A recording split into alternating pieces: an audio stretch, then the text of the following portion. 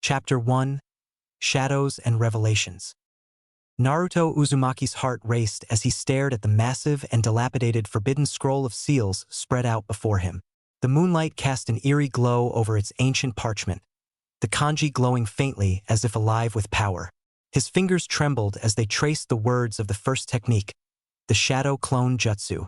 This was his chance to prove everyone wrong. "Okay, Naruto, you've got this," he muttered to himself. "If I can master this, Mizuki-sensei will have to let me graduate." He clasped his hands together, tentatively forming the unfamiliar hand sign. Shadow clone jutsu. A puff of smoke erupted beside him. Naruto coughed and waved it away, only to groan in frustration. There it was, a limp, malformed copy of himself sprawled out on the forest floor, its face frozen in a ridiculous grimace. "Ugh! Come on!" Naruto yelled, kicking at the dirt. "Why does it always come out like this? Stupid clone jutsu. Why did it have to be a clone jutsu?" Clone jutsu had always been his fatal flaw, at least the one that he knew of. You couldn't be hurt by a genjutsu you didn't understand. That was what he had always said, or would start saying anyway. No matter how hard he practiced, his clones always turned out to be useless, malformed blobs. But tonight was different. Tonight he had something to prove. Gritting his teeth, he focused again, pouring every ounce of chakra he could muster into the technique. Shadow clone jutsu. This time, the puff of smoke dissipated to reveal a perfect copy of himself. Naruto froze, blinking in disbelief as his doppelganger grinned at him. "What are you staring at? Do I have something on my face?" the clone quipped, crossing its arms. You can talk?" Naruto's jaw dropped. The clone rolled its eyes. Yeah, I'm a clone of you, genius. Of course I can talk. So, what's the plan, boss?" "No way. I actually did it. I made a real clone. And a solid one." Naruto broke into a wide grin, his earlier frustration melting away. The clone matched his grin. "About time. So, are we sticking with mastering this technique? Or are we checking out what else is on this scroll?" Naruto scratched the back of his head. "I mean, I was gonna focus on mastering the multi-shadow clone jutsu, but I guess it wouldn't hurt to take a peek at the next one, too."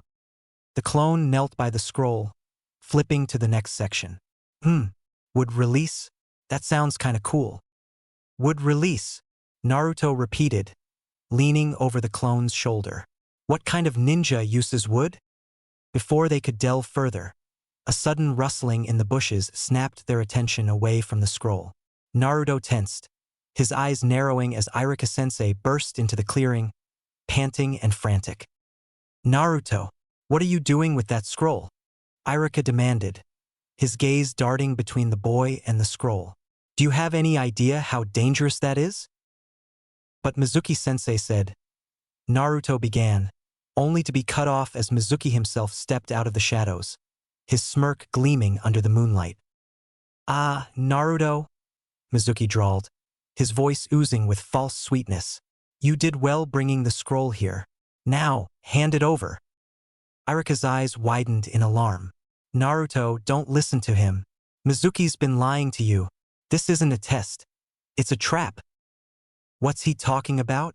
Naruto's heart sank as he turned to Mizuki, confusion etched across his face. "Of course it was a trap, Naruto. You're too stupid to realize you could never become a ninja. You're a monster." Mizuki's smirk twisted into a sneer.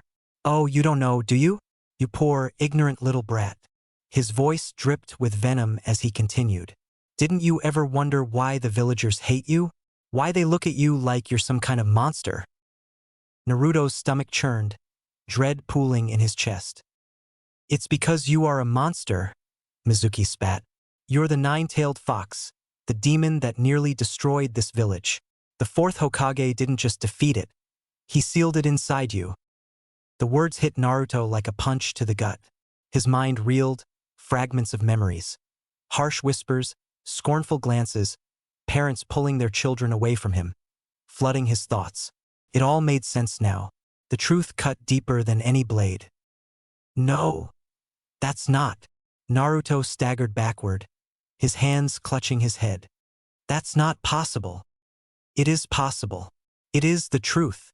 Mizuki sneered, hurling a massive shuriken straight at Naruto. You're nothing but a curse. No! Irika leaped in front of Naruto, the shuriken embedding itself in his shoulder. Blood seeped through his vest as he collapsed to the ground, wincing in pain. Why did you do that? Naruto stammered, his voice trembling. Irika looked up at him, his eyes filled with a mix of regret and determination. Because you're more than the Ninetales, Naruto. You're my student. You're a part of this village. A shinobi of the hidden leaf. You're one of us. Naruto's chest tightened as Irika's words sank in. For the first time, someone saw him, not as a monster but as a person. His fists clenched, rage and resolve boiling within him. How dare you hurt Irika-sensei? Naruto shouted, forming the hand signs with newfound determination. Multi-shadow clone jutsu. A massive cloud of smoke erupted around him, and when it cleared, dozens, no hundreds, of identical Narutos surrounded Mizuki, each one brimming with fury. You messed with the wrong ninja, Mizuki, they yelled in unison, charging forward. Mizuki's smirk faltered as the clones descended on him, fists flying. The real Naruto stood back, watching as his clones pummeled the traitor into submission. He glanced at Irika, who gave him a weak but proud smile. For the first time in his life, Naruto felt a spark of hope. Maybe he wasn't just a monster. Maybe he really could become something more. In the distance, past the tree line, nobody noticed the first shadow clone that Naruto had created engrossed in concentration, hands pressed into a snake seal. The warm, savory aroma of miso ramen filled the air as Naruto Uzumaki slurped noisily, his cheeks puffed out with noodles and broth. Across from him, Irika Yumino chuckled, nursing his own bowl at their favorite spot, Ichiraka ramen. To think, Naruto, Irika said between bites, you not only mastered a forbidden technique, but you also took down Mizuki. You've come a long way. Naruto grinned, his mouth still full of ramen. Told ya, Irika-sensei, I'm gonna be the greatest ninja ever. Believe it. Irika shook his head, a fond smile on his face. It wasn't long ago that Naruto's antics were more about pranks than proving himself. But tonight, there was something different about the boy. A spark of determination, a glimpse of the ninja he was destined to become. Just remember, Irika said, setting his chopsticks down. I only gave you that headband because you proved to me that you're capable.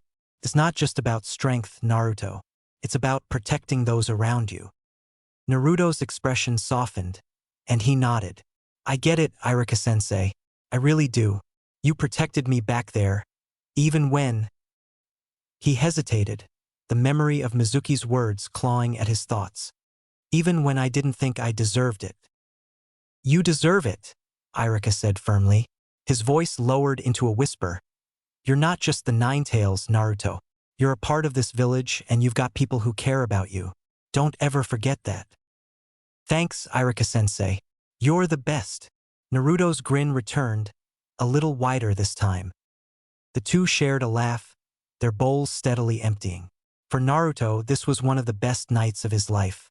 But far away, in the forest clearing where it had all begun, something curious was unfolding. The original shadow clone Naruto had created stood with his arms crossed, staring intently at the crude drawing of the wood release technique he'd sketched on a scrap of bark. The moonlight made the ink shimmer faintly, as if mocking him. I swear I'm doing this right, the clone muttered. He glanced at the instructions again, particularly the part that mentioned combining water and earth-nature chakra. How am I supposed to combine two chakra natures? I didn't even know chakra had natures. He scratched his head, thinking back to the times he'd seen Sasuke use fireballs or heard stories about the fourth Hokage's legendary wind techniques. Maybe chakra natures were something advanced, something the real Naruto hadn't learned yet. But then again, when had that ever stopped him before? It's only one hand sign, the clone grumbled, forming the snake seal as he had before. How hard can it be? He concentrated, pouring his chakra into the seal. The ground beneath him rumbled faintly, but nothing else happened. He sighed and dropped his hands, glancing at the scroll again. Maybe if I had some help. He grinned, forming the cross seal. Shadow clone jutsu. An immediate puff of smoke erupted beside him, revealing a second clone. The new clone looked around, taking in his surroundings before nodding with a grin. All right, things are getting a bit weird, but I know what I'm here for. You do? How? The original clone narrowed his eyes. The second clone shrugged, his grin turning a little mischievous. I dunno, but I do. We should get to work if we are gonna figure out this would release thing. The original clone crossed his arms. Well, good. I could use the help. The second clone tilted his head thoughtfully. Although, if one clone is good, maybe two clones are better? Oh, come on. If we keep making more clones, we'll spend all night talking in circles. The original clone groaned, throwing his hands in the air. Or we'll figure it out faster, the second clone countered with a smirk. The first clone rubbed his temples. Fine, but no more clones after this. Got it. Got it. The second clone formed the cross seal. Shadow clone jutsu. A third clone appeared, blinking in confusion. Why am I here? The second clone pointed at the drawing. We're trying to figure out would release. Oh, right. I feel like I already knew that. The third clone knelt beside the original drawing, scratching his chin as he studied it. Looks tricky. No kidding, the first clone muttered. The three clones huddled together, each offering theories and trying variations on the hand seals. The clearing was soon filled with faint rumblings and small puffs of smoke as they worked tirelessly, their determination mirroring that of their creator. Back at Ichiraku, Naruto finished his fourth bowl of ramen with a satisfied sigh. Irika paid the bill, much to Naruto's delight, and the two headed home under the starry sky. You know, Irika said as they walked, if you keep this up, you really might become Hokage one day. Naruto beamed, the dream burning brightly in his heart. You bet I will, Irika-sensei. Just you wait. Far away, in the quiet of the forest, the original shadow clone was still hard at work, his focus unwavering. I don't care if it's impossible, he muttered, forming the snake seal yet again. I'm Naruto Uzumaki. Nothing's impossible for me. The ground rumbled a little more forcefully this time, and the clone's grin widened. Maybe, just maybe, he was onto something. Naruto yawned and stretched as he shuffled toward the door of his small apartment. The frantic pounding outside was relentless, and whoever was responsible was in serious danger of waking his neighbors, or worse, ticking them off. Who the heck is it this early in the morning? He grumbled, swinging the door open. To his shock, he was greeted by his own insufferably grinning face. We did it, boss! The shadow clone on the other side of the door shouted triumphantly, practically bouncing on his heels. Did what? Naruto stared at the clone, blinking in confusion. We did it. The clone's grin widened as he reached into his pocket, producing a tiny, nondescript twig with roots. Naruto tilted his head, inspecting the plant disinterestedly. You pulled out a weed? No, you dope! The clone laughed, holding the plant up like a trophy. This isn't just any plant. I made this. It's wood release. Naruto blinked again, the words barely registering before the clone vanished in a puff of smoke, leaving the twig in his hand. He frowned, staring at the small plant, a strange sense of familiarity washing over him. Would release, huh? He muttered, twirling the plant between his fingers. He couldn't deny there was something different about it, something that felt like it came from him. Guess I should ask old Grandpa Hokage about this. Naruto pocketed the plant and made his way toward the Hokage's office, muttering to himself about chakra nature and how complicated being a ninja was turning out to be. But as he approached the grand building, a commotion at the entrance caught his attention. Take this, old man, came a high-pitched battle cry. Naruto blinked just in time to see a small boy, his face painted like a miniature warrior, charging at the third Hokage with a crude kunai. The elderly leader, Hiruzen Sarutobi, sighed and easily sidestepped the attack. Before the boy could recover fully, Naruto instinctively stuck out a foot, tripping him and sending him sprawling onto the ground. "Hey, what gives?" the boy shouted, scrambling to his feet and glaring at Naruto. Naruto crossed his arms, grinning. "You're not gonna take down the old man with moves like that." "Who are you talking to, you orange weirdo?" the boy snapped. "Watch it, brat," Naruto shot back. "That's no way to talk to your future Hokage." The boy froze, his eyes widening. "Hokage? You want to be Hokage too?" Naruto smirked. "That's right. And no one's gonna beat me to it." "Then that makes us rivals. My name is Konohamaru, and I'm gonna beat you to the title of Hokage. Believe it." The boy's expression hardened with determination. Before Naruto could respond, Hiruzen cleared his throat, his amusement barely hidden behind a stern expression. "Naruto, Konohamaru, enough. Come inside before you cause any more of a scene." Inside the Hokage's office, Naruto quickly explained his reason for visiting, though he couldn't resist throwing in a dramatic retelling of Konohamaru's supposed ambush. Konohamaru, meanwhile, sulked at the edge of the room, muttering about how Naruto had stolen his spotlight. "You're asking about chakra nature?" Hiruzen said, stroking his beard thoughtfully as Naruto pulled the tiny twig from his pocket. His aged eyes took in Naruto briefly before he sighed. The third Hokage examined the plant with mild interest, his eyes narrowing slightly. "This is intriguing."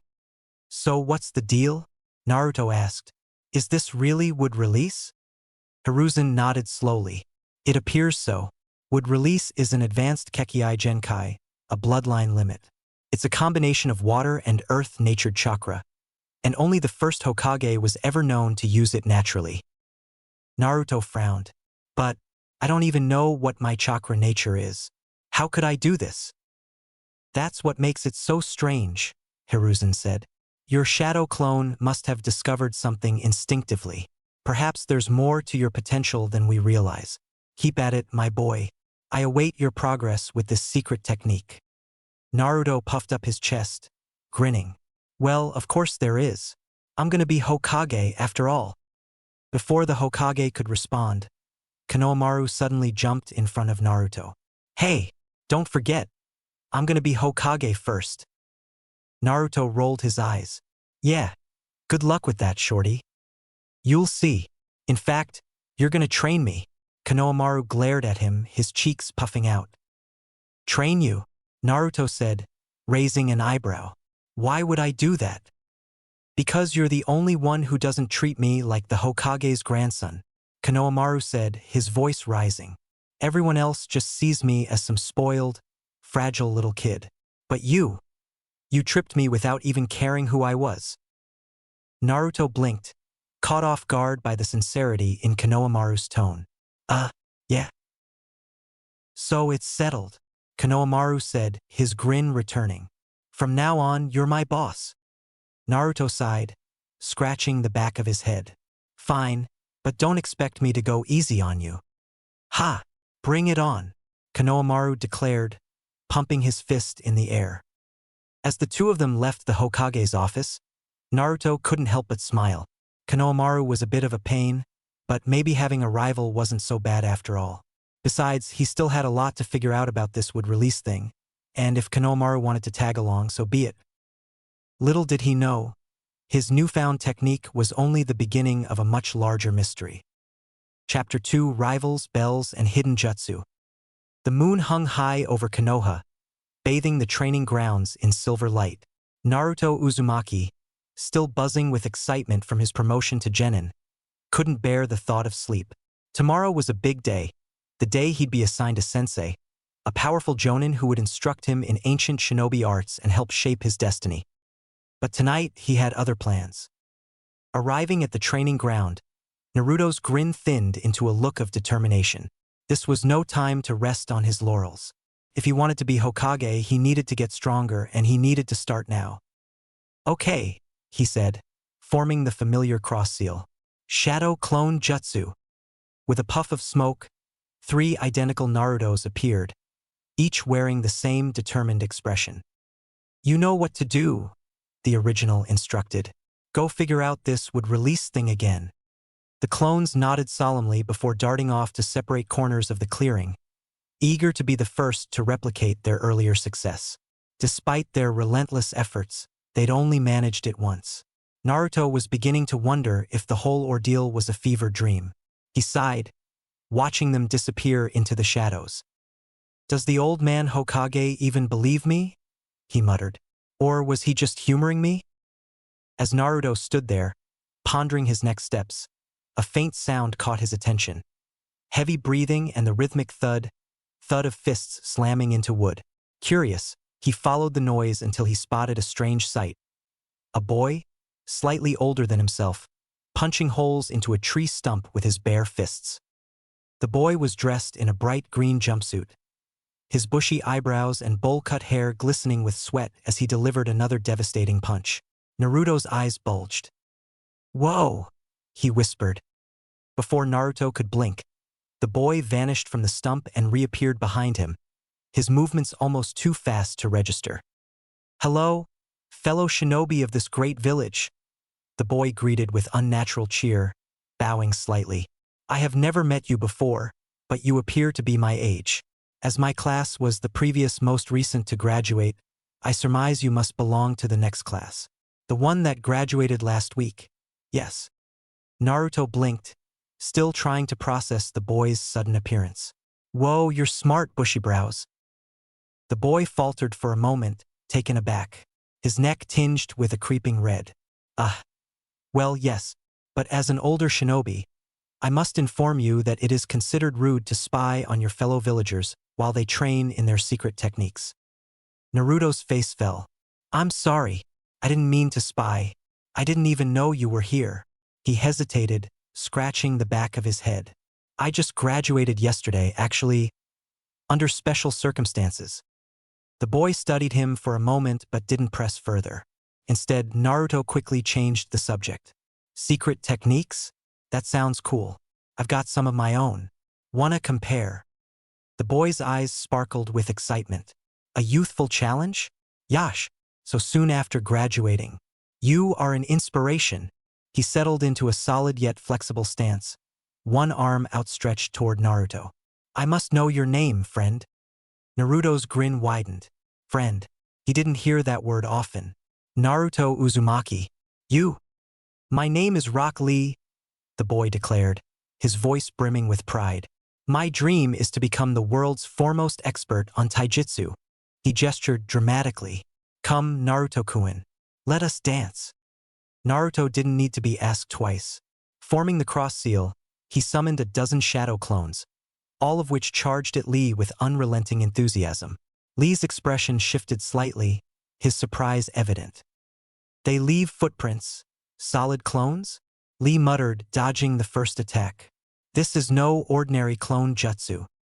Before he could finish the thought, one of the clones landed a solid punch to his cheek. Lee staggered ever so slightly, a red mark forming on his face. His shock melted into enthusiasm. "Your special technique is truly excellent, Naruto-kun. I will not hold back any longer." And then, Lee vanished. His speed was so blinding that Naruto couldn't even comprehend where he'd gone until it was too late. The fight was over before it had even truly begun. One by one, Naruto's clones disappeared in puffs of smoke, and the real Naruto found himself on his back, staring up at the stars. He felt a wave of disappointment damper his earlier optimism. He'd felt like he was really starting to get there. "You are incredible, Naruto-kun," Lee exclaimed, helping him to his feet. "Why, when I graduated, I couldn't even form an illusory clone, let alone solid ones like yours." "Hee. Yeah, I learned it from the Forbidden Scroll of Sealing just last night. Actually," Naruto rubbed the back of his head, grinning sheepishly. "And hey, thanks for the compliment. But you kinda destroyed me." Lee waved off the comment. "You've already mastered a forbidden technique. To do so in a single night. You are a genius of hard work. With training and dedication, you will surely prove yourself my worthy rival." Naruto blinked. A genius of hard work? No one had ever called him a genius before. Lee leaned closer, his eyes shining with enthusiasm. "You truly have great potential, Naruto-kun. Tell me, Would you like some pointers in taijutsu? Naruto hesitated for only a moment before nodding. Sure, that'd be great. And I could teach you shadow clone jutsu too. I can't make normal clones either, you know. Yash, I thank you for your generous offer, my friend. However, I cannot use chakra and so your technique would be useless for me? Lee exclaimed, practically glowing with energy despite his words. He motioned for Naruto to settle into a stance, quickly adjusting the boy's limbs with surprising precision. As Lee explained the fundamentals of taijutsu, Naruto listened intently, absorbing every word. By the time they finished, the moon was beginning to dip below the horizon. The two boys stood side by side, panting but smiling. Let us meet again tomorrow night, Lee declared, giving Naruto a thumbs up. With your shadow clone jutsu and my guidance, we will make you unstoppable. Naruto couldn't help but grin. For the first time, he felt like he wasn't training alone. He had a rival, a friend, and that made all the difference. The morning sun cast long shadows over the training ground as Naruto Uzumaki stood with his teammates, Sasuke Uchiha and Sakura Haruno, each eyeing their sensei, Kakashi Hatake, with a mix of curiosity and apprehension. He couldn't believe his luck. He was teamed up with his longtime crush. Unfortunately, it meant he would have to tolerate the presence of his nemesis. Naruto shook himself free of his thoughts. In front of them, two small bells dangled provocatively from Kakashi's belt. All right, Kakashi drawled, his single visible eye crinkling in amusement. The goal is simple. Get one of these bells from me. If you fail, you go back to the academy. Naruto grinned, his determination blazing. Just you wait, sensei. I'm gonna knock those bells right off you. Humph, this'll be easy. Sasuke smirked, his arms crossed. Sakura, less confident but eager to prove herself, nodded firmly. We'll show you, Kakashi-sensei. All right then, begin. Kakashi reached into his pocket, pulling out a small orange book in lieu of a weapon or explosive tag. If that was odd to Naruto, he didn't waste a second to consider it. Shadow Clone Jutsu, he shouted, forming the cross seal. A dozen clones appeared in a puff of smoke, causing Sakura and Sasuke to gape in astonishment. Even Kakashi raised an eyebrow. Solid clones, Kakashi murmured, impressed. That's no ordinary clone jutsu. Let's get him, Naruto yelled, and his clones charged in unison, surrounding Kakashi with a chaotic flurry of attacks. Kakashi dodged effortlessly, weaving between the clones with uncanny precision. One by one, the clones were dispatched with swift but non-lethal strikes, vanishing in puffs of smoke. Is that all you've got? Kakashi taunted, his voice calm despite the onslaught. Naruto growled, charging forward himself. He threw a punch, his form noticeably more refined than Sakura remembered. Kakashi sidestepped smoothly, catching Naruto's wrist and flipping him over his shoulder. Naruto hit the ground with a grunt, clutching his ribs.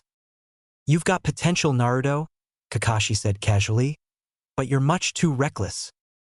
Sasuke, watching from the shadows, scowled. I'm not going to let that idiot show me up. He darted forward, launching a series of precise strikes at Kakashi. The Jonin blocked and deflected each one with infuriating ease, his nose still buried in his book. Impressive, Sasuke, Kakashi remarked, dodging a high kick, but predictable. Sakura, feeling the pressure, leaped into action. My turn, she cried, hurling a handful of kunai. Kakashi sidestepped them with minimal effort, his attention seemingly never leaving his book. One by one, each of them tried to fight Kakashi head-on. One by one, they failed. Hours later, Naruto found himself tied to a post, his stomach growling loudly as Sasuke and Sakura sat nearby with bentos Kakashi had provided. The Jonin stood a few feet away, watching them with his ever-present air of nonchalance. You failed, Kakashi said bluntly, closing his book. You didn't work as a team. Worse, Naruto, you left Sakura to be ambushed while you tried to grab a bell for yourself. A ninja who breaks the rules is scum, but a ninja who abandons their comrades is worse than scum. Naruto squirmed against his bonds, his frustration mounting. But I was trying my best. I don't need help. I can do this on my own.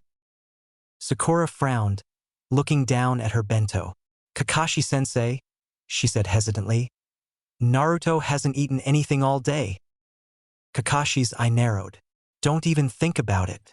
Feeding him is against the rules. If you do, I'll make sure you can never retake this exam. He disappeared in the swirl of concentric leaves that was the preferred body flicker of Konohinin. Naruto's stomach growled again, louder this time. Sakura glanced at Sasuke, who shrugged indifferently, then made up her mind. Quietly, she slid her bento over to Naruto, holding a piece of rice to his mouth. Here, she said softly. Just don't get us caught, you moron. Naruto blinked in surprise, then smiled gratefully. As he took a bite, Kakashi reappeared in a blur, looming over them. Well, he said, his tone light but dangerous. You broke the rules. Naruto braced himself for a lecture, but instead, Kakashi's eye crinkled with approval. Congratulations, he said. You pass. Sakura and Sasuke gaped in disbelief. Wait. What? Kakashi crossed his arms, his voice softening. The purpose of this test wasn't to get the bells. It was to see if you could work as a team. You may not have figured it out right away, but in the end, you showed that you were willing to help each other, even when it meant breaking the rules. That's what being a ninja is all about. Naruto's grin returned in full force. Ha! I knew it. Then we're officially Team 7. Kakashi nodded. Meet here tomorrow for your first mission. Dismissed. As the team dispersed, Naruto headed straight for the training ground where he had promised to meet Rock Lee. Sasuke watched him leave, his expression unreadable. He's going to train, Sasuke muttered to himself. Right after all of this? Humph, that dope doesn't know when to quit. But deep down, Sasuke couldn't help but feel a flicker of irritation and, perhaps, respect. Naruto, for all his flaws, was relentless, and that made him someone Sasuke couldn't ignore. At the training ground, Lee was already waiting, his arms crossed and his face lit up with a grin. Naruto-kun, you are late, but your youthfulness is forgiven. Let us begin immediately. Naruto grinned back, his exhaustion forgotten. You bet, bushy brows. Let's do this. As they squared off, Naruto felt a renewed sense of purpose. He had a lot to learn, but for the first time he felt like he was truly on the path to becoming Hokage. And nothing, not Sasuke, not Kakashi, not even Lee was going to stop him. Chapter 3, The D-Rank Grind. Naruto groaned loudly as he trudged through the streets of Konoha, Sakura and Sasuke flanking him with equally bored expressions. Kakashi strolled lazily behind them, his usual book in hand, seemingly indifferent to their collective misery. This sucks, Naruto shouted, throwing his hands in the air. I became a ninja to go on awesome missions, not to chase some stupid cat. You mean like this one? The same one we just caught last week. Sakura snapped, clutching the squirming feline in her arms. The cat, a rotund creature with a ribbon tied around its neck, yowled in protest, its claws narrowly missing Sakura's face. I swear, this thing hates me. It hates everyone. It's a demon comprised entirely of hate and loathing, Sasuke said flatly, his hands shoved in his pockets. And it's not a real mission if you're whining the whole time, Naruto. Naruto spun to face him, pointing an accusatory finger. Like you're having fun, Mr. Cool Guy. Enough, Kakashi said without looking up from his book. You're ninja now. D-rank missions are part of the job. Everyone has to start somewhere. Naruto grumbled under his breath, but didn't argue further. Instead, he glanced at his teammates, then at Kakashi, a sly grin spreading across his face. After returning the cat, Tori-chan, the daimyo's wife had called it, smothering the struggling creature in her arms, Team 7 found themselves saddled with another menial task, pulling weeds from an old woman's garden. This is so lame, Naruto muttered as he yanked at a particularly stubborn root. I could be training right now. You should be focusing on your work, Sakura said, glaring at him. This is part of being a ninja, Naruto. Naruto ignored her, forming the cross seal with a subtle motion. Shadow clone jutsu, he whispered. A faint puff of smoke appeared behind a row of hedges, and two clones slipped away unnoticed. Naruto grinned, satisfied. As the rest of the team continued their task, the clones darted toward the forest, heading straight for Naruto's secret training ground. There, they got to work, each focusing on the same task, recreating the ever-elusive phenomena that had produced that tiny plant. Back in the garden, Kakashi's eye flicked up from his book, briefly scanning the area.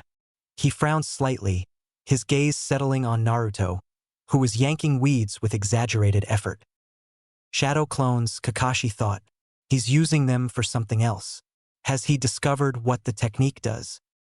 The shadow clone jutsu, while impressive outright in its offensive capabilities, had a significant and unique feature. Any experience or knowledge gained by the clones would transfer back to the original when they dispelled. It wasn't a technique to be used lightly, especially not by a genin. Yet here was Naruto apparently using it to train? Kakashi's frown deepened as he returned to his book. Just how much does this kid really understand about what he's doing? Hours later, after completing a handful of similarly mundane missions, Team 7 returned to the Hokage's office to report their progress. "Well done," Hiruzen Sarutobi said, his voice kind but weary. "Keep up the good work, Team 7. Naruto barely heard him, his mind already drifting to his training. As soon as Kakashi dismissed them for the day, Naruto bolted, ignoring Sakura's protests and Sasuke's frown. "Where's he going in such a hurry?" Sakura asked. Sasuke narrowed his eyes. "Training. Training," Sakura repeated, incredulous. "After all that work?" Sasuke didn't respond. Instead, he turned and began walking away, his expression unreadable. At the training ground, Naruto's clones dispelled one by one, their experiences flooding back to him. He staggered slightly, clutching his head as the memories and sensations hit him all at once. "Okay," he muttered, shaking off the disorientation. "So combining water and earth chakra isn't as simple as I thought, but I'm getting closer." He formed the snake seal again, concentrating on the faint feeling of interconnectedness he'd felt during the clone's attempts.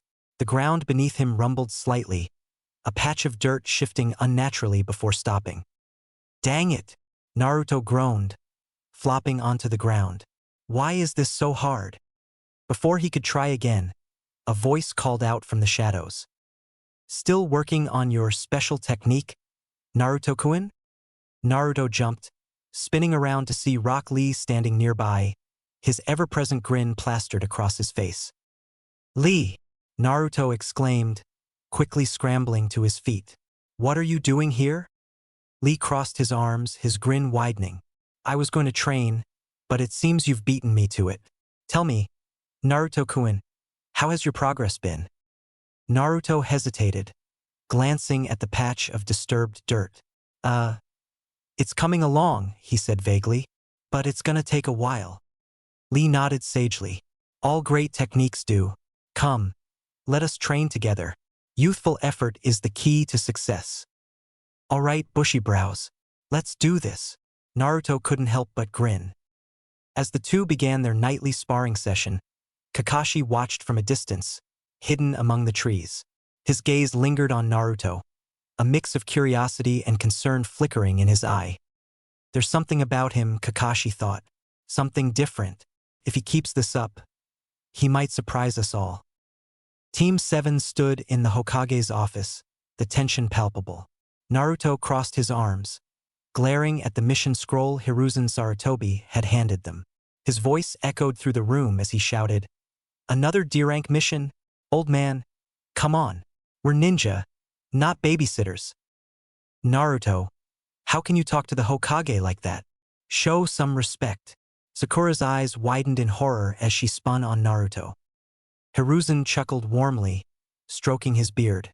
"It's all right, Sakura. Naruto is nothing if not direct." Naruto's indignant expression didn't waver. "We're ready for more. Something real, like an actual ninja mission." To everyone's surprise, Sasuke stepped forward, his arms crossed. "Naruto's right. We're wasting our time with these mundane tasks. We're ready for something more challenging." Sakura gaped at him, Sasuke-kun?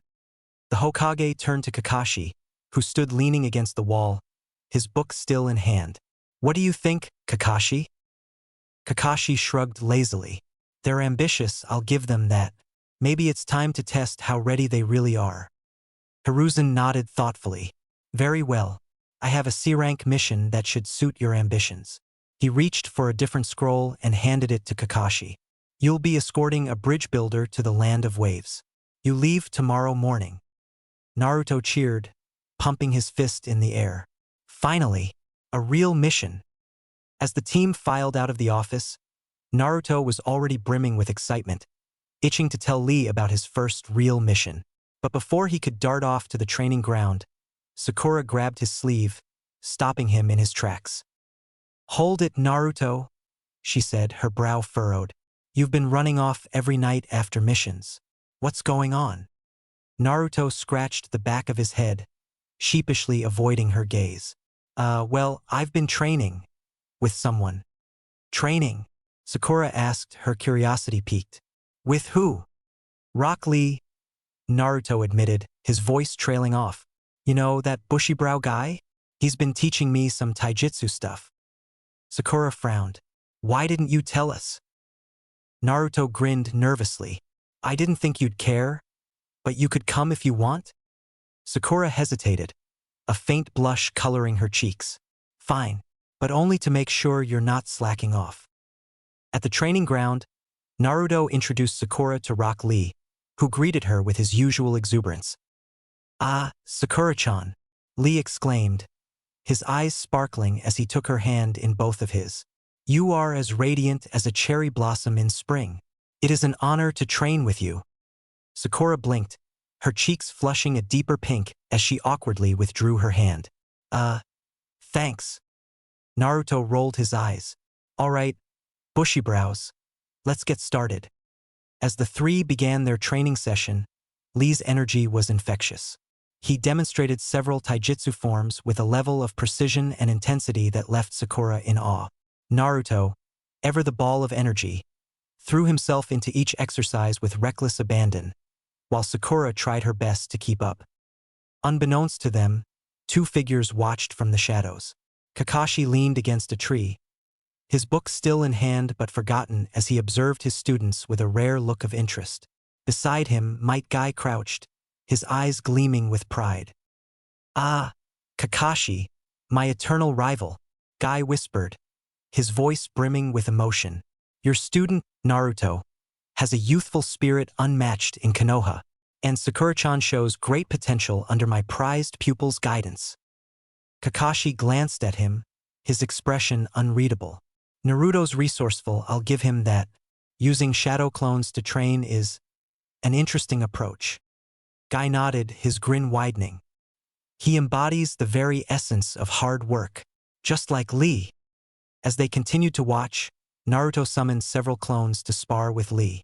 The two boys exchanged blows with increasing intensity, while Sakura practiced her strikes under Lee's encouragement. For all her initial hesitation, she found herself enjoying the training, her confidence slowly building. By the time they wrapped up for the night, all three were drenched in sweat but grinning from ear to ear. Yash, Lee declared, giving them a thumbs up. You are both growing stronger by the minute. With continued dedication, you will become formidable warriors of Konoha. Naruto grinned, his exhaustion forgotten. Thanks, Lee. This was awesome. Sakura, still catching her breath, managed a small smile. Yeah, it was. Thanks for helping us. Lee bowed deeply. It is my pleasure, Sakura-chan. As the three parted ways, Naruto couldn't help but feel a newfound sense of camaraderie with his teammates. Tomorrow they would embark on their first real mission, and for the first time he felt like they were truly starting to come together as a team. Chapter 4. The Demon Brothers of the Mist. Team 7 gathered at the gates of Konoha, where their client waited. Tazuna, the bridge builder from the Land of Waves, stood with his arms crossed, a straw hat tilted slightly over his eyes. The older man scanned the group, his face etched with a mix of doubt and irritation. These are the shinobi I was promised? Tazuna scoffed, eyeing Naruto, Sasuke, and Sakura with open disdain. They look like snot-nosed brats to me. Naruto bristled, clenching his fists. Hey, old man, watch your mouth. We're ninja, and we can handle whatever you throw at us. I'd like to see you try to prove it, Tazuna said flatly, unimpressed. Sakura stepped forward, her voice calm but firm. It's customary for genin teams to take on simple escort missions like this, especially since this is only a C-rank mission. We're more than capable of getting you to the land of waves. Tazuna's eyes averted slightly, his demeanor softening. C-rank, huh? Yeah, of course. Kakashi, who had been leaning against the gate with his usual nonchalance, spoke up. I'm a jonin, and I'll be with you every step of the way. If my students can't handle something, I'll step in. You'll be safe. Tazuna sighed, scratching his head. All right, let's get this over with. The group set off, the road ahead stretching into the dense forests outside Konoha. The morning air was crisp, but the atmosphere was tense. Sparse conversation passed between them as they walked, Naruto occasionally trying to lighten the mood with his usual antics, only to be shushed by Sakura or ignored by Sasuke. Kakashi, as always, seemed entirely unbothered, his nose buried in his ever-present book. It wasn't until they had been traveling for a few hours that Kakashi's visible eye sharpened, his attention snapping to a small puddle on the dirt road ahead. He slowed his pace, his hand subtly drifting toward his kunai pouch. Naruto noticed the change in Kakashi's demeanor and frowned. What's up, Kakashi-sensei? Nothing, Kakashi said smoothly, his voice betraying no hint of concern. Keep walking. Naruto shrugged, but his unease lingered. Moments later, two shinobi clad in dark armor and breathing apparatuses erupted from the puddle, their chains flashing as they entwined Kakashi in their trap. Got him, one of them growled as they pulled the chains taut. With a violent yank, Kakashi's body was shredded, exploding into a cloud of smoke and splinters. Kakashi-sensei, Sakura screamed, her face pale. Naruto's heart pounded, his feet rooted to the ground as fear gripped him. He couldn't believe what he'd just seen. Kakashi-sensei, gone? Before anyone could react further, the two shinobi turned their attention to the rest of the group. You're next, one of them snarled, lunging toward Tazuna. Sasuke was the first to move, his instincts kicking in. He darted forward, hurling a kunai to intercept the attack. The blade narrowly missed its mark, grazing one of the shinobi and forcing them to step back. Snap out of it, Naruto, Sasuke barked, his voice cutting through Naruto's haze. Sakura grabbed Naruto's arm, shaking him. Naruto, we need you. Kakashi-sensei wouldn't just let himself get taken down like that. Come on. Naruto blinked, her words sinking in. She's right. Kakashi-sensei wouldn't go down that easily. His fear melted into anger, and he formed the cross seal. Shadow clone jutsu, he shouted, summoning 3 solid clones that immediately charged the attackers. Sasuke smirked, using the distraction to flank one of the shinobi. With quick, precise strikes, he forced the attacker into a defensive stance. Meanwhile, Naruto's clones tackled the other, overwhelming him with sheer numbers. Sakura stayed close to Tazuna, brandishing a kunai and ready to defend him if necessary. The battle was chaotic but brief. Sasuke landed a decisive kick, knocking one of the shinobi unconscious, while Naruto's clones pinned the other to the ground. Gotcha! Naruto yelled triumphantly as the real him delivered the final blow, dispelling his clones in a puff of smoke. As the dust settled, Kakashi reappeared from the shadows, clapping slowly. Not bad, he said, his tone light but approving. But you need to work on your awareness, Naruto. You froze up there for a moment. Naruto scratched the back of his head, grinning sheepishly. Yeah. Sorry about that. What happened to you? Sakura demanded. We thought. Substitution jutsu, Kakashi explained, gesturing toward the splintered log on the ground. I was never in any danger. Sasuke scowled. You knew this was going to happen. I had a feeling, Kakashi admitted, his eye narrowing as he crouched to inspect the unconscious attackers. These aren't ordinary bandits. They're from the hidden mist, and this was no random attack. Tazuna shifted uncomfortably, avoiding Kakashi's gaze. "You've got some explaining to do, Tazuna-san," Kakashi said, his tone turning serious. The bridge builder sighed, running a hand through his graying hair. All right, I'll tell you everything. But not here. Let's keep moving." Kakashi nodded, his eye briefly glancing at his team. "Good work, all of you. But stay alert. This mission just got a lot more complicated." As they continued down the road, Naruto couldn't help but glance back at Kakashi. His sensei had been right, he'd frozen. But next time he swore he wouldn't hesitate. Not when his team was counting on him. The road ahead was shrouded in mist, the air damp and heavy as Team 7 pressed forward. Naruto grumbled loudly, kicking at a stray rock. "This mist is so annoying. How are we supposed to see anything?" Sakura sighed, brushing a few damp strands of hair out of her face. "It's going to ruin my hair. Why couldn't this mission have been somewhere sunny?" "Enough," Sasuke snapped, his voice low and tense. "We're on a mission. Take this seriously." Naruto glanced at Sakura and smiled, his expression surprisingly gentle. "Don't worry, Sakura-chan. We've got this." She blinked, momentarily taken aback by the rare reassurance from Naruto. She nodded, and the group continued, their steps crunching on the trodden path as the mist thickened around them. The silence was broken by Kakashi's sharp command. "Get down!" Sakura, standing closest to Tazuna, acted on instinct. She threw herself at the bridge builder, knocking them both to the ground. Naruto and Sasuke ducked just in time as a massive blade spun through the air above their heads, embedding itself in a tree with a resounding thud. A figure appeared, balanced effortlessly on the flat of the enormous sword. He was shirtless, his face partially obscured by bandages, and his presence exuded an almost tangible menace.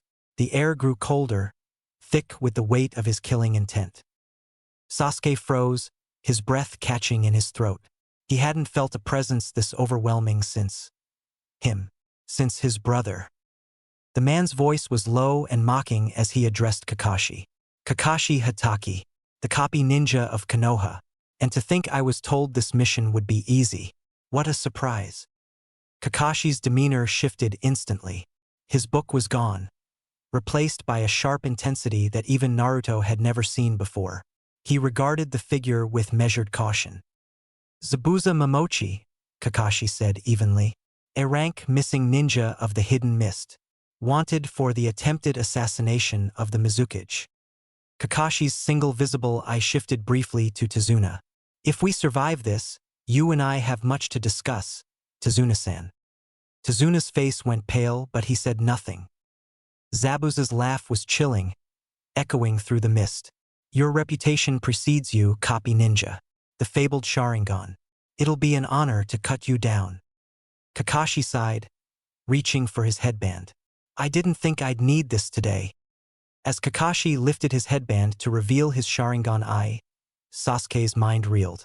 The Sharingan. His thoughts raced, his heart pounding in his chest. How does Sensei have that eye? Zabuza's grin widened, his teeth glinting in the dim light. "Your blood will feed my blade nicely." The fight erupted in a blur of movement. Zabuza leapt from his sword, the massive weapon dislodging itself from the tree. As he swung it in a deadly arc, Kakashi met him head-on, their weapons clashing with a reverberating clang. The force of the impact sent shockwaves through the mist, rustling the nearby trees. Naruto, Sakura, and Sasuke could only watch in awe as their sensei matched the infamous rogue ninja blow for blow. Kakashi's Sharingan glinted in the fading light, tracking Zabuza's every move with uncanny precision. But Zabuza wasn't just a swordsman. With a series of swift hand seals, he summoned a dome of water, trapping Kakashi within a watery prison. The Jonin's movements slowed as he struggled against the liquid barrier. "Stay back," Zabuza barked, his voice filled with malice. "One wrong move, and your sensei dies." Naruto froze, panic setting in. What do we do? What do we do?" Sasuke's voice snapped him out of it. "Naruto, focus. We have to work together to free Kakashi-sensei." Sakura nodded, clutching her kunai tightly. "Naruto, come on. We can do this." Naruto swallowed his fear, his resolve hardening. All right, I've got a plan. With Sasuke's help, Naruto transformed into a shuriken. Sasuke hurled it with precise aim, the spinning projectile sailing behind Zabuza and striking the water prison. In the chaos, Naruto dispelled his transformation and landed on Zabuza's back, disrupting his control over the technique. The prison collapsed and Kakashi was free. Standing atop the water's surface, Kakashi faced Zabuza once more, his Sharingan blazing in the dim light of dusk. Zabuza's expression shifted, his confidence wavering as Kakashi began to mimic his hand seals perfectly. What? Zabuza growled, his voice cracked with unease. How are you? Kakashi's voice was calm, almost taunting. The Sharingan doesn't just see, it predicts. Zabuza's hands faltered for a fraction of a second, but it was enough. Kakashi finished the water dragon jutsu first, the massive serpent of water crashing into Zabuza and sending him sprawling. As Zabuza lay unconscious, Kakashi stepped forward cautiously. It's over. But before he could check Zabuza's condition, a masked figure appeared in the mist, their presence silent and swift. They moved with precision, hurling a barrage of needles that impaled Zabuza's neck. His body slumped lifelessly to the ground. A figure appeared next to him. The masked figure turned to Kakashi, bowing slightly. Thank you for weakening him. I am a Chunin from the mist.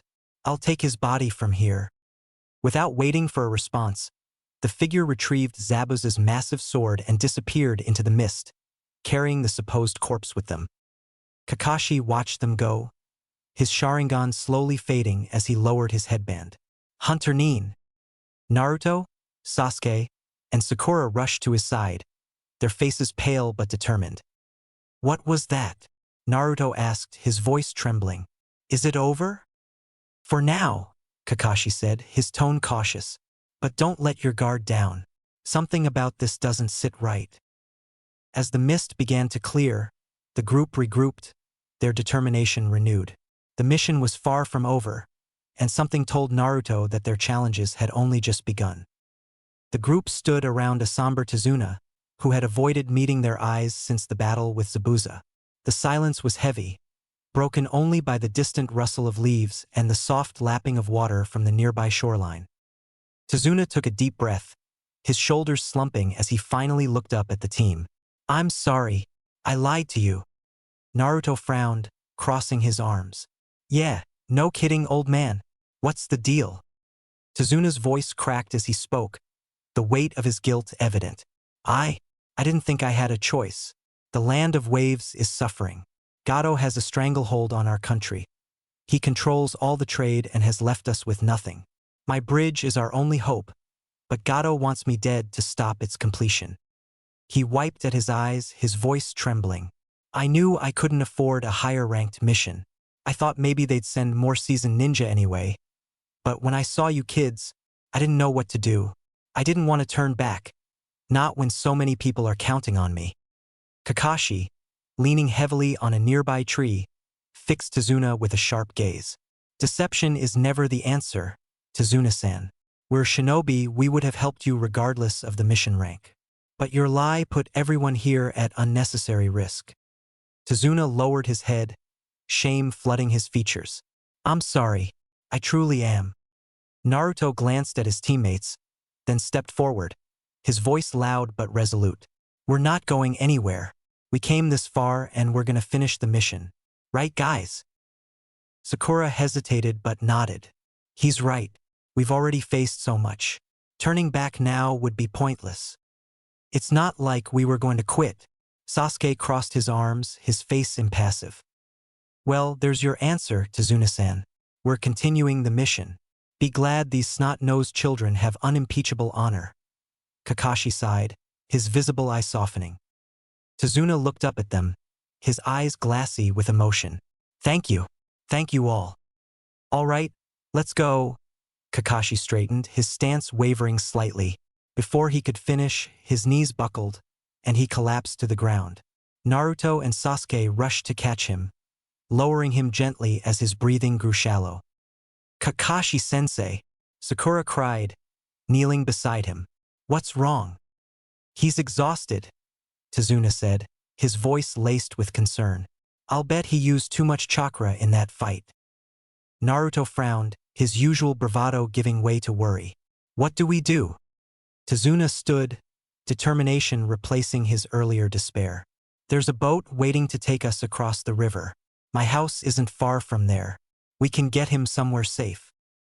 The journey to the boat was slow and arduous, with Team 7 and Tazuna taking turns supporting Kakashi's weight. By the time they reached the river, the sun had begun to dip below the horizon, casting the water in hues of orange and gold. An old fisherman waited by the boat, his face lighting up when he saw Tazuna. "You're late," he grumbled, though his tone was more relieved than annoyed. "Get in." With some effort, they loaded Kakashi onto the small vessel, ensuring he was as comfortable as possible. The boat ride was silent, save for the rhythmic splash of oars cutting through the water. When they finally arrived at Tazuna's house, they were greeted by a young woman with soft features and kind eyes. She rushed to Tazuna, embracing him tightly before noticing Kakashi. "Father, what happened?" she asked, her voice filled with worry. "It's a long story, Tsunami," Tazuna replied, his tone weary. "But he needs rest. Can we put him in the guest room?" "Of course," Tsunami said, already moving to help. She led them inside, guiding them to a modest but cozy room.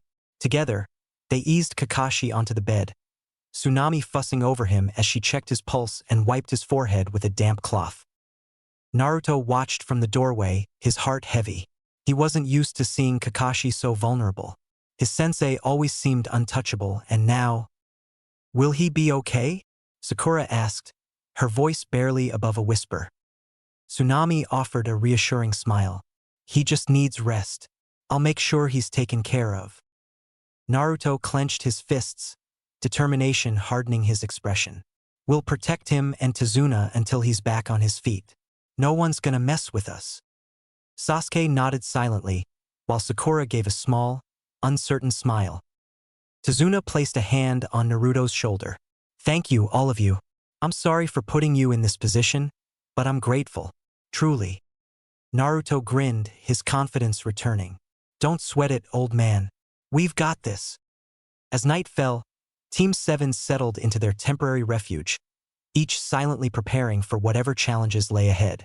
The mission had become far more dangerous than they'd anticipated, but one thing was certain: they weren't backing down. Chapter 5, Climbing Higher. Kakashi leaned on his crutches, his posture relaxed despite the tension in the room. Team 7 and Tazuna sat around him, their attention fixed as he spoke. "What happened to me during the battle," Kakashi began, his tone even but firm, "was an example of chakra exhaustion. It's what happens when you use more chakra than your body can handle. You don't just run out of energy, you collapse. In worse cases, it can be fatal."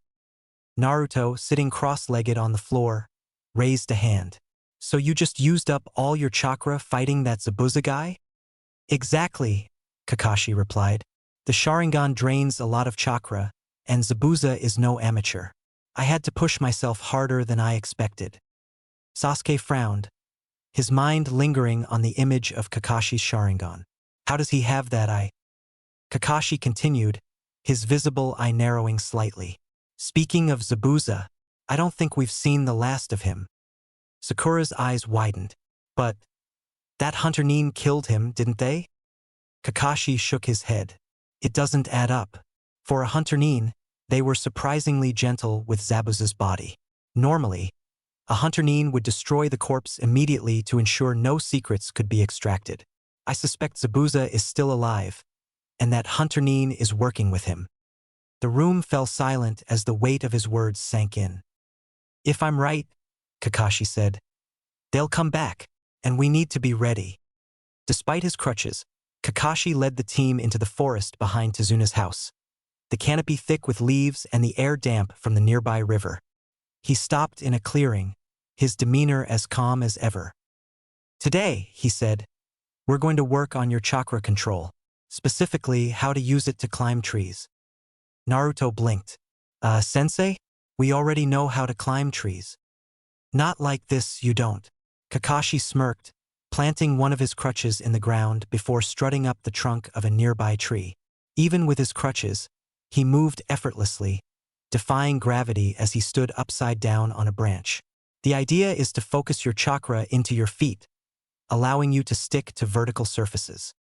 Naruto's jaw dropped. That's so cool. Sasuke crossed his arms, his competitive spirit igniting. So, how do we do it? Kakashi hopped down, landing lightly despite his crutches. It's all about control. Too much chakra, and you'll repel yourself. Too little and you'll fall. Use a kunai to mark your progress. The training began with varying levels of success. Sakura was the first to catch on, her chakra control precise and efficient. Within minutes, she was standing triumphantly on a high branch, waving down at her teammates. "Look!" she called, her voice brimming with pride. "I did it!" Naruto scowled, clutching a kunai. "Show off. I'll catch up in no time." Sasuke, already halfway up his own tree, smirked. "We'll see about that, Dobe." Naruto growled, redoubling his efforts. He managed to climb a few feet before the bark splintered beneath his feet, sending him tumbling to the ground. Unbeknownst to his teammates, Naruto summoned a few clones to slip away and continue experimenting with would release. He was close, he could feel it. The clones worked tirelessly in a nearby grove, repeating the hand signs and focusing their chakra. Meanwhile, the real Naruto and Sasuke continued their training, marking their progress with kunai slashes in the trunks. The two boys pushed each other relentlessly, neither willing to let the other outdo him. Hours passed, and the night deepened. By the time Naruto and Sasuke finally mastered the technique, they were both drenched in sweat and leaning on each other for support. "We did it," Naruto panted, his grin exhausted but triumphant. "HN," Sasuke muttered, though there was a faint hint of satisfaction in his tone. The two trudged back to Tazuna's house, barely managing to keep each other upright. When they reached the door, Sakura opened it, her expression a mix of exasperation and amusement. "Finally," she said, stepping aside to let them in. "You guys look like you've been through a war." Naruto grinned, giving her a thumbs up. "Yeah, well, that's what it takes to be awesome." Sasuke rolled his eyes but said nothing, too tired to argue. As the three of them settled in for the night, Kakashi watched from the corner, his crutches leaning against the wall. His eye softened as he observed his team. They were far from perfect, but they were learning. And with the threat of Zabuza looming, they'd need every bit of strength they could muster. The next saw the soft glow of dawn bathe the clearing as Sasuke stood by a quiet stream, his mind restless. Kakashi approached slowly, leaning on his crutches, his expression calm but expectant. "You've been quiet," Kakashi said, his voice steady. Sasuke turned to him, his face a mixture of curiosity and unease. "Sensei, I need to know. The Sharingan. How do you have it?" Kakashi's gaze softened, and for a moment, he looked away, as though the memory weighed too heavily. He sighed, placing a hand over his covered eye. "It's not something I talk about often, but I suppose you have the right to know." Sasuke remained silent, his eyes locked on Kakashi. "I had a teammate once," Kakashi began, his tone distant. "His name was Obito Uchiha. We were young, about your age, and on a mission together. Obito was different from you in some ways. He was late, reckless, always getting into trouble.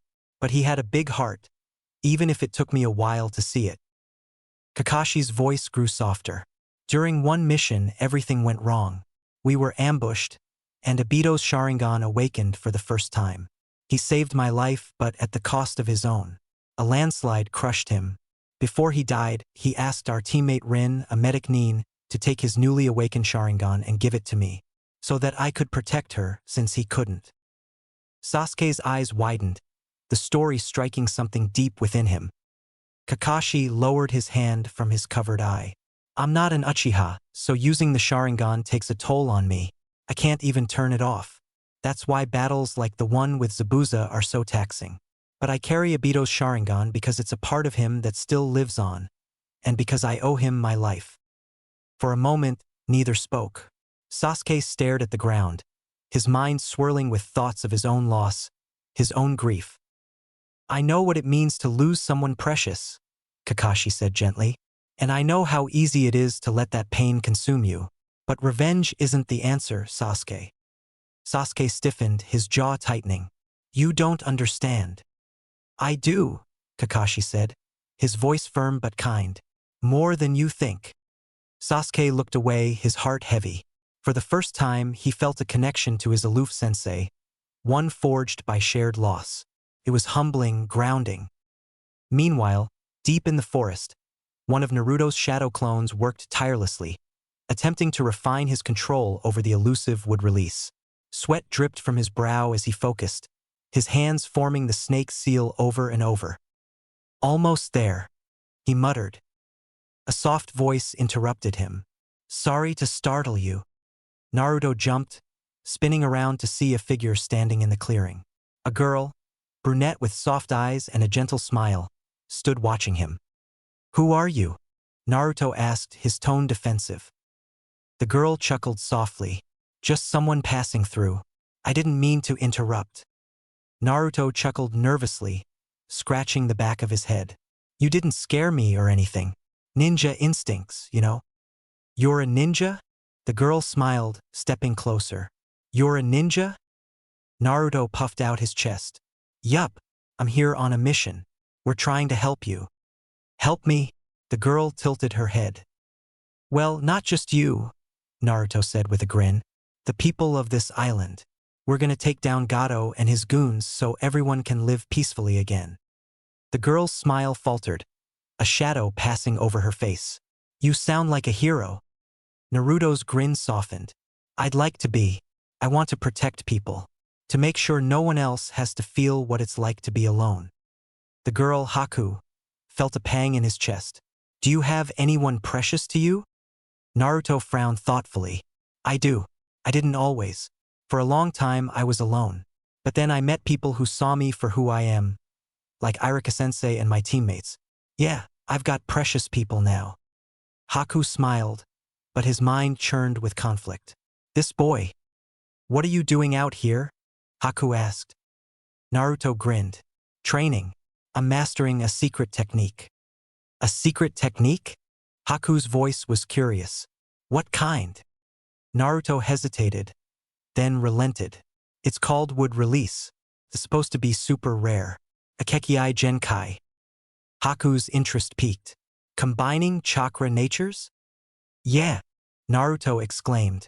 I think it's earth and water chakra, but it's so hard to figure out. Haku nodded, his expression thoughtful. Try focusing on the balance between them, like two streams flowing into one river. That's it. Naruto's eyes lit up. With Haku's guidance, Naruto formed the seal again, channeling his chakra carefully. A small plant sprouted from the ground, its leaves trembling in the cool breeze.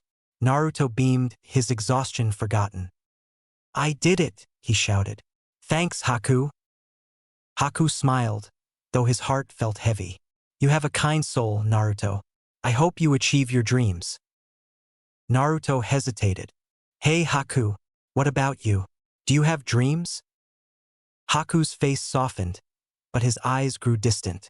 I have someone precious to me. My dream is to protect them. Naruto nodded solemnly. That's a good dream. As Naruto turned to leave, Haku's expression hardened. With practiced precision, he hurled a senbon, striking Naruto cleanly in the back of the neck. The boy vanished in a puff of smoke. A clone, Haku whispered, his heart pounding. Even now, I can't harm him. Elsewhere, the real Naruto staggered, clutching his head as a vivid memory rushed into his mind. He gasped, his heart racing. That girl, Haku, he murmured. Who was that?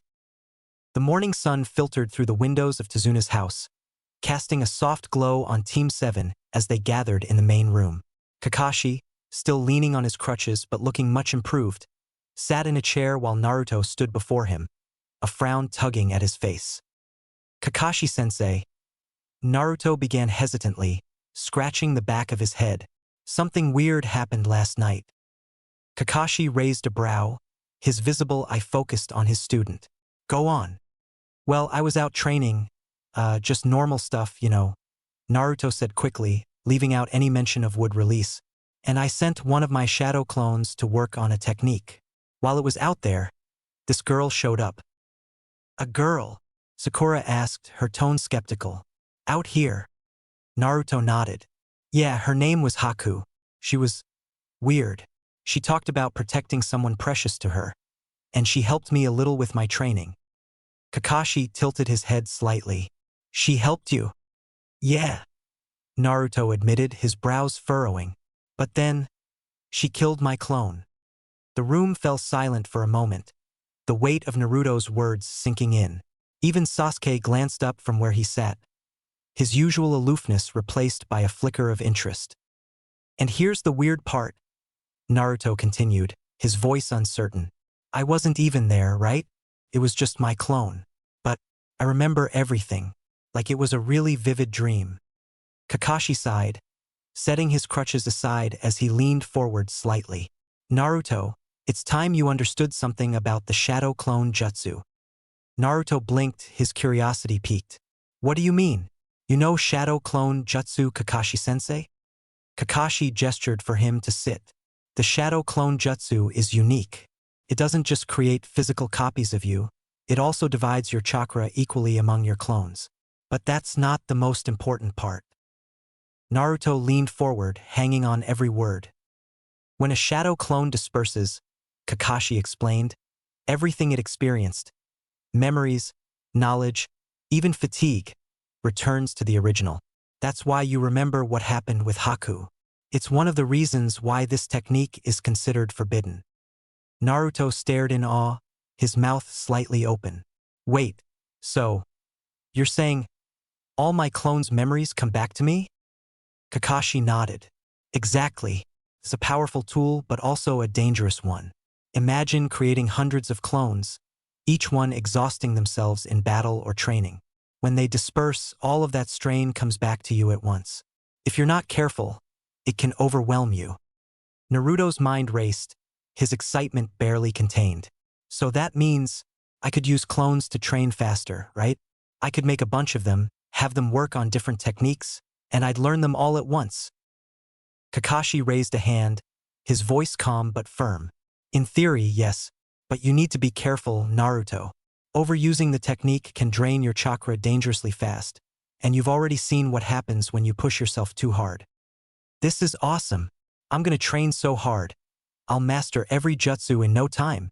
Naruto nodded, but the grin spreading across his face betrayed his growing enthusiasm. Sakura groaned, crossing her arms. Typical Naruto. You just learned something incredible, and all you can think about is showing off.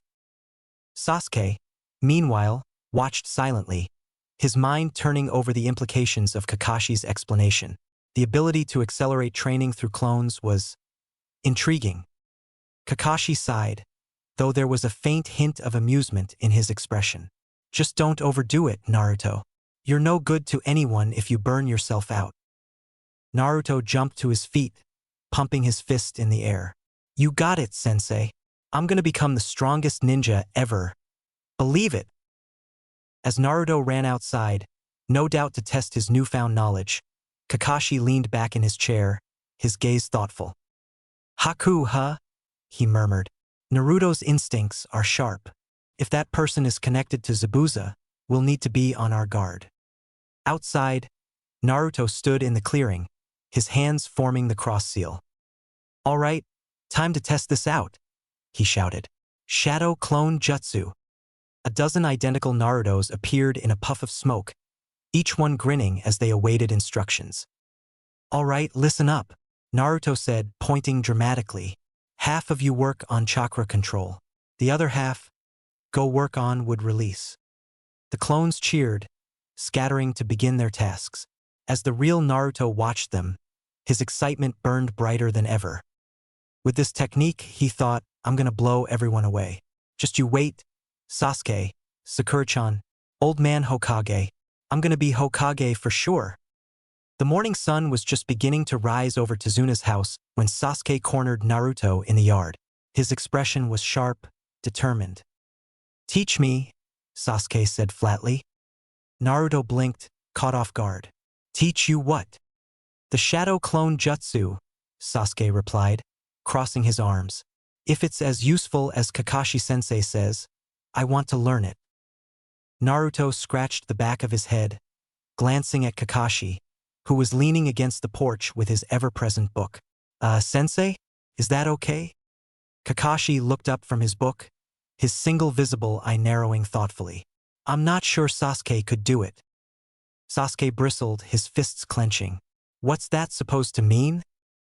Kakashi closed his book and gestured for Sasuke to calm down. I mean, no insult, Sasuke. It's the principle of the jutsu. The shadow clone jutsu divides your chakra in half for every clone you make. Every subsequent clone splits half of a half. It's exponential decay. You'd need significant chakra reserves just to make one useful clone, let alone a dozen. Sasuke froze, his sharp mind quickly understanding the implications. He turned to Naruto, who grinned sheepishly. Sakura, watching from the doorway, frowned in confusion. Wait, but Naruto can make a dozen clones. Kakashi smiled behind his mask.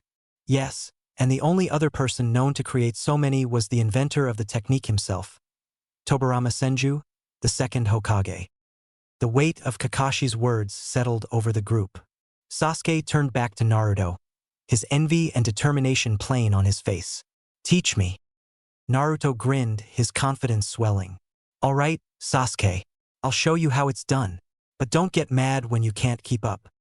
Naruto led Sasuke and Sakura to a clearing behind Tazuna's house, explaining the hand seals and the basic principles of the jutsu.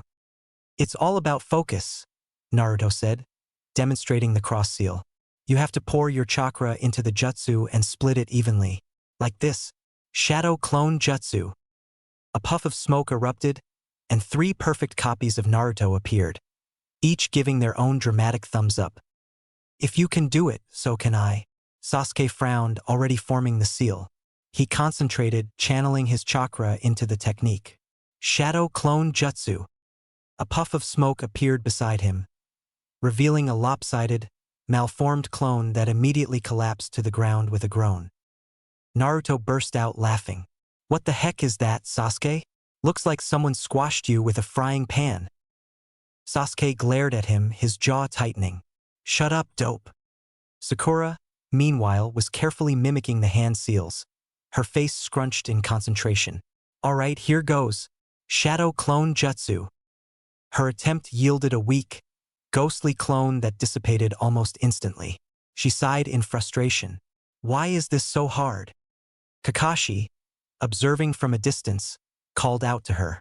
Sakura, don't overdo it. Your chakra reserves might be too low for this technique. Focus on control, not quantity. Sakura frowned but nodded, taking his advice to heart. The hours passed as Sasuke and Sakura practiced tirelessly, their determination unwavering despite the numerous failed attempts. Naruto, watching them struggle, found himself feeling a strange sense of pride. You guys are getting there, he said, his tone surprisingly encouraging. Just keep at it. Eventually, Sasuke managed to produce a single, solid clone. It wasn't perfect, but it stood upright, its expression blank but stable. Sasuke smirked, the smallest hint of satisfaction in his eyes. Finally, Naruto clapped him on the back, grinning. Not bad, Sasuke. It's not a dozen clones, but it's a start. Sasuke ignored the jab, his mind already racing with the possibilities. Even having one clone would double his training potential, giving him a critical edge. Sakura, meanwhile, continued to struggle. Her clones remained weak and ephemeral, dissipating as quickly as they appeared. Kakashi approached her, his voice gentle. Sakura, that's enough for now, he said. The shadow clone jutsu isn't a good fit for everyone. Your chakra control is excellent, but your reserves are likely too low to sustain this technique. Save your strength for the fight ahead. Sakura looked down, frustrated but accepting his words. Yes, sensei. As the group returned to Tazuna's house for the evening, the tension among them had shifted. Sasuke was quietly satisfied with his progress, while Naruto walked with a spring in his step, relishing his role as teacher. Sakura, though disappointed, resolved to focus on her strengths. Kakashi, bringing up the rear, glanced at his team with a faint smile. They were far from perfect, but they were growing. And with the battle against Zabuza looming, that growth might be the difference between survival and failure. Chapter 6. The Battle on the Bridge. The forest was peaceful in the early hours of dawn, the faint rustling of leaves accompanied by the occasional chirping of birds. Naruto lay sprawled on the ground, snoring softly, a small sapling growing beside him. He had done it, would release. The baby tree swayed gently in the breeze, its tiny leaves catching the morning light. Exhaustion had claimed Naruto after his triumph, and he slept soundly, completely unaware of the figure watching him from above. Haku crouched on a high branch, his expression hidden behind the mask of a hunter-nin. He watched Naruto for a long moment, the memory of their brief meeting still lingering in his mind. "You're a strange one, Naruto Uzumaki," Haku thought, a faint pang of guilt tugging at him. He could end this now, ensuring Zabuza's victory tomorrow. But as he gazed at Naruto's peaceful, oblivious face, he found himself unable to act. Their fate would be decided on the bridge. The bridge loomed ahead, shrouded in an unnaturally thick mist that sent a chill down Sakura's spine. She walked beside Sasuke and Tazuna, her nerves on edge as the oppressive fog closed in around them.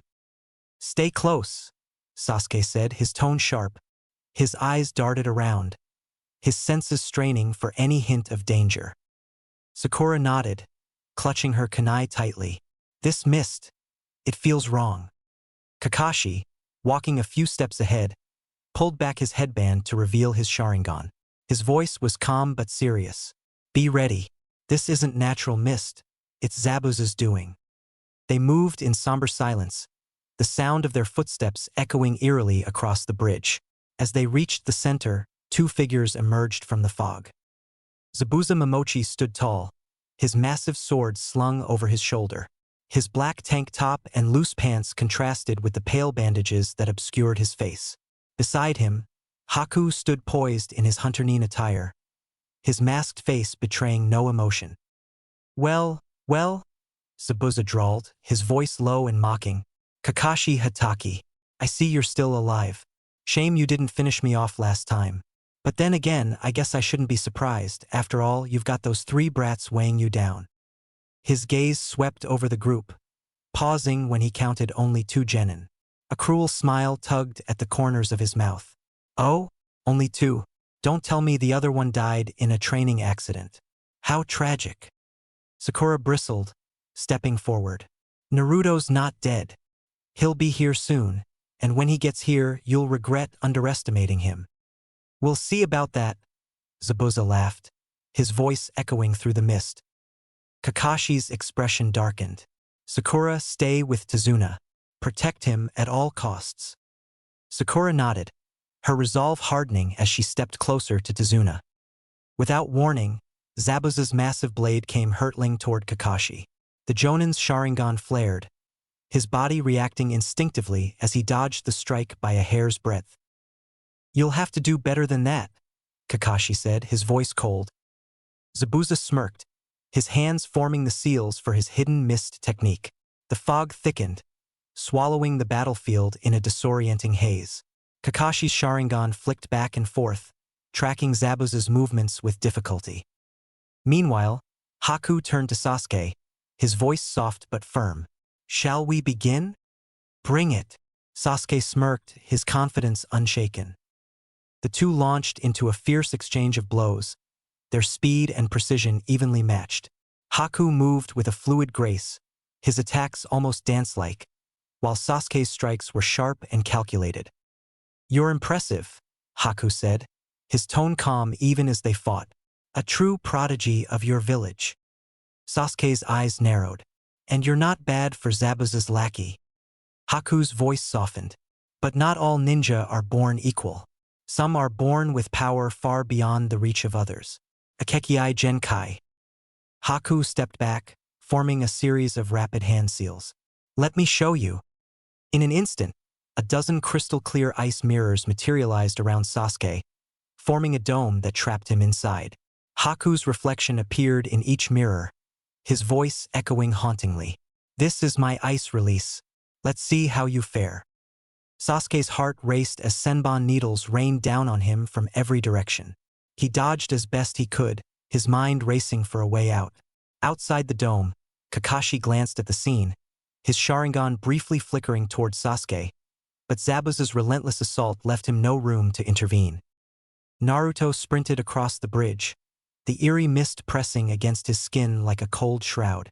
He skidded to a stop as the scene unfolded before him.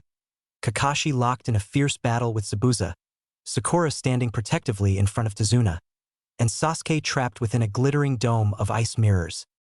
A chill ran down Naruto's spine as he stared at the mirrors. Something about them felt wrong, foreboding. He clenched his fists, his determination flaring. "Hang on, Sasuke. I'm coming."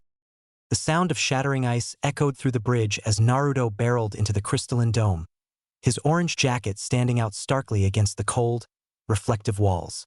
He skidded to a halt, his breath visible in the freezing air. "Sasuke!" Naruto shouted, his voice ringing with determination. "I'm here." Sasuke, kneeling on the icy floor and riddled with sunbon needles, turned his head with a sharp glare. "I can see you're here, Naruto. Inside the dome. Trapped like me." Naruto blinked, his bravado faltering. "What's wrong with that?" "What's wrong?" Sasuke snapped, his voice a low growl. "You could have stayed outside and supported me with a two-pronged assault. Now we're both trapped, and we'll both die." Naruto frowned, his confidence slipping further. "I didn't think of that." "Obviously," Sasuke muttered, his tone dripping with frustration. He forced himself upright, wincing as the senbon embedded in his body shifted. "He's too fast." His Kekkei Genkai, its two elemental natures combined, ice release. Naruto's eyes widened as he looked at the mirrored images of their masked opponent. "Ice release?" His gaze narrowed, and something clicked in his mind. "Haku, you're a boy." The mirrored reflections of Haku faltered for a moment before the real one spoke. His voice calm but tinged with regret. "I'm sorry, Naruto. I should have killed you that night in the forest. It would have spared you the pain that is to come." Naruto's fists clenched. "You have a bloodline? Like..." He stopped himself, swallowing the words "like me." His thoughts raced, his frustration mounting. Haku's hand lowered, another senbon forming from ice as his voice turned cold. "It ends here." The battle inside the dome raged on. Naruto and Sasuke fought with everything they had, their attacks relentless. Naruto created dozens of clones, each charging at Haku with unwavering determination. But it was futile. Haku moved between the mirrors with impossible speed, his movements so fast they seemed like light itself. One by one, the clones fell, vanishing in puffs of smoke. Sasuke gritted his teeth, his sharp eyes tracking Haku's every move, but even he couldn't keep up. "He's everywhere at once," Sasuke muttered, his voice strained. "We can't hit him." Naruto panted heavily, his body covered in shallow cuts from Haku's senbon. "We just need to figure out how to slow him down." But Haku gave them no time to think. The air shimmered with icy light as more senbon flew toward them in a deadly barrage. Sasuke shoved Naruto aside, his body moving on instinct as he evaded the needles with newfound clarity. His vision felt sharper, the world around him moving slower. "What's happening to me?" Sasuke thought, his heart pounding. He glanced at a fragment of ice and caught his reflection. His eyes were no longer the same. His Sharingan had awakened, bearing two tomo in each eye. With his heightened perception, Sasuke could predict Haku's movements, dodging the next wave of senbon with precision. But even with his improved reflexes, it wasn't enough. Haku was too fast, his mirrors too confining. Naruto's back hit the wall of the dome, his breath coming in ragged gasps. Sasuke stood in front of him, his body trembling with exhaustion but refusing to fall. Another barrage of senbon flew toward Naruto, the sharp needles glinting in the pale light. Time seemed to slow for Sasuke. He saw Naruto's wide, panicked eyes, the senbon closing in, and something inside him snapped. Without thinking, he moved, placing himself between Naruto and the deadly projectiles. The senbon struck home, embedding themselves in Sasuke's back. He gasped, his body shuddering as he fell to his knees. "Sasuke!" Naruto shouted, his voice cracking with panic. He caught Sasuke as he collapsed, lowering him to the icy floor. "Why did you do that? Why?" Sasuke's breaths were shallow, his voice barely above a whisper. I don't know. I just didn't want to watch you die." He coughed, his eyes fluttering shut. "You better not lose to him, dope." Naruto froze as Sasuke's body went limp, his mind reeling. A rush of emotions surged through him: grief, anger, despair. Somewhere deep within, something stirred. Far away, deep inside Naruto's consciousness, the nine-tailed fox rumbled, its massive form shifting. Its crimson eyes opened slowly, glowing with malevolent intent. Finally, the fox growled, its voice a low, dangerous rumble. "You call on my power." Naruto's head snapped up, his eyes blazing red with slit pupils. His breath came in ragged snarls, an aura of raw, oppressive chakra radiating from his body. The air around him grew heavy, vibrating with unrestrained energy. Haku faltered, his eyes widening behind his mask. "What is this chakra?" Naruto's voice was low, almost feral. "You hurt Sasuke, and now you'll pay."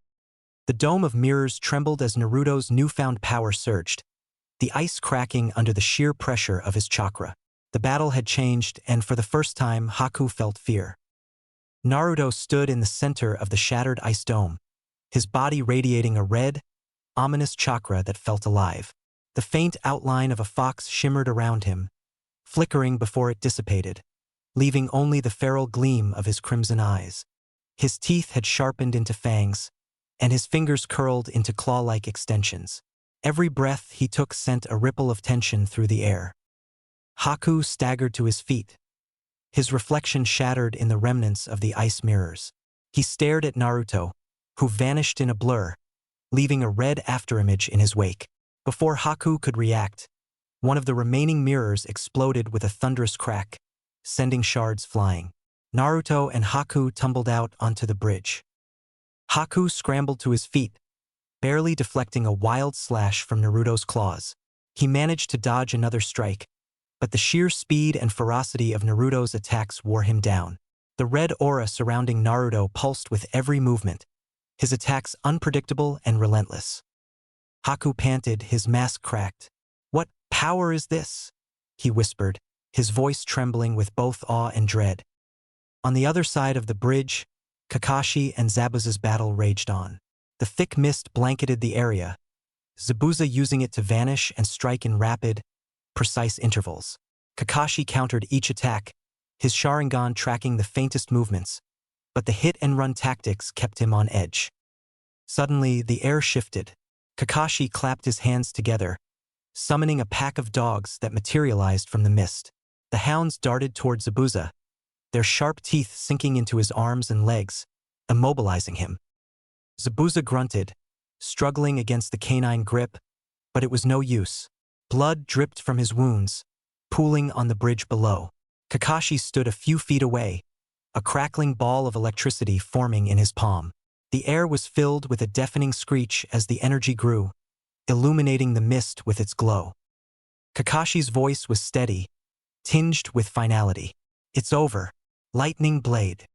With a blur of motion, Kakashi dashed forward, his arm extended, the lightning in his hand roaring like a caged beast. The attack was aimed directly at Zabuza's chest, the immobilized swordsman unable to dodge. But then Haku moved. The masked shinobi leapt between Kakashi and Zabuza, ice mirrors manifesting in a desperate attempt to block the attack. It wasn't enough. Kakashi's lightning blade pierced through the mirrors and into Haku's chest, shattering the ice and driving both of them to the ground. For a moment, the world stood still. Kakashi stared in horror at his hand, still lodged in Haku's chest. A dreadful sense of déjà vu washed over him, memories of another innocent life he'd accidentally taken flashing before his eyes. Haku coughed, blood dripping from his lips as he looked up at Kakashi. "Thank you," he whispered, his voice faint, "for giving me purpose." Kakashi pulled back, his hand trembling as Haku's body slumped to the ground. Zabuza, still restrained by Kakashi's hounds, stared at Haku's lifeless form. His expression was unreadable, his voice low and gruff. "You want to know why he did it?" he said to Team 7, his tone devoid of his usual mockery. "Haku was my tool, my weapon, but to him I was his everything, his precious person. How could you use him like that?" Sakura's eyes filled with tears. Zabuza chuckled bitterly. "Because that's what this world is. Tools and masters. But Haku was more than that. He gave everything for me, and I let him." Before anyone could respond, the sound of footsteps echoed through the mist. Gato appeared at the far end of the bridge, flanked by a group of samurai-like thugs. He sneered as he took in the scene. Well, Gato said, his voice dripping with disdain. "What a touching display. Too bad it's all for nothing." Zabuza's gaze hardened, his teeth gritting against the pain.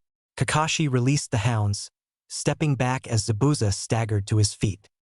His arms hung limp at his sides, useless after the hound's bites, but his resolve burned brighter than ever.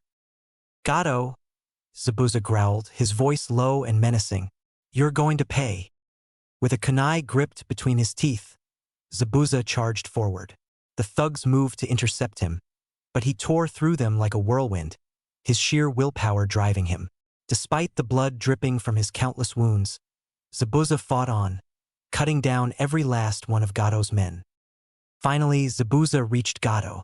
The terrified man stumbled back, begging for mercy, but Zabuza showed none. With a final, brutal strike, Gato fell, his reign of terror ending on the cold steel of Zabuza's blade. Zabuza collapsed moments later, his strength finally giving out. Kakashi approached, his expression somber. Zabuza glanced at him, a faint smile tugging at his lips. "Take care of Haku," Zabuza murmured, his voice fading. "He deserved better." And with that, Zabuza Momochi, the demon of the hidden mist, passed away beside the boy who had given him everything. The mist cleared as the sun broke through the clouds. Team 7, along with Tazuna, buried Haku and Zabuza on a hill overlooking the bridge. Naruto stood silently, his fists clenched as he tried to process everything. They weren't just villains," he said quietly. "They had dreams, too." Kakashi placed a hand on Naruto's shoulder. "The ninja world is complicated, Naruto. Not everything is black and white." As they prepared to leave, Tazuna approached them with a smile. "Thanks to you, the Land of Waves has a future, and we'll never forget what you've done for us, what you did for my grandson, Inari. That's why we're naming the bridge after you, Naruto." Naruto blinked, surprised. "Huh? Me?" Tazuna chuckled. "That's right. From now on, it'll be called the Great Naruto Bridge." Naruto grinned, his spirit lifting as the team began their journey home. The battles they'd fought and the lives they'd touched would stay with them forever, shaping the ninja they were destined to become. Chapter 7. A Day at the Ninja Library. Naruto walked through the streets of Konoha, a trio of younger kids trailing behind him like ducklings. Konohamaru, Udon, and Moegi listened intently as Naruto regaled them with exaggerated tales of his recent mission to the Land of Waves. "And then," Naruto said dramatically, puffing out his chest, "I charged straight into this dome of ice mirrors to save Sasuke. The bad guy had a super rare bloodline power. Ice release, but it didn't stop me. I fought him off with my secret technique." Konohamaru's eyes sparkled with admiration. "Boss, you're amazing." "Yeah," Moegi chimed in, clapping her hands together. "You're the coolest ninja ever." Udon wiped his perpetually runny nose. "So, what are we doing today, boss?" Naruto stopped, turning to face them with a grin. "We're going to the ninja library." "A library?" Udon asked, tilting his head. "Why?" Naruto scowled, crossing his arms. "It's not just a library. It's the ninja library. They've never let me in before. But now that I've got this headband, I'm finally allowed.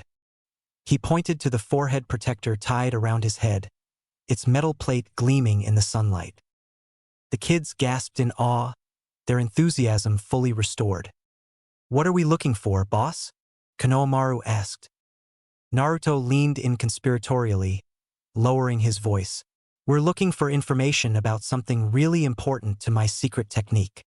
The trio exchanged excited looks, completely hooked. They followed Naruto with eager anticipation as he led them to the library. The ninja library was an imposing building, its exterior lined with carved stone reliefs of legendary shinobi. Naruto pushed open the heavy doors and stepped inside, his younger entourage close behind. All right, Naruto whispered to the kids. We're looking for anything about wood release and the first Hokage. Got it. Wood release, Moegi whispered back, her eyes wide. Like the stuff trees are made of? Like the stuff Konoha is made of, Udon corrected with a snot-nosed grin. Naruto nodded. Exactly. Now spread out and start looking. The three kids saluted him with exaggerated seriousness before darting off into the library's towering shelves. As Naruto wandered through the aisles, he struggled to make sense of the scrolls and books. Most of the writing was dense and filled with technical terms he couldn't understand. Frustrated, he muttered under his breath, "How am I supposed to find anything useful in here?"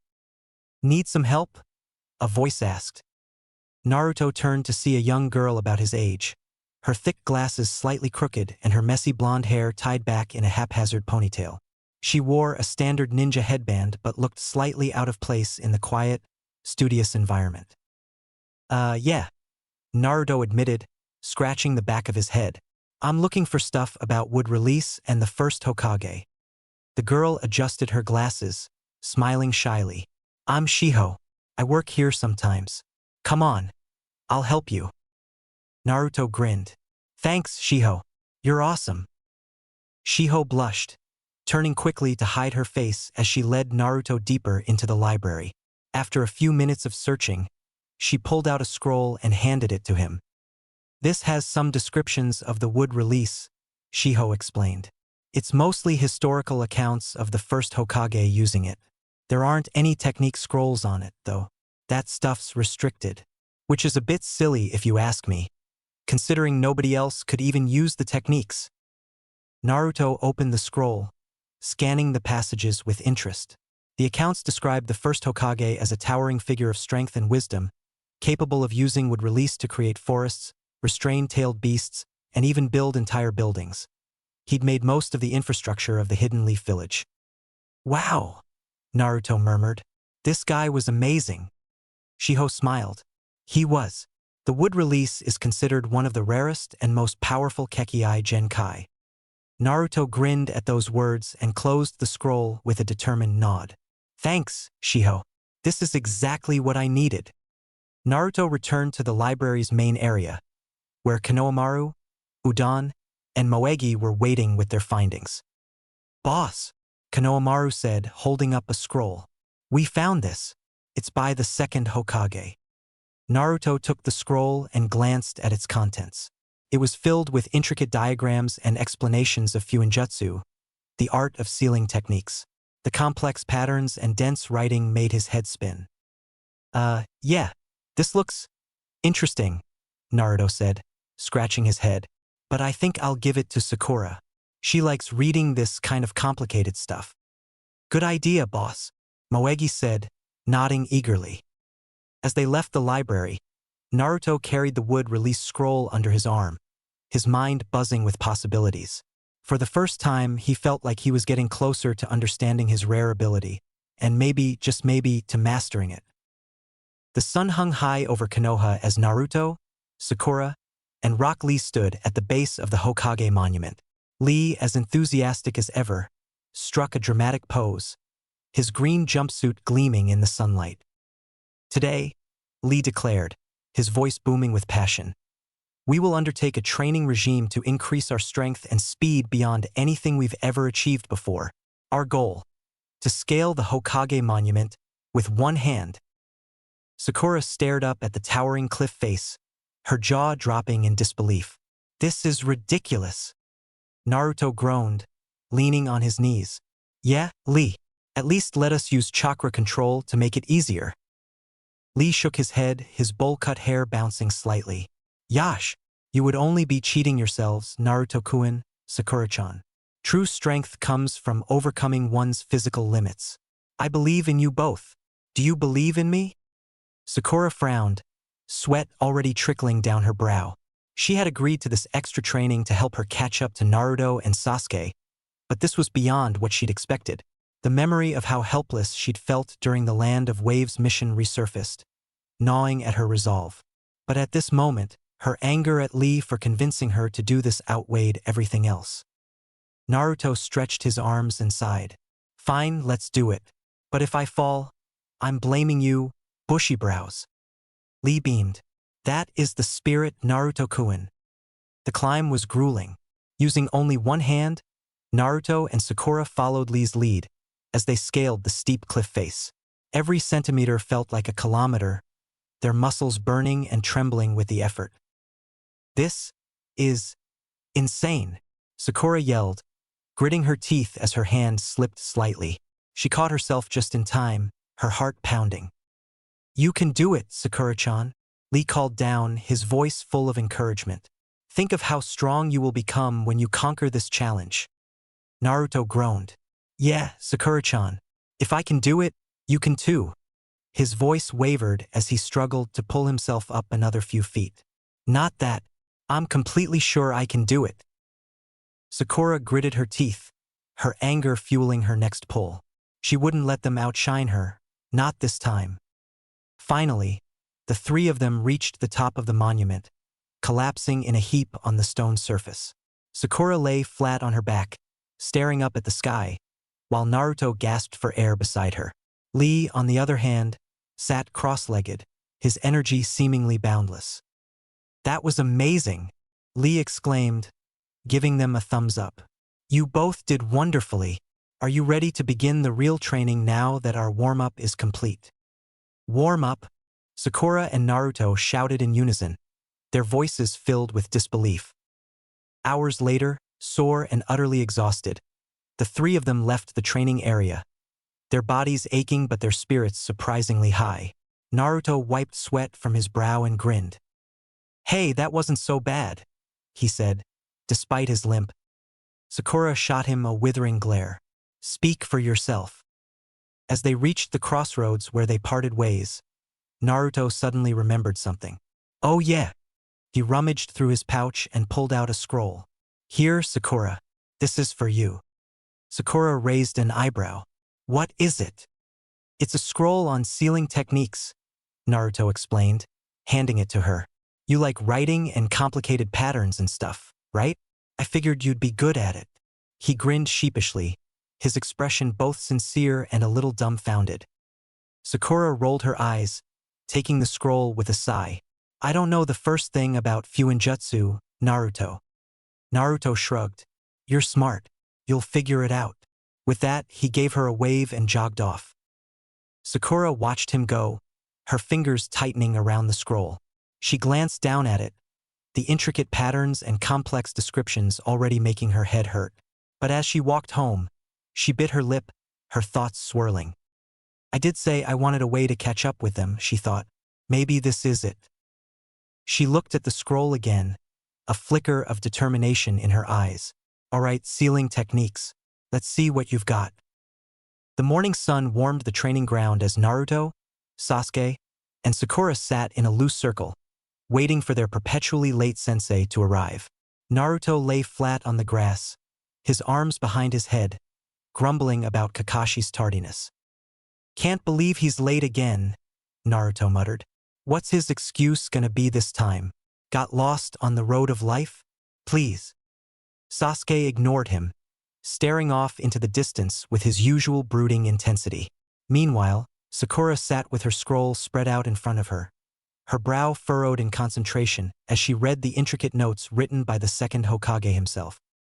The text described various Fuinjutsu techniques in remarkable detail, but what caught Sakura's attention were the disruption seals. These seals were said to cancel enemy jutsu, disrupt chakra flow, and even incapacitate opponents if applied correctly. The thought fascinated her. Almost like what a Hyuga does with their gentle fist, she mused.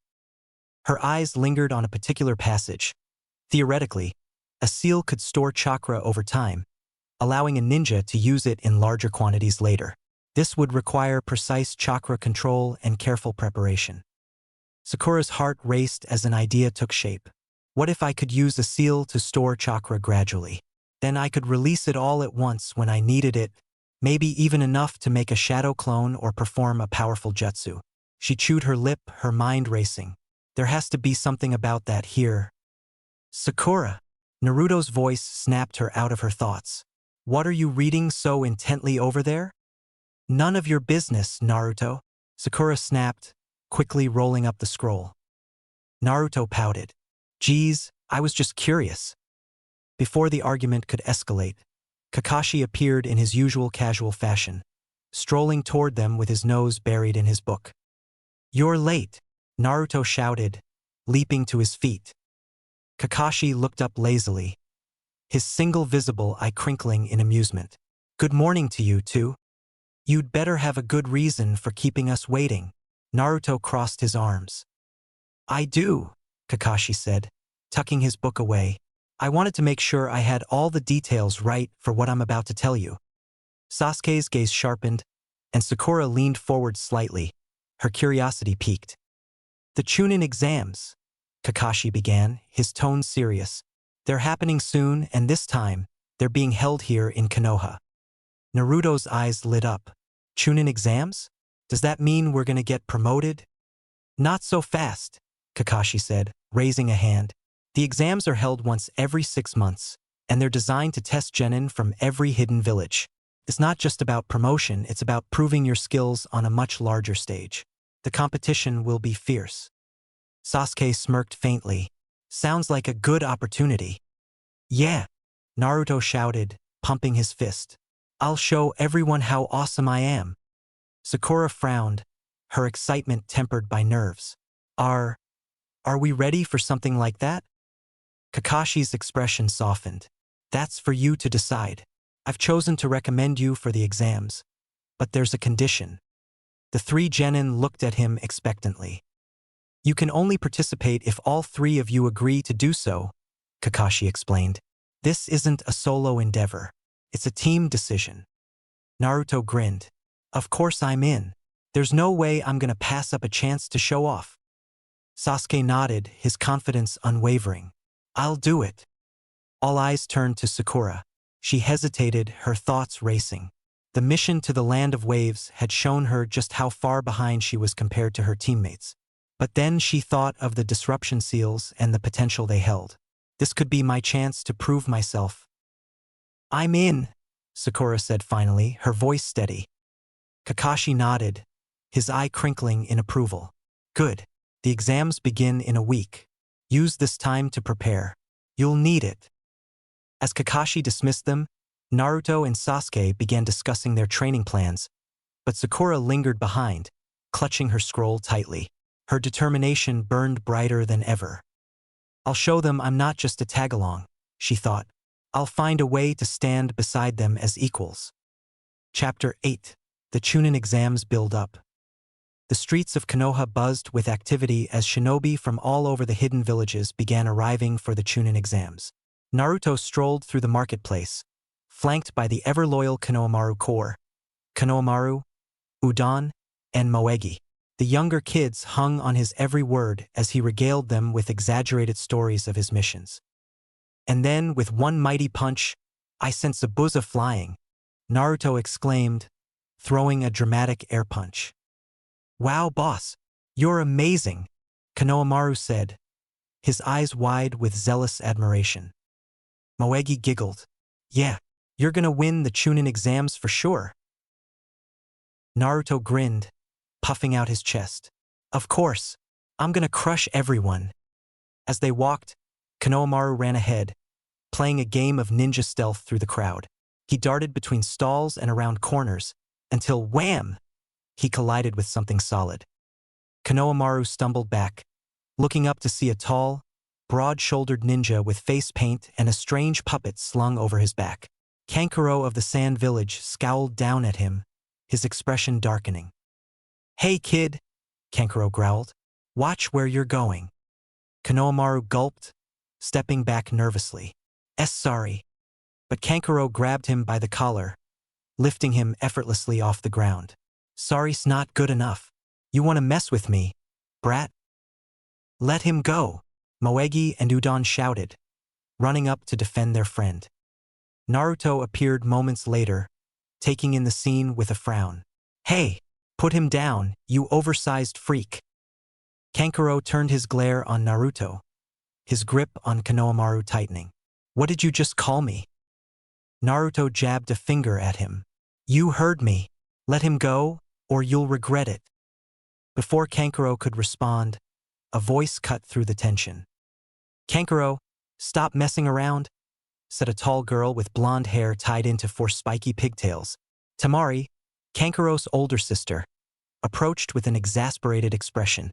"You're making a scene." "I'm just teaching this little punk a lesson," Kankuro retorted.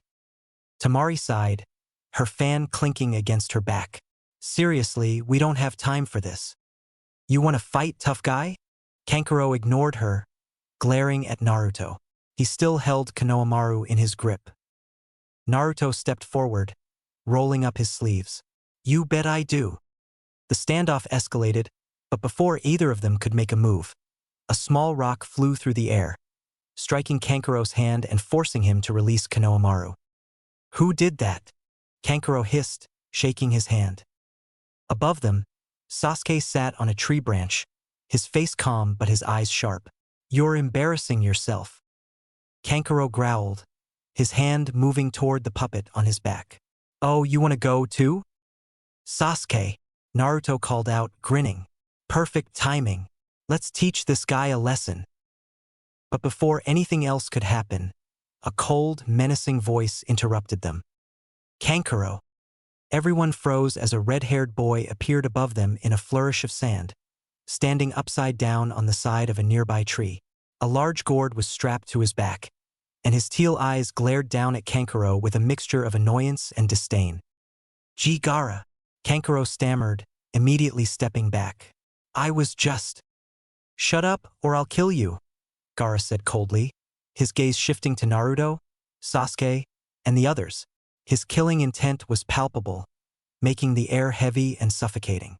"You're an embarrassment to our village." Kankuro flinched but didn't argue, shrinking back under his brother's intense glare. Gaara's eyes lingered on Naruto and Sasuke, his presence exuding an aura of danger. "So, you're from the Leaf. Let's see if you're worth killing during the exams." Naruto clenched his fists, meeting Gaara's gaze with defiance. "Bring it on, sand freak. I'm not afraid of you." Sasuke, however, remained calm, his expression unreadable. "This guy. There's something different about him. He's dangerous." Temari cleared her throat, stepping forward with an awkward smile. Naruto blushed, for the first time taking in her beauty as she said, Okay, we're done here. Sorry about the trouble. Let's go, guys." Kankuro shot one last glare at Naruto before following Temari. Gaara lingered for a moment, his piercing gaze sweeping over Team 7, before disappearing in a swirl of sand. As the tension faded, Konohamaru looked up at Naruto, his voice trembling. "Boss, who was that?" "Just some jerks who don't know what they're in for." Naruto grinned, though his bravado was slightly forced. Sasuke said nothing, his eyes still fixed on the spot where Gaara had stood. "The Chunin exams are going to be interesting." The large, crowded room buzzed with nervous energy as genin from various hidden villages gathered for the first part of the Chunin exams. Team 7 stood together near the edge of the room, Naruto's usual excitement clashing with Sasuke's calm demeanor and Sakura's quiet nervousness. Naruto grinned, scanning the room. "Look at all these people. They're all here to see me shine." Sakura rolled her eyes. "They're here to compete, Naruto, to fight you, not to watch you." Sasuke, his gaze sharp, added, "You should focus. Most of these people will be stronger than you." "Yeah, right. I'm gonna wipe the floor with them." Naruto crossed his arms, his grin unfazed. Before they could continue, a voice interrupted. You three are from the Leaf Village, right? The trio turned to see a ninja with silver hair and glasses approaching them. He wore a leaf forehead protector and had an air of casual friendliness. The name's Kabuto Yakushi, he said, offering a polite smile. You all seem new to this, so I thought I'd say hello. Sakura tilted her head. You're a leaf ninja? You don't look like a genin. Kabuto chuckled, scratching the back of his head. Well, this isn't my first Chunin exam. Actually, it's my 7th. I'm what you'd call a veteran. Naruto blinked. 7th? You must really suck if you haven't passed yet. Kabuto laughed it off, though a faint twitch in his smile betrayed his irritation. It's not that simple. These exams are designed to be challenging. But I've learned a lot from my failures. He reached into his pouch and pulled out a stack of cards. In fact, I've put together a bit of intel on the competition. Care to see? Naruto perked up immediately. Yeah, show us. Kabuto spread the cards out and held one up, channeling a small amount of chakra into it. The card revealed detailed information about the number of participants, the breakdown of genin from each village, and a few notable teams. This, Kabuto said, is the kind of info you need to succeed. I can tell you about specific competitors, too. Sasuke, always one to analyze his opponents, spoke up. What do you have on Gaara of the Sand? Kabuto smirked, flipping to another card. Ah, Gaara. From the Hidden Sand. He's completed several high-ranked missions, even as a genin. His abilities are unique. You'll want to watch out for him. It says he's completed multiple B-rank missions. Wow, even an A-rank mission. And he's never been scratched. Sasuke frowned, filing the information away. Hey, Kabuto! Naruto piped up, his voice unusually serious. Do you have anything on the first Hokage? Hashirama Senju? Kabuto raised an eyebrow, clearly surprised by the question. The first Hokage? That's a bit unexpected. He sifted through his cards before pulling one out. I don't have much, just an overview. Most of the first Hokage's secrets are highly classified. He activated the card, and a holographic summary of Hashirama's abilities appeared. Hashirama Senju, Kabuto began, was one of the strongest shinobi in history. His Kekei Genkai would release, allowed him to create and manipulate forests with ease. He had superhuman strength, immense chakra reserves, and a unique regenerative ability that let him heal without hand signs. He's also famous for his ability to suppress and control tailed beasts. Naruto stared at the card, his mind racing as he absorbed the information. Super strength, healing, and would release tailed beasts. His fists clenched. I'm nowhere near that level, but if he could do it, maybe I can too. His mind lingered on the idea of controlling his tailed beast. Why the interest in the first Hokage? Kabuto asked, his tone curious. Naruto shrugged, masking his true thoughts. No reason, just curious. Before Kabuto could press further, the room fell silent as a new figure entered. A man with a scarred face and a menacing presence strode to the front of the room, his headband bearing the mark of the hidden leaf. Ibiki Marino, Sakura whispered, her voice trembling slightly. He's in charge of Konoha's torture and interrogation unit. Ibiki's piercing gaze swept over the gathered genin, silencing any remaining chatter. Welcome to the first phase of the Chunin exams, he said, his voice low and commanding. From this moment on, your every action will be judged. Let's see if you have what it takes to survive. The room tensed, the weight of his words settling over the competitors like a storm cloud. Naruto swallowed hard, his usual bravado replaced by a rare moment of apprehension. This is it, he thought. Time to show everyone what I've got. The room was heavy with tension as Ibiki Marino stood at the front of the room, his scarred face unreadable. Rows of genins sat at their desks, each one holding a test sheet. The silence was palpable, broken only by the occasional scribble of a pen or the shifting of a chair. Naruto sat in the middle of the room, staring blankly at his test paper. His pencil rested uselessly in his hand as he looked at the questions. They were impossible, complex projectile motion equations, obscure historical facts, and technical ninja tactics he didn't understand at all. What the heck is this? He thought, beads of sweat forming on his brow. How am I supposed to know any of this? Meanwhile, Hinata sat a few rows behind him, her Byakugan activated subtly so she wouldn't draw attention.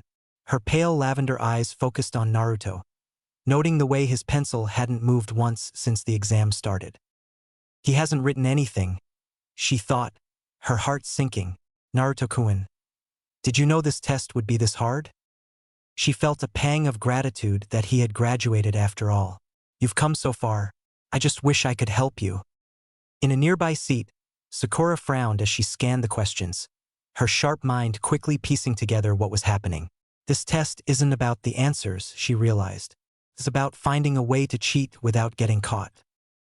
Her eyes darted around the room, noticing the subtle techniques being used by the other genin. The Hyuga were using their Byakugan to copy answers, while Kankuro from the Sand Village had hidden a puppet under his desk to peek at another student's sheet. Temari's fan moved slightly, catching glimpses of answers reflected in a polished surface. Sasuke's Sharingan glinted faintly as he copied the hand movements of a nearby competitor. Sakura glanced at Naruto, who sat frozen, his pencil still hovering uselessly over his paper. He's never going to figure this out on his own. She bit her lip, debating how she could help him. I can't just give him the answers, but maybe… No. As the test dragged on, Ibiki's voice boomed through the room. For those of you caught cheating 5 times, you will be dismissed immediately. For those who think this test is impossible, you are free to leave. But remember, if you leave, you fail. Several genin shifted uncomfortably, their resolve faltering. Some began to leave, their heads hanging low as they exited the room. Then came the announcement of the 10th question. Ibiki's scarred face loomed over the room as he explained the final terms. The 10th question is a gamble. If you choose to answer and fail, you will not only fail this exam but be banned from ever taking the Chunin exams again. The room erupted in gasps and murmurs. The weight of the ultimatum bore down on everyone. If you don't want to take that risk, Ibiki continued, you may leave now, but once you leave, there's no coming back. One by one, genin stood, their faces pale as they opted out of the test. Sakura gripped the edges of her desk, her mind racing. Her gaze flicked to Naruto, who was shaking slightly, his hands balled into fists on his desk. He's panicking, she thought, her heart sinking. If we take the 10th question and fail, we'll lose our only chance. Maybe I should. Her thoughts froze as Naruto suddenly stood up, his chair screeching against the floor. Everyone turned to look at him. I'm not leaving, Naruto shouted, his voice filled with determination. I don't care what the question is or what the risk is. I'd rather stay a genin forever than give up now. Sakura stared at him, her mouth slightly open. Naruto. His words sparked something in the remaining genin, many of whom straightened in their seats, their resolve renewed. Even Sasuke smirked faintly, his usual calm demeanor briefly giving way to admiration. Ibiki's lips curled into a rare smile. Interesting. He paused, letting the tension in the room linger for a moment longer before speaking again. Congratulations. You've all passed. The room fell silent, stunned. The purpose of this test, Ibiki explained, wasn't to measure your knowledge. It was to test your ability to endure pressure and make tough decisions as a ninja. Sometimes you'll face missions where retreat isn't an option. Those who stayed demonstrated the resolve needed to be a Chunin. Naruto's jaw dropped. Wait, that's it. I didn't even answer a single question. Ibiki chuckled. And yet you didn't quit. That's what matters. As the realization sank in, the tension in the room gave way to a mix of relief and pride. Sakura glanced at Naruto, who was grinning ear to ear, and couldn't help but smile herself. Maybe he's not so hopeless after all. The sound of the door opening drew everyone's attention as a woman with purple hair strode into the room, her confident smile lighting up the space. All right, enough chit-chat, she said, her voice lively. I'm Anko Mitarashi, and I'll be your proctor for the next phase of the exam. Let's see if you've got what it takes to survive. Naruto's grin widened. The Chunin exams are just getting started. Chapter 9, Into the Forest of Death Part 2 of the Chunin exams. The sun hung low over the dense expanse of the Forest of Death as the gathered genin stood before the towering gates. Anko Mitarashi, the proctor for the second phase of the Chunin exams, stood at the forefront, her presence electric with energy. "Welcome to the Forest of Death," she announced with a sly grin, tossing a kunai into the air and catching it effortlessly. "This is where things get interesting." Naruto, standing between Sasuke and Sakura, frowned. "Forest of Death? That's a little dramatic, don't you think?" Before he could say more, Anko's kunai flew through the air, grazing Naruto's cheek and embedding itself in the post behind him. Naruto froze as Anko appeared behind him in an instant, her voice low and teasing. "You'll want to keep that loud mouth of yours shut, kid. It might attract the wrong kind of attention." Naruto gulped, his hand instinctively going to his cheek, where a thin line of blood trickled. "Why, yeah, sure." Anko smirked, pulling the kunai free and addressing the crowd. "This is how it works. Each team will be given one of two scrolls, heaven or earth. Your goal is to acquire both scrolls and bring them to the central tower within 5 days. But be warned, this is no walk in the park." She held up a waiver, her grin widening. "Sign this, so your families won't sue us if you don't make it out alive." Sakura stiffened, glancing at Sasuke and Naruto. "This is serious. We have to be careful." Nearby, an inconspicuous ninja from the hidden grass village watched them intently, his gaze lingering on Sasuke. His face was hidden behind his village's standard-issue bandana, but his presence carried an unnerving air. Anko's sharp eyes flicked toward him briefly, narrowing slightly before she continued. "Now, with all that out of the way, the second phase of the Chunin exams begins now." The gates creaked open, revealing the dark, sprawling forest beyond. Team 7 shared a tense glance before darting inside, the ominous shadows of the forest swallowing them whole. The Forest of Death lived up to its name. The air was thick with the sounds of rustling leaves, distant growls, and the occasional scream echoing through the trees. Team 7 moved cautiously, their senses heightened. "We need to find a team with the other scroll as soon as possible," Sasuke said, his Sharingan active as he scanned their surroundings. Naruto grinned, forming the cross seal. "No problem. My shadow clones will track them down in no time." Before he could summon them, a group of ninja from the hidden rain village emerged from the underbrush, their faces masked and weapons drawn. "Well, that was fast," Sakura muttered, readying a kunai. "Figured you rookies would be easy pickings." A distorted voice came through the respirator. The rain ninja didn't waste time. They launched a coordinated attack, their movements swift and practiced. One hurled a barrage of sunban at Naruto, who dodged and countered with a wave of shadow clones. "Get 'em, boys!" Naruto shouted as his clones charged forward, overwhelming the attackers with sheer numerical advantage. Meanwhile, Sasuke engaged another rain ninja in close combat. His Sharingan tracked every movement, allowing him to dodge a series of rapid strikes. "Naruto, boost me." "On it," Naruto replied, forming another set of clones. They lifted Sasuke into the air with a coordinated leap, giving him the perfect angle to deliver a devastating kick to the rain ninja's chest. The enemy crumpled to the ground, unconscious. Sakura, meanwhile, evaded an attack from the third rain ninja and countered with precision, her kunai slashing through the ninja's defenses. As soon as he stumbled, she slapped a paper tag on his arm. "That's one down." With the rain ninja subdued, Sakura quickly tagged the others with her chakra disruption seals, placing them carefully on their bodies. "These seals will disrupt their chakra flow. They'll wear off in about 6 hours, so we'd better get moving."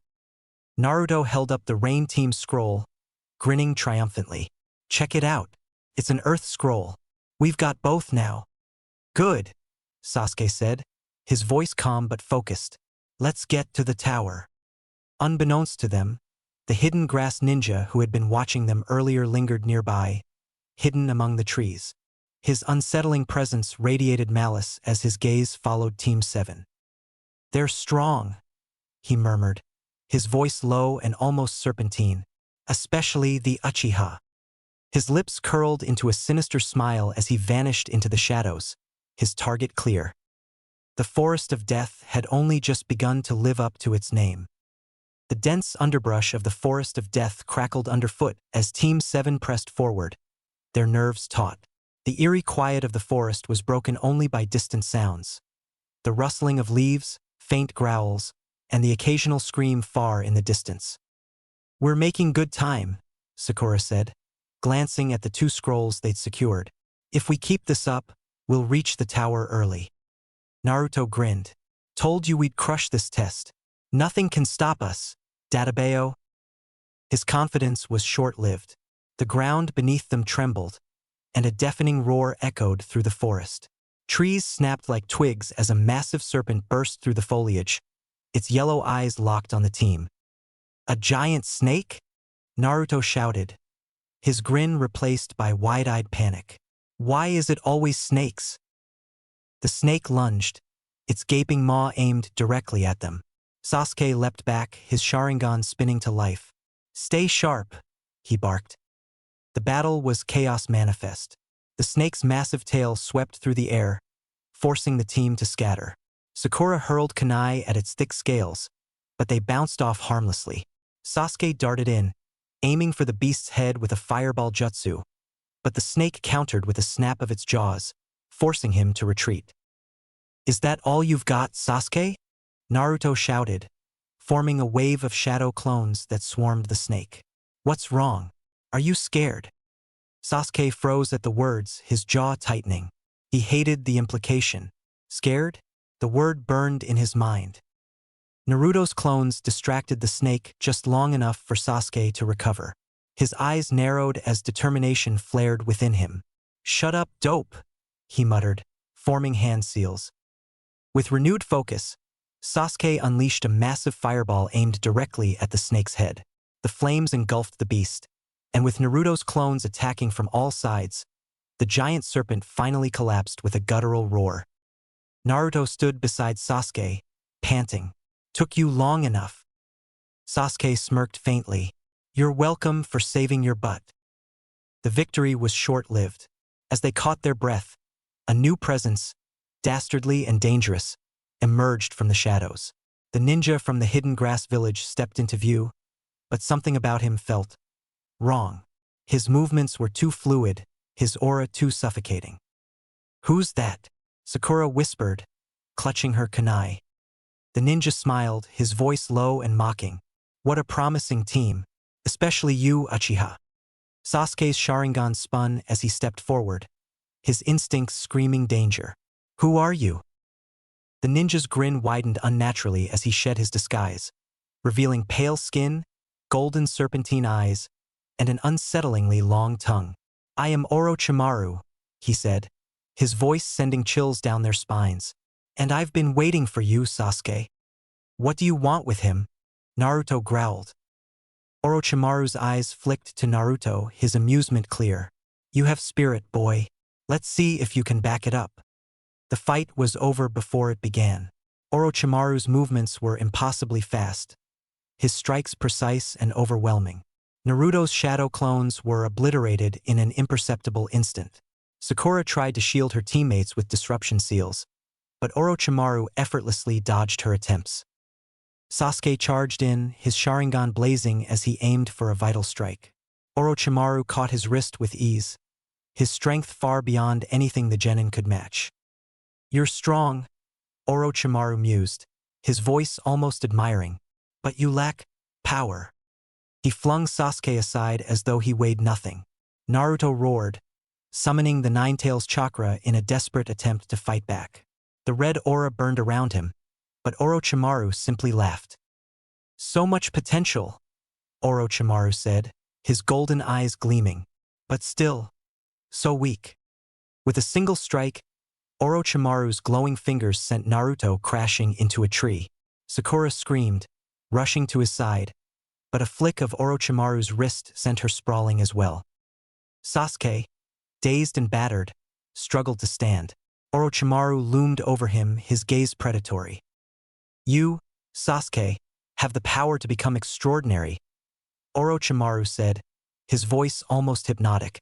"Let me give you a gift." Before Sasuke could react, Orochimaru's neck extended unnaturally, his fangs sinking into Sasuke's neck. Sasuke screamed as the curse mark began to spread, black patterns crawling across his skin. "Stop it!" Naruto shouted, forcing himself to his feet. But before he could reach Sasuke, Orochimaru turned, his smile cold. "This is just the beginning," Orochimaru said, his body sinking into the ground as if it were water. "We'll meet again." As Orochimaru vanished, Sasuke collapsed to the ground, writhing in pain as the cursed seal burned into his flesh. His screams echoed through the forest before everything went black. Sakura knelt beside him, tears streaming down her face. "Sasuke, wake up!"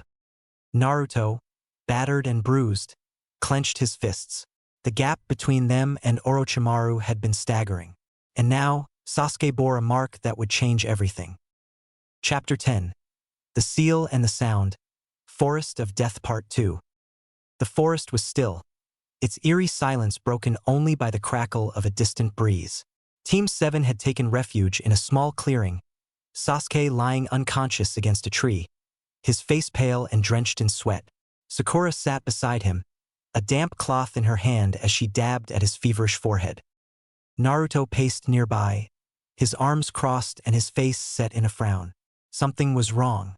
He could feel it in his chest, where Orochimaru had struck him. His chakra had been erratic all morning, fluctuating between surges of energy and moments of sluggishness.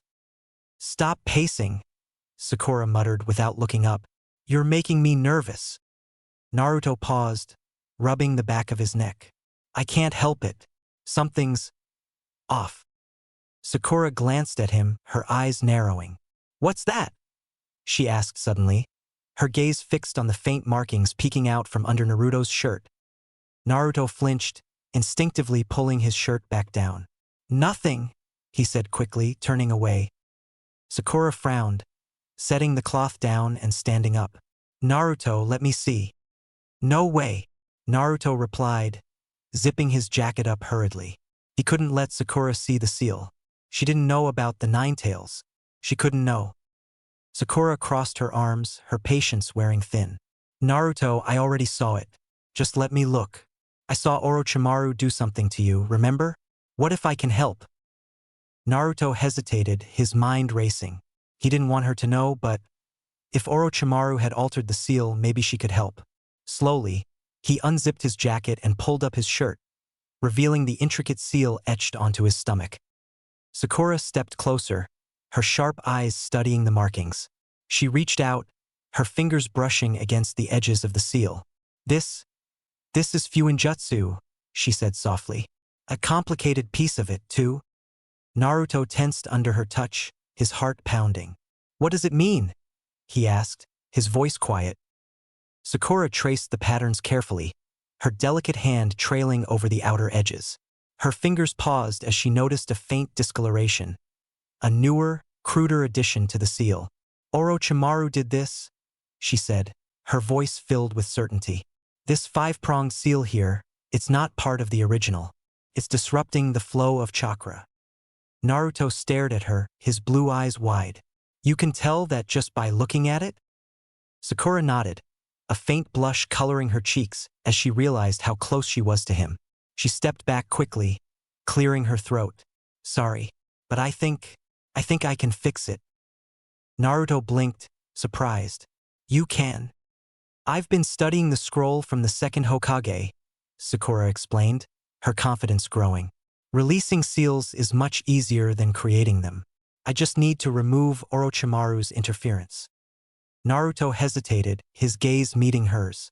For a moment, all his fears and doubts melted away as he saw the determination in her green eyes. "Sakura-chan, I trust you. Do it." Sakura smiled, holding out her hand. Her fingers began to glow faintly with chakra as she focused on the seal. "Okay, this might feel a little weird, but it shouldn't hurt." She placed her glowing hand over the five-pronged seal and whispered, "Five-pronged release." Naruto felt an immediate shift. The chaotic, volatile chakra that had been swirling within him suddenly calmed, returning to its usual steady rhythm. He took a deep breath, relief washing over him. "Sakura-chan, It worked. I feel normal again. Sakura grinned. Good. I guess all that reading paid off. Their brief moment of peace was shattered by the sound of rustling leaves and hurried footsteps. Sakura turned sharply, instinctively reaching for a kunai. Looks like we've got company, Naruto muttered, his fists clenching. 3 ninja emerged from the shadows, their headbands bearing the symbol of the hidden Sound Village. They moved with predatory grace, their eyes locked on Team 7. Well, the leader sneered, his voice dripping with mockery. Looks like we found some easy pickings, prey licking their wounds. Sakura stepped protectively in front of Sasuke, her kunai at the ready. Naruto, we can't let them take our scrolls. Naruto cracked his knuckles, his confidence returning with his stabilized chakra. Don't worry, Sakura-chan. They messed with the wrong team. The Sound Ninja wasted no time, launching their attack with ruthless precision. Naruto and Sakura braced themselves, knowing this fight would test everything they had. The clearing in the Forest of Death erupted into chaos as Naruto and Sakura faced off against Zaku and Rin, 2 of the Sound Village genin. The third member of their team had slipped away, hunting for other targets, leaving Zaku and Rin confident that they could handle the 2 rookies. Naruto cracked his knuckles, his usual grin plastered on his face. You guys think you can take us just because there's 2 of you? Let's even the odds. Forming the cross seal with his fingers, he shouted, Shadow Clone Jutsu. In a puff of smoke, dozens of Narutos materialized around the clearing, their confident smirks matching his. They surrounded the Sound Ninja, cutting off all escape routes. Nice move. Sakura glanced at Naruto, a faint grin tugging at her lips. Naruto shot her a quick look of appreciation. Thanks, Sakura-chan. Couldn't have done it without you fixing my chakra. Sakura readied her tools, her seal papers clutched in one hand and a kunai in the other. She'd set several traps earlier, hoping to gain the upper hand. As Zaku and Rin charged forward, Sakura triggered the traps, forcing the Sound Ninja to leap and twist to avoid the hidden wires and explosive tags. Is that all you've got? Zaku taunted, his voice full of bravado. He raised his arms, aiming his implanted air cannons. Let me show you real power. A blast of compressed air tore through Naruto's clones, dispelling half of them instantly. The real Naruto and Sakura worked together seamlessly, evading the onslaught while counterattacking with precision.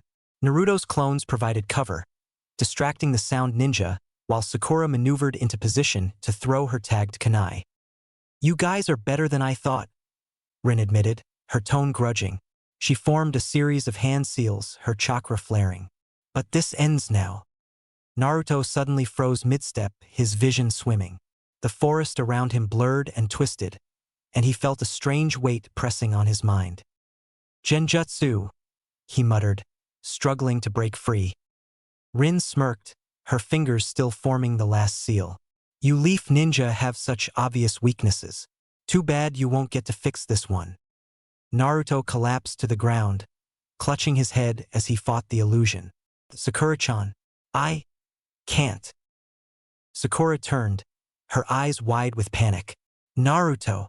She tried to reach him, but Zaku intercepted her with a powerful blast from his air cannons. The force sent her sprawling to the ground, her weapons scattering. Zaku loomed over her, his expression dark. You should have stayed down, little girl. Now you're gonna die. Sakura gritted her teeth, trying to move, but the blast had left her dazed.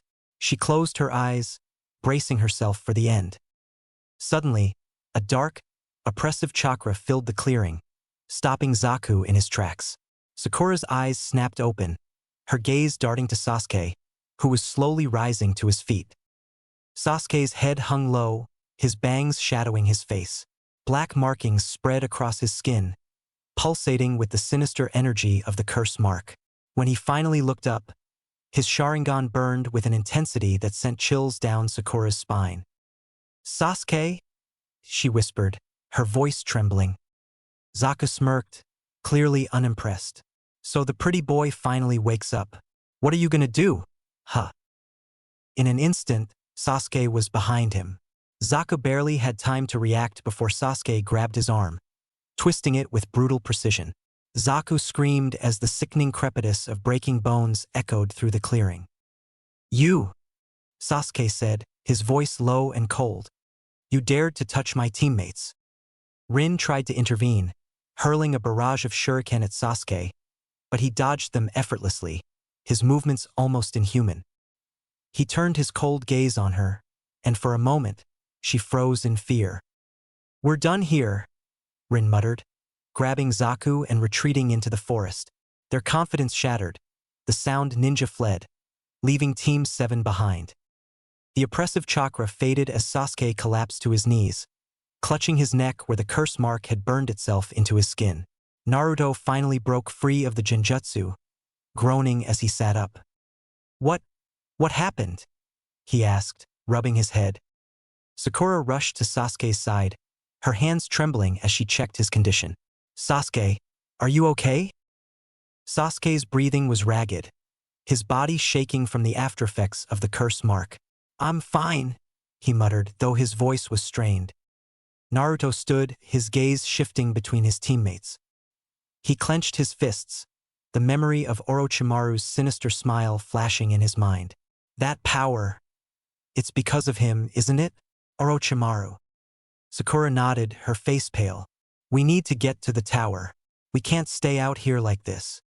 With their resolve renewed, Team 7 gathered their scrolls and helped Sasuke to his feet. The forest of death had tested them in ways they hadn't expected, but together, they had survived. As they made their way toward the tower, the weight of what had happened lingered heavily in the air.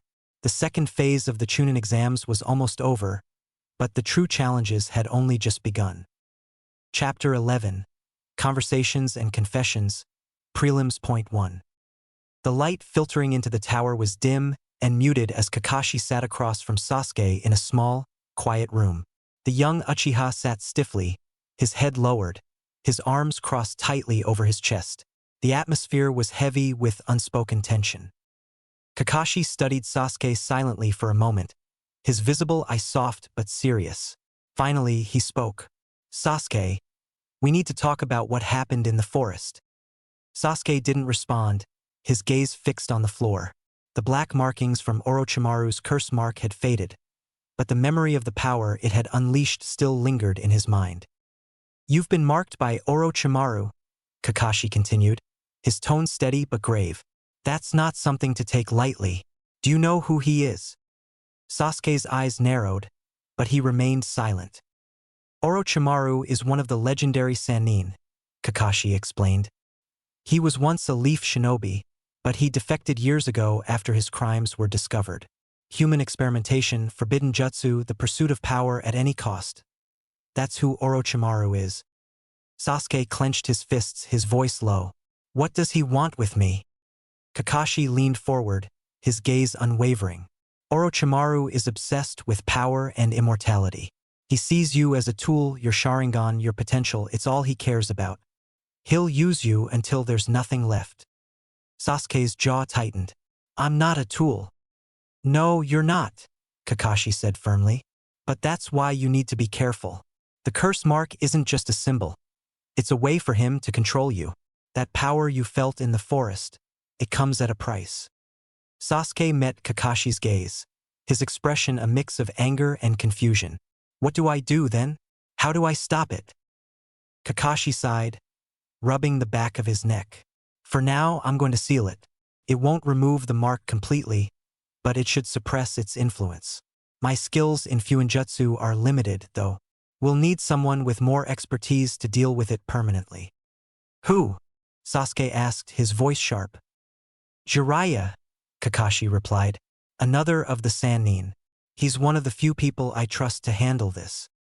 Sasuke nodded slowly, his expression unreadable as Kakashi approached. The Jonin placed his hand over the curse mark, his fingers glowing faintly with chakra. This might sting a little, Kakashi said, but it'll help. He formed the necessary seals and whispered, evil sealing method. Sasuke winced as the glowing symbols spread across his skin, forming a barrier over the curse mark. When the light faded, he exhaled shakily, his body relaxing slightly. It's done, Kakashi said, stepping back. But remember, This is only temporary. Don't rely on that power, Sasuke. It's a path you don't want to go down. Sasuke nodded, his voice quiet.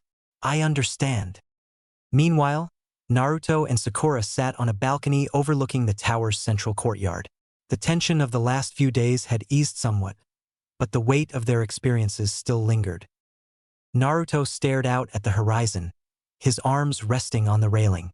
His mind was on the seal Orochimaru had tampered with.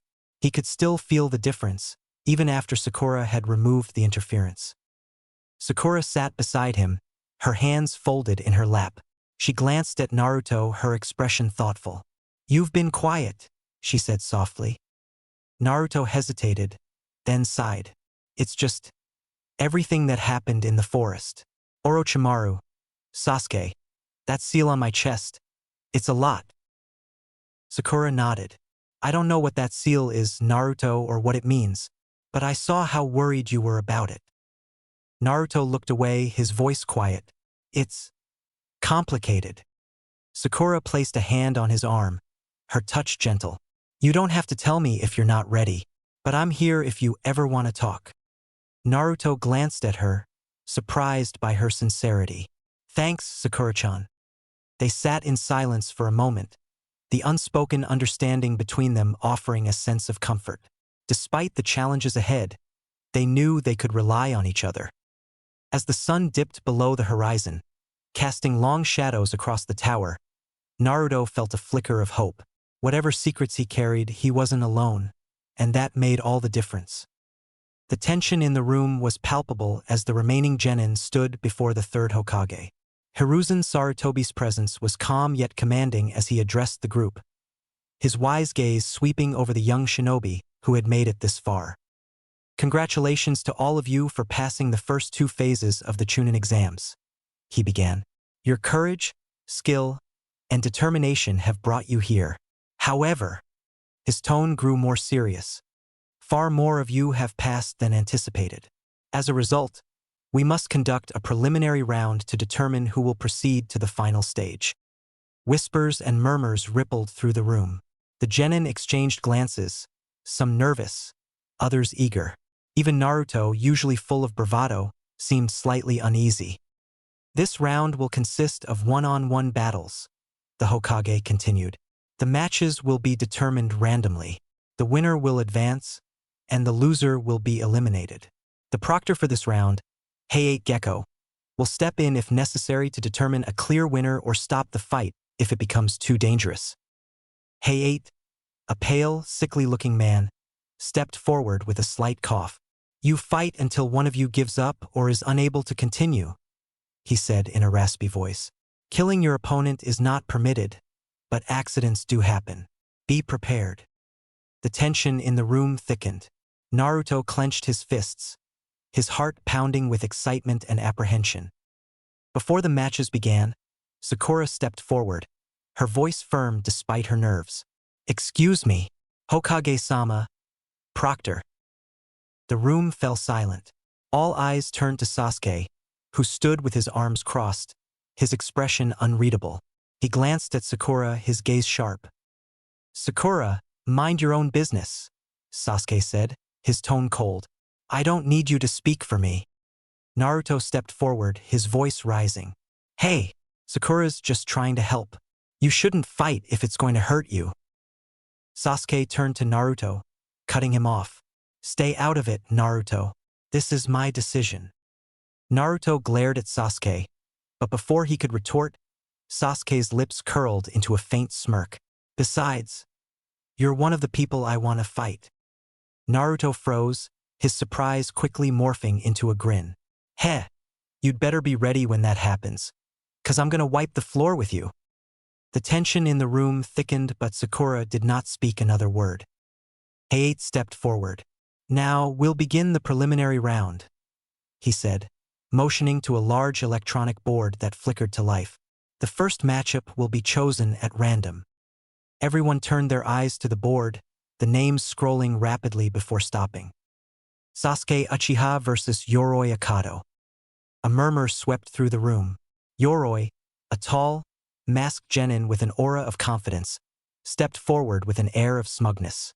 Sasuke followed, his posture calm and collected despite the weight of the curse mark on his neck. Sakura bit her lip, her worry evident. Sasuke. Naruto grinned, his voice loud and encouraging. You've got this, Sasuke. Show him what you've got. Sasuke didn't acknowledge him as he stepped into the center of the room. Yoroi stood across from him, his hands twitching with anticipation. Hayate raised his hand. Begin. Yoroi wasted no time, lunging at Sasuke with surprising speed. Sasuke dodged effortlessly, his two-tomo Sharingan activating with a faint red glow. Yoroi smirked, his hands glowing faintly as he launched a barrage of chakra-absorbing attacks. Sasuke grimaced, narrowly avoiding a strike to his chest. He felt a tingle course through his arm as he deflected an overextended cross. He's stealing my chakra, even with marginal contact. Yoroi's laughter echoed through the room. You're already slowing down, Uchiha. What's the matter? Feeling weak? Sasuke's eyes narrowed. He analyzed Yoroi's movements, waiting for an opening. When Yoroi lunged again, Sasuke dodged to the side and countered with a fierce kick to his opponent's ribs. Yoroi staggered back, his smirk replaced by a scowl. Don't underestimate me, Sasuke muttered, his voice low and steady. The curse mark began to tingle on his neck, its sinister energy clawing at his senses. For a moment, he savored the sense of righteous purpose he felt, an almost religious zeal that made him feel invulnerable. He thought of Naruto's inexplicably red chakra that carried with it such a heavy presence. I won't lose to you. His eyes downcast, Sasuke felt small next to Naruto's growing strength and the ever-looming, inexorable shadow his brother cast. He gritted his teeth, suppressing the mark's influence with the aid of Kakashi's seal as he pressed the attack.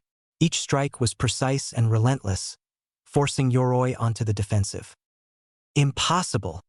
Yoroi scowled deeply as he felt himself rapidly losing ground, both figuratively in terms of the battle's momentum and literally in terms of the floor beneath his feet, retreating into the rapidly approaching wall. By inadvertent instinct, he locked eyes with his opponent. He cursed his mistake before even noticing that Sasuke's Sharingan now contained 3 methodically spinning tomo. Finally, Sasuke feinted left before landing a devastating blow to Yoroi's chest, following it by exhaling a great fireball jutsu that hit head-on, sending him crashing to the ground, bruised and burned. Yoroi groaned, unable to rise. Hayate stepped forward, raising his hand. Winner! Sasuke Uchiha! The room erupted into a mix of cheers and murmurs. Sasuke stood over his fallen opponent, his breathing heavy but controlled. He turned and walked back to his team, his face unreadable. Sakura exhaled in relief. He did it. Naruto grinned, clapping Sasuke on the shoulder. Not bad, Sasuke, but you'd better save some of that for when we fight. Sasuke smirked faintly. We'll see. As the next matchup began to roll on the board, the tension in the room reignited. The preliminary round had only just begun, and the true tests of their strength were yet to come. You used the curse mark, Kakashi said finally, his voice low but steady. They stood in the medical room and spoke in hushed, harsh whispers. Only for a moment, Sasuke protested, his jaw tightening. That's not the point, Kakashi said, stepping closer. I warned you about that power. It's dangerous, Sasuke. The more you use it, the more it will consume you. Sasuke turned his head, his Sharingan flaring briefly as he met Kakashi's gaze. I'll use any tool I have at my disposal to fulfill my goal. If it helps me become strong enough to fight him, why shouldn't I? Kakashi sighed, running a hand through his hair. Because that's exactly what Orochimaru wants. He's luring you in, Sasuke, promising you power, but it's a trap. That mark isn't a gift. It's a curse. You're giving yourself, your power and your mind to that snake. Sasuke's eyes narrowed. And what would you have me do? Wait, hope that training with Naruto and Sakura will somehow make me strong enough to defeat. He stopped himself, his voice breaking slightly. You wouldn't understand. He took everything from me, sensei. Kakashi's visible eye softened. You think I don't know what it's like to lose people? To have them taken from me and to want revenge? To feel powerless? He paused, his voice dropping. I've been where you are, Sasuke, and I've seen what that path leads to. Sasuke clenched his fists, looking away. I don't have time to wait. Before Kakashi could respond, the air grew heavy. A sinister presence washed over the training ground, and both shinobi instinctively went on guard. Such conviction. A smooth, menacing voice echoed. Kakashi and Sasuke turned to see Orochimaru standing a short distance away, his golden eyes gleaming with amusement. His posture was relaxed, almost casual, but the malice radiating from him was unmistakable. Orochimaru, Kakashi said, his voice cold as his hand moved toward his kunai pouch.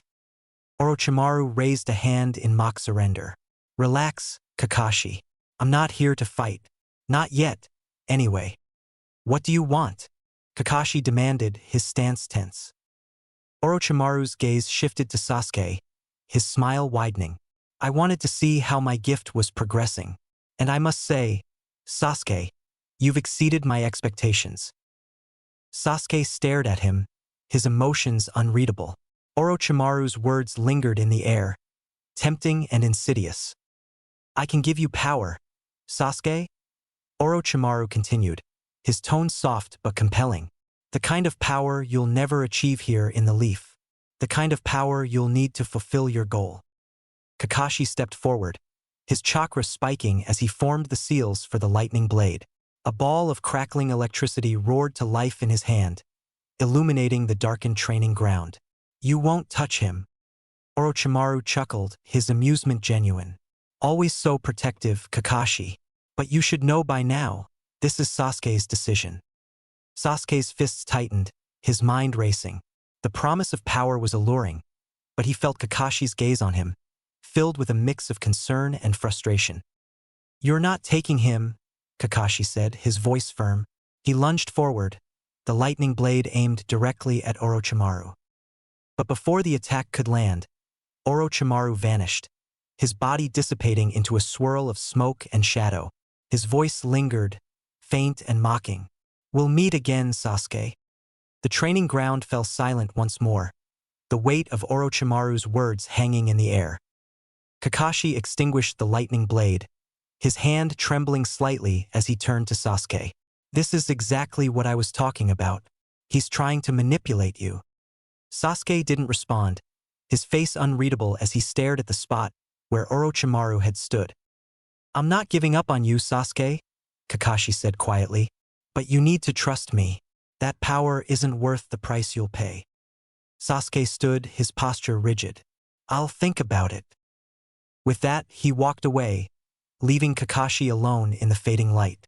The Jonin sighed, his gaze distant as he contemplated the growing storm surrounding his student. Jiraiya, I need you now more than ever, Kakashi thought, his expression grim. Chapter 12, Prelims Part 2. The room was filled with tension as the remaining genin and their senseis watched the preliminary matches from the balcony above the arena floor. Below, Hayate Gecko stood at the center, his calm demeanor masking the excitement that crackled in the air. The next match is set, Hayate announced, glancing at the electronic board as the names flickered before stopping. Shino Aburame versus Zaku Abumi. Shino adjusted his sunglasses and walked down to the arena with a measured, deliberate pace. Across from him, Zaku Abumi of the Hidden Sound Village strode forward, his face twisted with frustration. One of his arms hung uselessly at his side, still broken from Sasuke's earlier assault. You've already lost one match, Shino said, his calm voice echoing slightly in the arena. Are you sure you want to do this with only one arm? Zaku scowled, his remaining hand flexing. I'll crush you, bug boy. Hayate raised his hand. Begin. Zaku wasted no time, thrusting his functional arm forward and releasing a powerful blast of compressed air. Shino moved fluidly, avoiding the attack with ease. The air cannon shattered part of the arena floor, sending debris flying. Still fast, huh? Zaku muttered, glaring at Shino. Let's see how long you can dodge. Another blast followed, then another, but Shino weaved between them with minimal effort. His movements were precise, as if he were analyzing Zaku's every move. You rely too much on brute force, Shino said, his tone calm. And like I've told you, you've already lost this fight. What are you talking about? Zaku snarled. Shino lifted his hand, revealing a swarm of Kikachu insects crawling across his palm. While you were busy trying to hit me, my insects were closing in. Zaku's eyes widened as he noticed the black swarm spreading across the arena floor, climbing the walls and surrounding him. They moved like a living wave, cutting off any possible escape. Damn it! Zaku shouted, aiming his air cannon at the incoming swarm. He fired a desperate blast, scattering some of the insects but failing to stop the tide. The Kikachu swarmed over Zaku, crawling across his body and latching onto his remaining functional arm. Zaku screamed as they began to drain his chakra. Yield, Shino said, his voice emotionless, or this will only get worse. Gritting his teeth, Zaku fell to one knee, unable to fight back against the relentless insects. I give up. Hayate raised his hand. Winner, Shino Aburame. Shino silently recalled his insects, walking back to the balcony without sparing Zaku another glance. The defeated sound ninja was carried away, his expression a mix of rage and humiliation. The board lit up once more, displaying the names of the next match. Kankuro versus Misumi Tsurugi. Kankuro smirked as he descended the stairs to the arena, his puppet strapped to his back. Misumi, a genin from the hidden leaf, followed, his expression calm but focused. This should be fun, Kankuro said, his voice laced with arrogance. Try not to embarrass yourself too much. Misumi adjusted his gloves, his tone cold. I'll finish this quickly. Hayate glanced between them before signaling the start of the match. Begin. Misumi darted forward with surprising speed, closing the distance between them in an instant. You rely too much on that puppet, he said, aiming a punch at Kankuro's chest. Kankuro dodged, but Misumi's body twisted unnaturally, his arms elongating like ropes as he wrapped around Kankuro. The sand ninja grunted as the coils tightened around him, immobilizing his movements. I told you I'd end this quickly, Misumi said, his voice smug. I can crush every bone in your body. Kankuro grinned, despite the pressure. You really think you've got me? Misumi's brow furrowed. What? In a blur of motion, Kankuro's body fell apart, revealing a wooden frame beneath the cloth. The real Kankuro stood a few feet away, his fingers moving in intricate patterns as he controlled the puppet. You were fighting Karasu the whole time, Kankuro said, his grin widening. And now, it's my turn. The puppet sprang to life, its limbs spinning and extending with blinding speed. Misumi barely had time to react before Karasu's segmented arms shot forward, wrapping around him in a crushing grip. Let's see how you like being squeezed, Kankuro said, his voice cold. Misumi struggled, but the puppet's grip was unrelenting. With a flick of his fingers, Kankuro tightened the hold until Misumi cried out in pain. I give up, Misumi shouted, his voice strained. Hayate stepped in, raising his hand. Winner, Kankuro. Kankuro released Misumi, who crumpled to the ground, clutching his sides. With a smug grin, Kankuro hoisted Karasu onto his back and returned to the balcony. The remaining genin watched from above, the tension growing with each match. Naruto leaned against the railing, his fists clenched in anticipation. These guys are tough, he muttered, glancing at his teammates. But we've seen tougher. Sakura nodded, her eyes flicking to Sasuke, who stood silently, his face unreadable. The curse mark on his neck was a constant reminder of the challenges ahead. The preliminary matches continued, each fight bringing the participants closer to the final stage, and to the truths they would uncover about themselves and their limits.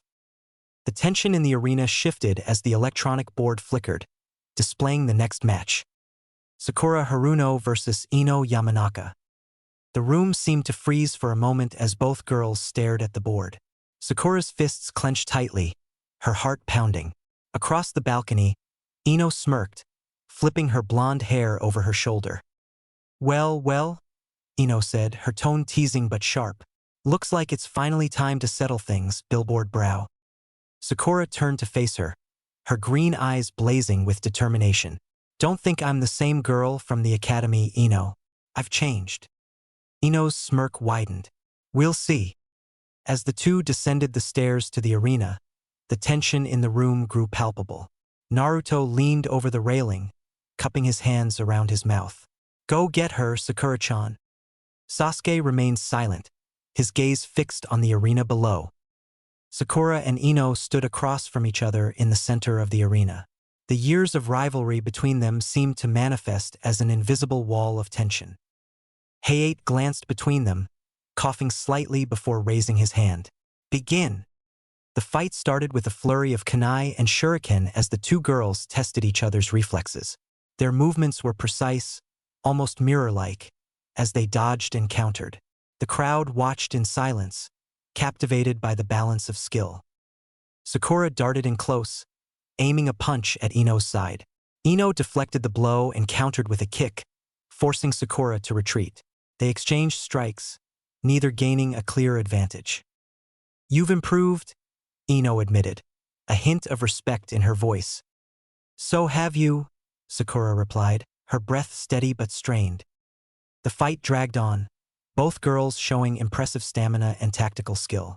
Ino's confidence began to waver as she realized just how evenly matched they were. I didn't think you'd last this long, Ino said, forming a series of hand seals. But let's see how you handle this. She raised her hands, her chakra focusing into a single point. Mind transfer jutsu. A faint light enveloped her body as her consciousness shot toward Sakura. The crowd held their breath as the technique connected. Sakura froze, her body stiffening as Ino's jutsu took hold. Ino's voice echoed through Sakura's lips, a triumphant smirk appearing on her face. Looks like I win, billboard brow. But as Ino prepared to raise Sakura's hand in surrender, a sudden jolt of energy surged through Sakura's body. Her green eyes flared with defiance, and with a scream of sheer willpower, she forced Ino out of her mind. Ino stumbled back, her chakra depleted from the failed jutsu. She stared at Sakura in shock. How? Sakura steadied herself, her breathing ragged. I told you, I'm not the same girl from before. My will is stronger than you think. The two girls stood facing each other, their bodies trembling from exhaustion. Neither had the energy left for fancy techniques. It would come down to one final attack. They charged at each other simultaneously, fists raised. Time seemed to slow as they closed the distance, their punches colliding with equal force. The impact sent both of them sprawling to the ground, unmoving. The arena fell silent as everyone waited for one of them to rise, but neither did. Hayate stepped forward, checking their conditions before raising his hand. This match is a draw, he announced. Neither Sakura Haruno nor Ino Yamanaka will advance to the next round. Naruto slammed his hands on the railing. What? No way. Sakura-chan should have won. Calm down, idiot, Sasuke muttered, though his gaze lingered on Sakura's unconscious form. Medics arrived to carry both girls off the field. As they were taken to the infirmary, the tension in the room shifted once more.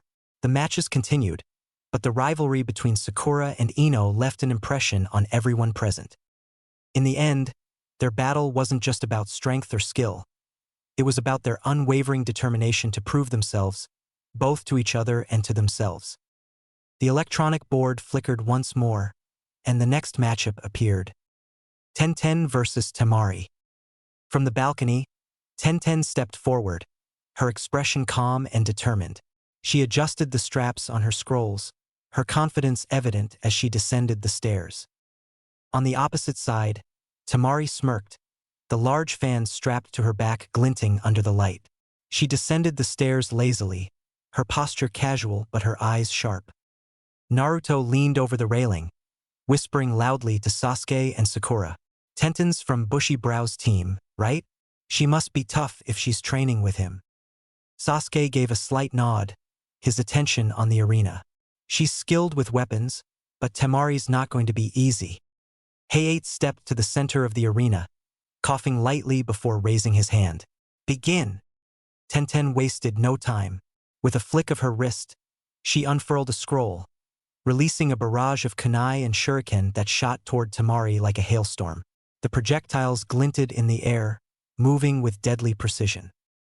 Temari smirked, gripping the handle of her fan. With a single, fluid motion, she swung it open, unleashing a gust of wind that scattered the weapons harmlessly to the ground. The force of the wind tore through the arena, ruffling Tenten's hair and clothes. "That's all you've got?"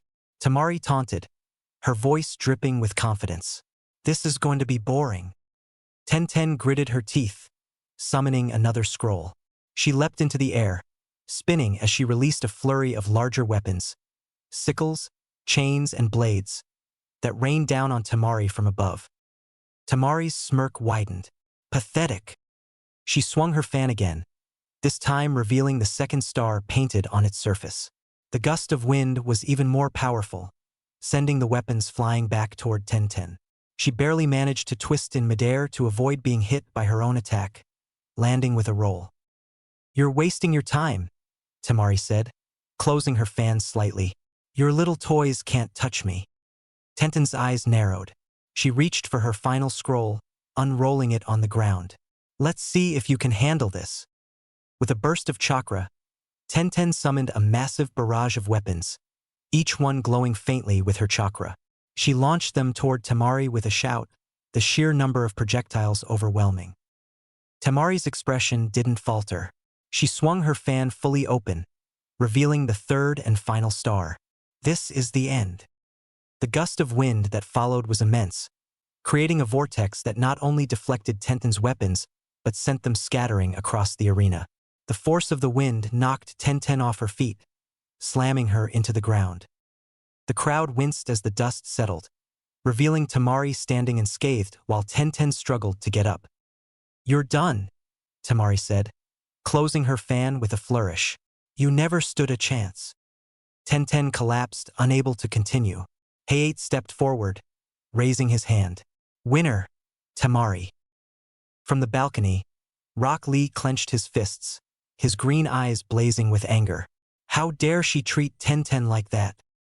Before anyone could stop him, Lee leapt from the balcony, landing in front of Temari with a determined expression.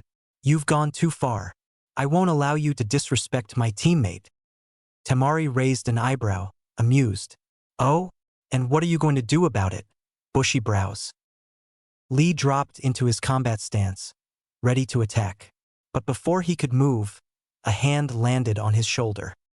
"Lee," my guy said, his voice calm but firm. "This isn't your fight." "But Guy-sensei," Lee protested, his eyes wide with frustration. Guy shook his head, his usual cheerful demeanor replaced by a rare seriousness. "Your time will come, Lee. For now, let it go." Lee hesitated, his fists trembling, but he finally relented, stepping back. Temari smirked, turning to walk back to the balcony without another word. As Tenten was carried off to the infirmary, the tension in the arena remained thick. The matches continued, but the dominance Temari displayed left a lasting impression on everyone watching. The board flickered again, displaying the next match. Shikamaru Nara versus Kintsuchi. Shikamaru let out a long sigh, scratching the back of his head. "Great, just what I needed. More work." Ino smacked him lightly on the shoulder. "Stop whining and go show them what you've got." Choji, munching on a bag of chips, added, "Yeah, good luck, Shikamaru." Shikamaru reluctantly made his way to the arena floor, his hands stuffed into his pockets. Across from him, Kintsuchi from the Hidden Sound Village stood confidently, her sanbon glinting in the light. Kin smirked, her tone mocking. "You're the lazy one, right? This should be easy." Shikamaru shrugged, his expression bored. "Maybe, or maybe not." Hayate raised his hand, coughing lightly before announcing, "Begin!" Shikamaru immediately formed the seal for his shadow imitation technique, sending his shadow snaking across the arena floor toward Kin. She jumped back, easily avoiding the advancing shadow. "Too slow," she taunted, throwing a pair of sanbon at Shikamaru. He ducked, dodging them with minimal effort. Kin continued her attack, throwing more sanbon, some with tiny bells attached. The soft ringing filled the arena, the sound coming from different directions as she manipulated the bells with thin, nearly invisible strings. The dissonance of the bells seemed to throw Shikamaru off, forcing him to glance around, searching for the source of the noise. Kin grinned as she flung another senbon, this time from behind him. The needle grazed his shoulder, and Shikamaru winced. "Tisich, that's annoying." Kin laughed. "You're predictable. I saw your little shadow trick during the Forest of Death. You can't catch me with it." Shikamaru didn't respond, his face calm as he studied her movements. His shadow edged closer to her, but she dodged again, her movements fluid and precise. The bells continued to chime, the strings creating additional shadows that disrupted Shikamaru's ability to pinpoint her location. "This is such a drag," he muttered, crouching slightly. Kin, emboldened by his apparent frustration, lunged forward with another barrage of senbon. Shikamaru narrowly avoided the attack, his shadow creeping forward again. This time, it connected with the strings Kin was holding, traveling along them and catching her shadow. Kin froze, her eyes widening in shock. "What?" Shikamaru stood, his hands forming the shadow imitation seal as he smirked. "You shouldn't have kept hold of those strings. Thanks for the shortcut." Kin's movements mirrored Shikamaru's as the jutsu took effect. She glared at him, her frustration mounting. "So what? We're just stuck like this now." Shikamaru reached for a shuriken, and Kin, forced to mimic his actions, did the same. They both hurled the weapons simultaneously. Kin's shuriken missed entirely, while Shikamaru's grazed her shoulder. "That was pointless," Kin sneered. "Was it?" Shikamaru replied, tilting his head toward the wall behind her. Kin frowned, confused, as Shikamaru crouched slightly. When she instinctively followed suit, her head banged into the wall behind her with a loud thud. The impact knocked her out instantly, and her body slumped to the ground as Shikamaru released the jutsu. The arena was silent for a moment before Heiei stepped forward, raising his hand. "Winner, Shikamaru Nara." Shikamaru let out another sigh, scratching the back of his head as he walked back to the balcony. "How troublesome." Naruto leaned over the railing, his jaw dropping. "That was awesome, Shikamaru. How'd you come up with that?" Shikamaru shrugged. "She did most of the work. All I had to do was wait for the right moment." Ino crossed her arms, grinning. "That's my teammate. Way to show everyone how smart you are." Shikamaru waved her off, muttering something about it being too troublesome to celebrate. But as he leaned against the wall, his sharp eyes flicked to the arena, already thinking about the challenges still to come. The atmosphere in the room shifted as the board displayed the next match. Naruto Uzumaki versus Kiba Inuzuka. Naruto's face lit up with excitement. "Finally! My turn!" He leapt to his feet, grinning confidently as he made his way down to the arena floor. Kiba smirked, his canine partner Akamaru perched on his shoulder. "This won't take long," Kiba said, cracking his knuckles as he walked down the stairs. "I've been waiting to show everyone what I'm made of." From the balcony, Hinata's soft voice broke through the chatter. "Don't underestimate him, Shino." Shino glanced at her, his expression unreadable. "Naruto's unpredictable, but Kiba is stronger." Hinata frowned, her hands clutched nervously in front of her. "Naruto-kun has improved a lot. You'll see." Meanwhile, Sakura gripped the railing tightly, her green eyes fixed on Naruto. "You've got this one, Naruto. Don't mess this up," she muttered under her breath. As the two opponents faced off in the arena, Heiei raised his hand. "Begin." Kiba wasted no time, charging forward with Akamaru at his side. His speed was impressive, closing the gap between him and Naruto in an instant. Kiba struck with a feral intensity, his fists and feet moving like a whirlwind. Naruto barely managed to dodge the initial attack, and found himself ducking and weaving to avoid Kiba's follow-up strikes. Kiba was relentless, landing a solid hit to Naruto's side and sending him skidding across the arena floor. Kiba smirked, standing tall. "Is this all you've got, Naruto? I thought you'd at least put up a fight." Naruto groaned as he pushed himself to his feet, his grin unfazed. That's what you think. Let's see how you handle this. Forming the cross seal, Naruto shouted, "Shadow clone jutsu." In an instant, a dozen clones sprang to life, surrounding Kiba and Akamaru. The spectators were stunned. Kurenai turned an accusatory gaze to Kakashi. "You taught him shadow clones?" Guy interjected, his voice filled with enthusiasm. No. I saw Naruto training with a shadow clone before Kakashi even met him. I was observing my youthful student Lee's progress when Lee gave Naruto a few pointers. For that reason, I believe Naruto will win." His teeth sparkled, his thumbs-up pose radiant. Kakashi sighed, his tone nonchalant. Naruto taught himself the shadow clone jutsu. He also taught his teammates the technique. At that, Sasuke and Sakura exchanged uncomfortable glances, not used to being under scrutiny. Kakashi continued, "Of course, no ordinary person could make so many. Even I can only create 5 clones before noticing the toll on my chakra." The genin spectators were silent, their previous doubts about Naruto fading. For the first time, they began to see him in a different light. In the arena, Kiba narrowed his eyes. "Clone jutsu, huh? They're just illusions. Let's see how tough you really are." Akamaru leapt from Kiba's shoulder, transforming into a perfect clone of his master with a puff of smoke. The two Kibas tore through Naruto's clones with vicious efficiency, their speed and coordination overwhelming. But Naruto wasn't done. "You think you've got me figured out? Guess again." As the last of his clones fell, Naruto surged forward, using the opening created by the chaos to get close. Kiba swung at him, but Naruto ducked under the attack, landing a solid punch to Kiba's stomach. "Don't underestimate me," Naruto shouted, leaping back to create distance. Kiba growled, clutching his stomach. "You're tougher than I thought, but this is over now. Fong over Fong." Kiba and Akamaru spun toward Naruto like twin cyclones, tearing through his new wave of clones with raw power.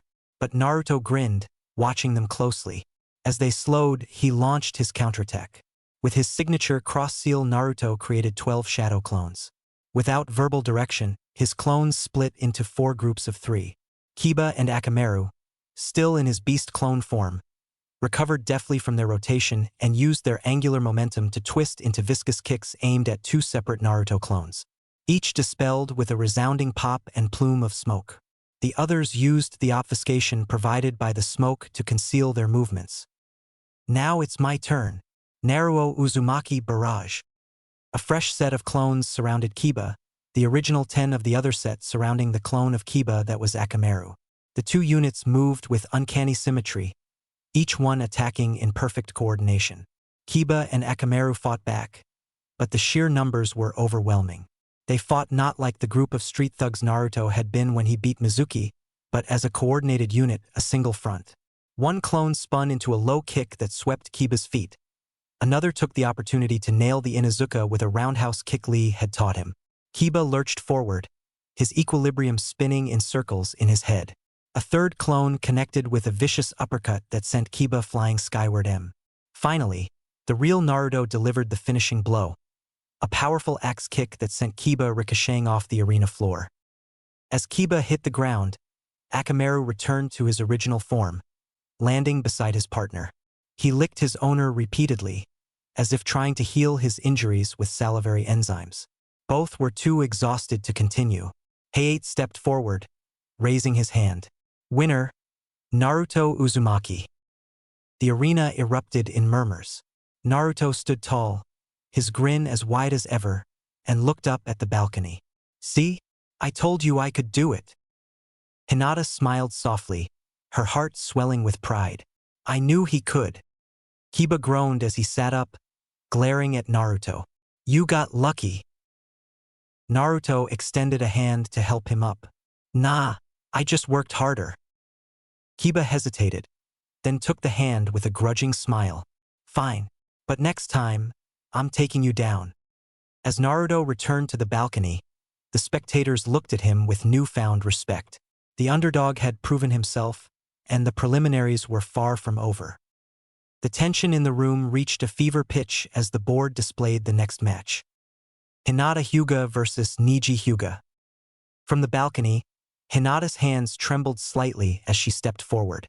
Her soft lavender eyes darted toward her opponent, Neji, who stood calm and impassive.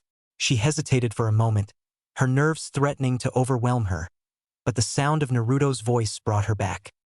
"You've got this, Hinata," Naruto shouted, his voice filled with encouragement. "Show him what you're made of." Kiba, still being carried off on a stretcher after his fight, looked over and called out weakly, "Hinata, just forfeit. You don't have to do this." Hinata's hands balled into fists as she descended the stairs. She glanced back at Naruto, who gave her a wide, reassuring grin. Summoning her courage, she whispered to herself, "I can do this." In the center of the arena, Neji watched her approach with an air of disinterest. His arms were crossed, and his gaze was piercing. "Hinata, you should listen to Kiba and forfeit. You can't win." Hinata stood a few feet away from him, her hands clasped in front of her. I won't give up," she said softly, though her voice wavered. Neji raised an eyebrow, his tone cold. "You're too kind, too weak to ever be a true shinobi. It's not just your lack of strength, but your nature. You don't have the resolve to fight, let alone win." Hinata flinched at his words, her insecurities threatening to swallow her whole. The crowd above murmured, their eyes darting between the two Hyuga. Naruto clenched the railing, his face set in frustration. Hayate stepped forward, raising his hand. "Begin." The battle started with both combatants activating their Byakugan, the veins around their eyes bulging as they focused their vision and chakra. They moved into the signature gentle fist stances of the Hyuga clan. Hinata made the first move, dashing forward and striking at Neji with precision. Neji parried effortlessly, countering with a flurry of strikes that forced Hinata to retreat. Their blows were fast and deliberate, each aimed at disrupting the other's chakra network. Hinata darted forward again, seemingly undeterred, her movements swift and precise. Her palms struck out in a rapid flurry, aiming for the chakra points along Neji's arms.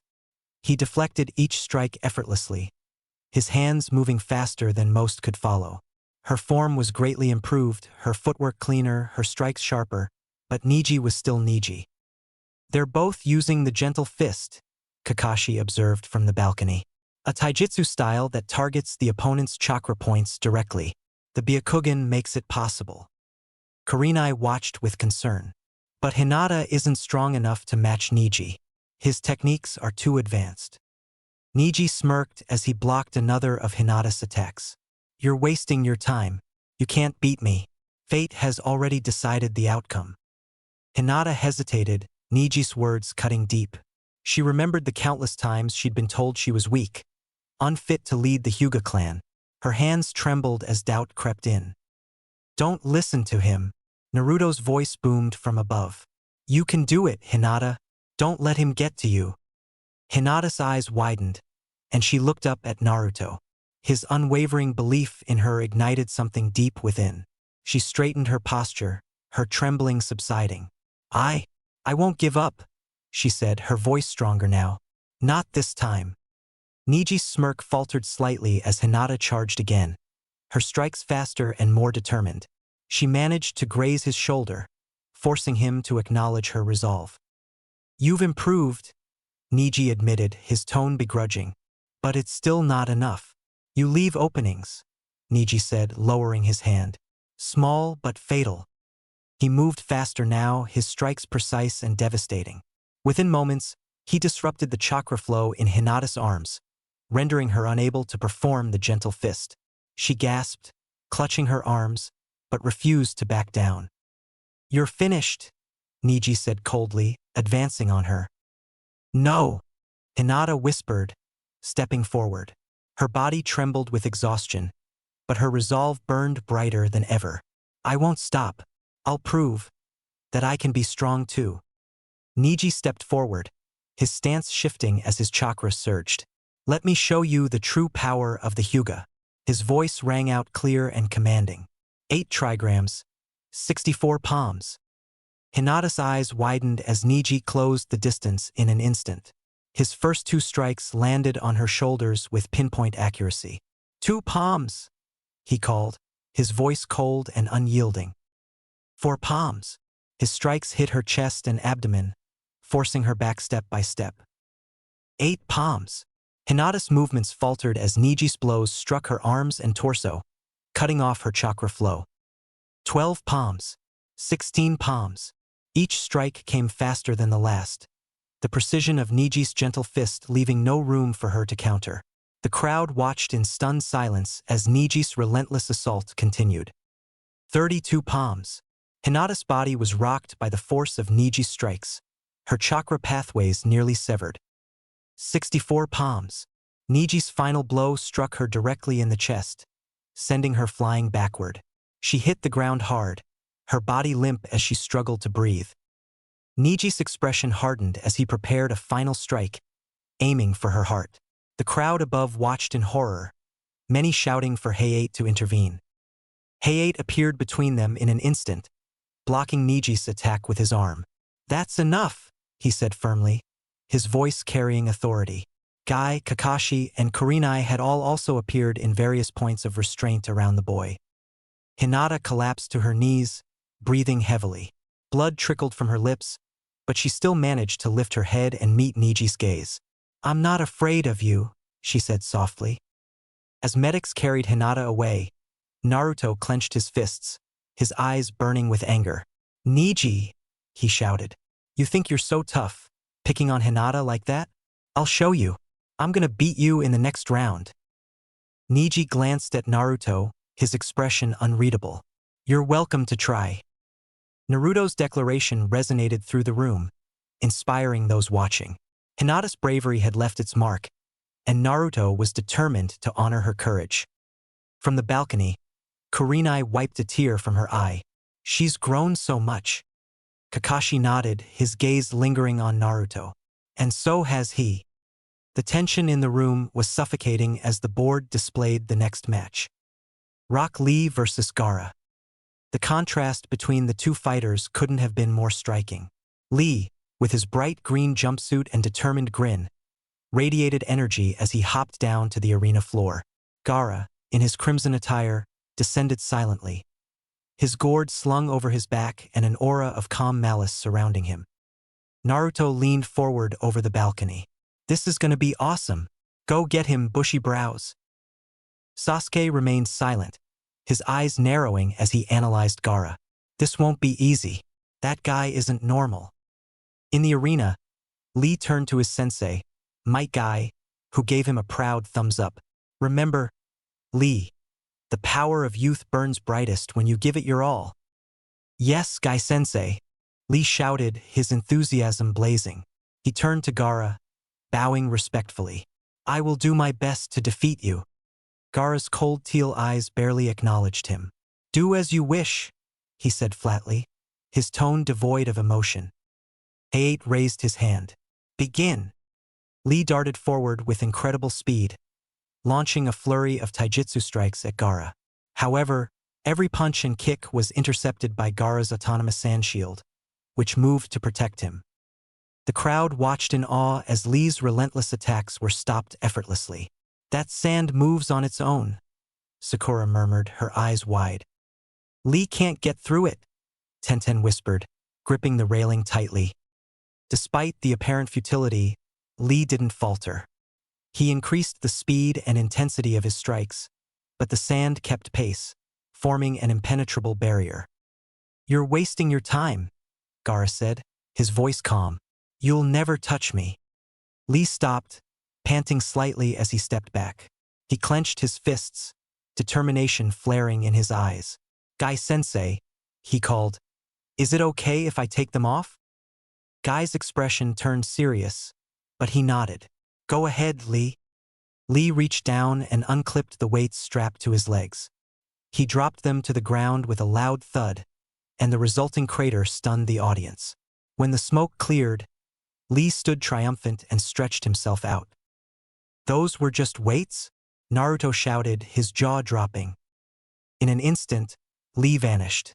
The next moment, he reappeared behind Gaara, landing a powerful kick to his side. The sand barrier wasn't fast enough to block the attack. Gaara staggered, his eyes widening in surprise. He hit me. The crowd erupted into murmurs of disbelief. For the first time in his life, Gaara had been struck. Lee pressed his advantage, moving with such speed that Gaara's sand couldn't keep up. His taijutsu strikes landed one after another, forcing Gaara onto the defensive. However, as Lee's attacks grew more ferocious, Gaara's armor of sand became apparent, protecting his body even when the shield failed. He's got another layer of defense, Kakashi observed from the balcony. This won't be easy for Lee. Realizing his normal attacks wouldn't work, Lee leapt back and reached for the bandages on his arms. Wrapping them tightly around Gaara mid-dash, he launched into the air, spinning rapidly as he executed the front lotus. Gaara crashed to the ground with tremendous force, but as the dust settled, it was revealed that Lee had only struck a sand clone. The real Gaara appeared behind him, his expression calm once again. Lee landed, his body shaking slightly from the strain of the front lotus. He's stronger than I thought, Lee muttered, sweat dripping from his brow. Guy shouted down, Lee, you have my permission. Open the gates. Lee's eyes widened before his expression hardened with resolve. Yes, Guy-sensei. The crowd watched in stunned silence as Lee's chakra spiked dramatically. His body glowed with a green aura as he opened the first 5 of the 8 inner gates. The sheer force of his chakra cracked the ground beneath him. What is this? Gaara murmured, for the first time showing a hint of unease. Lee vanished again, his speed now incomprehensible. He struck Gaara with a barrage of devastating blows, his movements a blur. Gaara's sand could barely react, and the armor of sand began to crack under the pressure. Take this, Lee shouted, launching Gaara into the air with a powerful kick.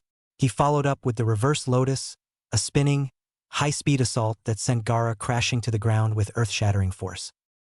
The audience erupted in cheers, but as the dust cleared, it became apparent that Gaara wasn't finished. His sand gourd had cushioned his fall, softening the impact. Lee collapsed to one knee, panting heavily. The strain of opening the gates had taken its toll, his body trembling with exhaustion. You're finished, Gaara said coldly, raising his hand. The sand around him surged forward, wrapping around Lee's left arm and leg. No! Guy shouted, leaping from the balcony as Gaara activated his sand-binding coffin. Before the sand could crush Lee completely, Guy appeared between them, deflecting the attack with a burst of chakra. He stood protectively over Lee, his expression grim. The medics rushed in, checking Lee's injuries. One shook their head, their tone somber. His arm and leg are crushed, and the strain of the gates has caused severe internal damage. He may never fight again. Guy's fists clenched as he knelt beside his student. Lee, I'm so sorry. Hayate raised his hand, his voice heavy. Winner, Gaara. The room was silent as Gaara returned to the balcony, his expression as cold and unreadable as ever. Naruto stared at him, anger simmering in his eyes. I won't let him get away with this. Sakura gripped Naruto's arm with both hands, her voice soft. Naruto. Guy carried Lee out of the arena, his face filled with regret. Despite the loss, Lee's bravery left an indelible mark on everyone watching. His determination, his strength, and his unyielding will to fight inspired them all. But the price of his courage was devastating. The electronic board flickered one final time, revealing the last matchup of the preliminaries. Choji Akimichi versus Dosu Kinyuta. Choji stood frozen, a half-eaten bag of chips in his hands. His face paled as he stared at the board, then turned toward Asuma. Sensei, do I have to? Asuma crouched next to him, placing a reassuring hand on his shoulder. Choji, you're stronger than you think. Just give it your best shot. Choji's lips quivered. But, that guy's creepy. Look at him. I'll pass.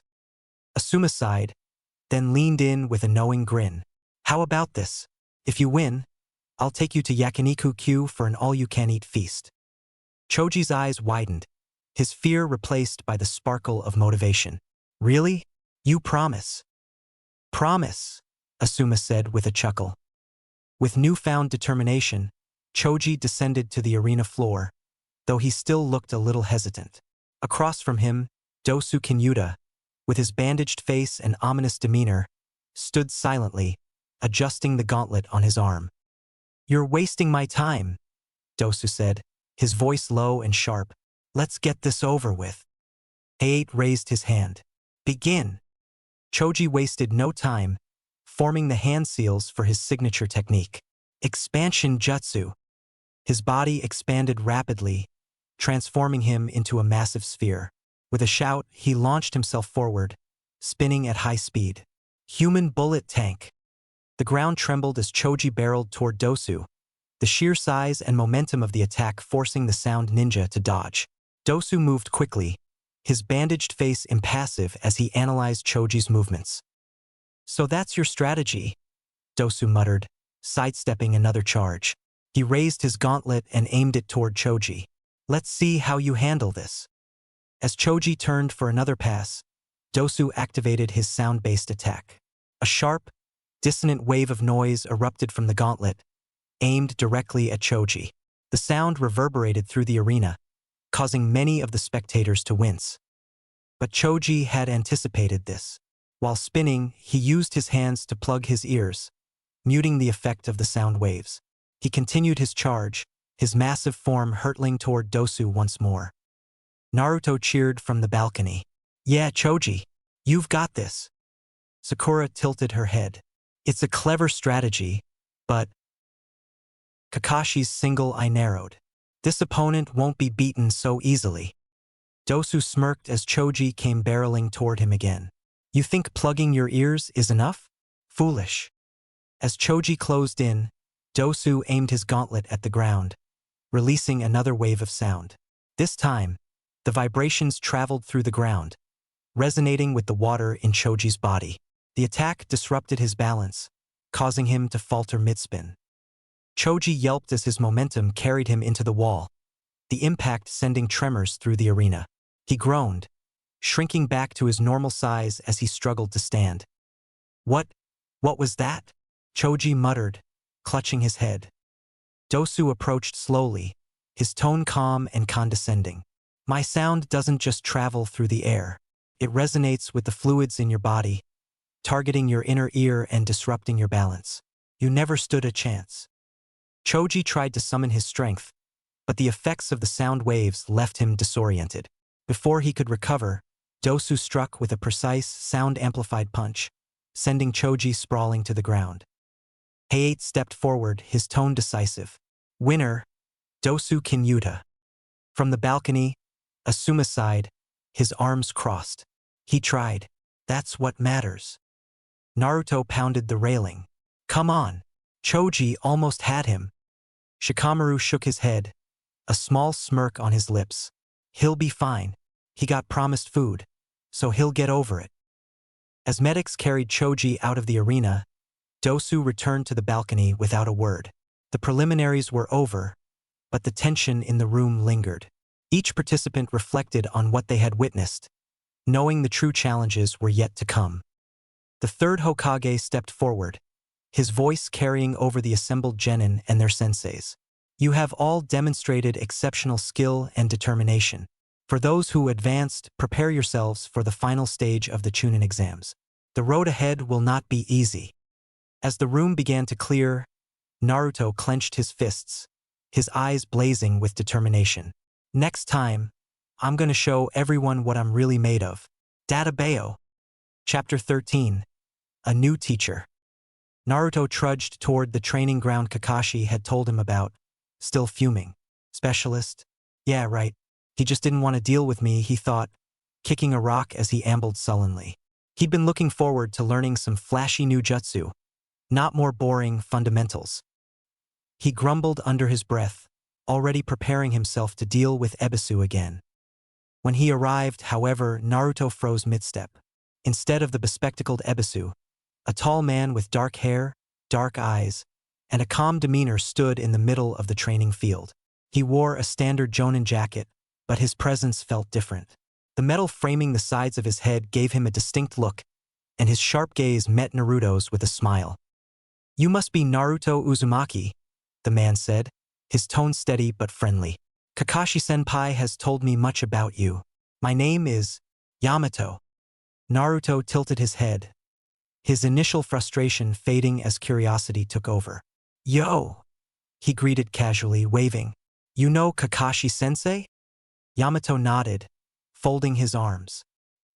He was my captain back when we were in the Umbu Black Ops together. Naruto's eyes widened. What? Kakashi-sensei was in the Umbu? That's so cool. He grinned broadly, his earlier irritation forgotten. So, what are you gonna teach me? Some awesome Umbu techniques? Yamato chuckled softly, shaking his head. Not exactly. I'm here to help you refine your chakra control.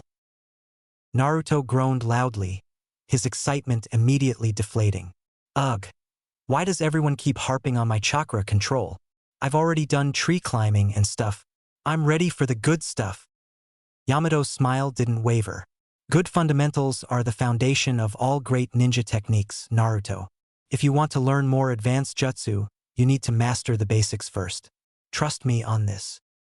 Naruto crossed his arms, pouting. Fine, let's get this over with. Yamato led Naruto to a nearby canal, the sound of flowing water filling the air. Today, we're going to work on water walking. You've already practiced tree climbing, which focused on maintaining a steady flow of chakra. Water walking is similar but requires you to adjust your chakra dynamically since water is constantly moving. Yamato stepped onto the water with practiced ease, his feet barely causing a ripple. Like this. Naruto watched, his arms still crossed. Looks easy enough. Give it a try, Yamato encouraged, stepping back to give Naruto space. Naruto took a deep breath and stepped onto the water. For a moment, he managed to stay afloat. But then his chakra wavered, and he sank knee-deep into the canal with a loud splash. Gah! This is harder than it looks, Naruto shouted, flailing as he pulled himself back to the surface. Yamato chuckled. That's why we practice. For hours, Naruto tried again and again, his frustration growing with each failed attempt. But as the afternoon wore on, his determination began to shine through. Slowly but surely, he started to adjust his chakra flow, finding the balance he needed to stay on top of the water. By the time the sun began to dip below the horizon, Naruto stood on the water's surface with a triumphant grin. I did it! I'm walking on water! He threw his arms in the air, laughing. Yamato clapped his hands lightly. Well done, Naruto. You've made excellent progress. Naruto turned to him, his grin still wide. Thanks, Yamato-sensei. Maybe this fundamental stuff isn't so bad after all. Their celebration was cut short by an odd giggling sound coming from the nearby bathhouse. Naruto's ears perked up, and he glanced at Yamato. You hear that? Yamato frowned, his expression turning serious. I do. Let's check it out. The two moved cautiously toward the source of the sound, staying low and silent. As they approached the fence surrounding the bathhouse, Naruto peeked through a small gap and immediately spotted the source of the giggling. A white-haired man was crouched by the fence, peering through a hole with an unsettling intensity. His laughter was punctuated by muttered comments and a lecherous grin that made Naruto's face turn red. Who the heck is this pervy old man? Naruto whispered to Yamato, his voice a mix of confusion and irritation. Yamato's calm demeanor cracked slightly, his brow twitching. That would be Jiraiya-sama, one of the legendary Sanin. Naruto's jaw dropped. That's one of the Sanin. He's just some old perv. No way he was on Orochimaru's team. Jiraiya turned suddenly, as if sensing their presence. He grinned sheepishly, standing and dusting off his red cloak. Ah, Naruto, you must be the boy Kakashi told me about. Wait, you know me? Naruto blinked. Oh, I know plenty about you, Jiraiya said, his grin widening. And if you're done playing around with fundamentals, I'm here to teach you something interesting. Naruto glanced at Yamato, who looked less than thrilled. Yamato-sensei, who is this guy? Yamato sighed. Your newest teacher, apparently. Naruto's eyes lit up. Finally, someone who's gonna teach me something awesome. Oh, don't worry. By the time we're done, you'll be exuding awesome from your very being. For I am the gallant toad sage of Mount Myaboku. Jiraiya spoke with it. Naruto panted, sweat dripping down his face as he glared at the small, wriggling tadpole in front of him. It flopped uselessly on the ground, and he groaned, clutching his head in frustration. 3 days and it's still a tadpole, he yelled, throwing his hands in the air. The tadpole croaked weakly in response, as if mocking him. Jiraiya, sitting nearby on a rock, sipped from a bottle of sake, utterly unfazed. Patience, kid. Summoning is all about balance and control. You're improving. Last night, you almost got legs on one of them. Naruto glared at the hermit, his frustration boiling over. I don't get it. Yamato-sensei actually shows me useful stuff. Like that chakra paper he gave me yesterday. Did you know I've got 2 chakra natures? Water and earth. Ha! He paused, rubbing his chin thoughtfully. Though, I guess I already kinda knew that. Jiraiya raised an eyebrow at Naruto's idiosyncrasies. Fascinating as your inner monologue is, brat, we're trying something new today. You're going to thank me for this later. Moments later, Naruto was screaming at the top of his lungs as the ground disappeared beneath him. You threw me off a cliff. A cliff? What kind of teacher does this? He yelled, his voice echoing as he plummeted into a dark, seemingly bottomless ravine. Jiraiya's voice called down after him, calm and maddeningly casual. Relax, kid. If you figure out how to summon properly, you'll save yourself. If not, well, let's just say you won't need to worry about training anymore. Naruto flailed, the wind whipping past him. This guy's crazy. This is child endangerment. I'm gonna die. I need a miracle. Naruto's surroundings shifted abruptly. One moment he was falling, and the next he stood in a dark, damp sewer. The faint sound of dripping water echoed around him, and a cold shiver ran down his spine. Ahead of him stood an enormous cage, the bars so large they seemed endless. The air was heavy with malice, and as he stepped closer, a massive red eye snapped open, glowing in the darkness. Well, if it isn't my jailer, a deep, guttural voice rumbled. Naruto gulped, his voice small. 9-tailed fox. The monstrous form of the 9-tails emerged from the shadows, its sheer size and malevolence filling the space. His teeth gleamed as it grinned mockingly. Would that you were but a meter closer, the fox sneered, its voice dripping with disdain. Naruto frowned, steeling himself against the creature's oppressive presence. Look, I know you don't like me, but I bet you don't like dying either.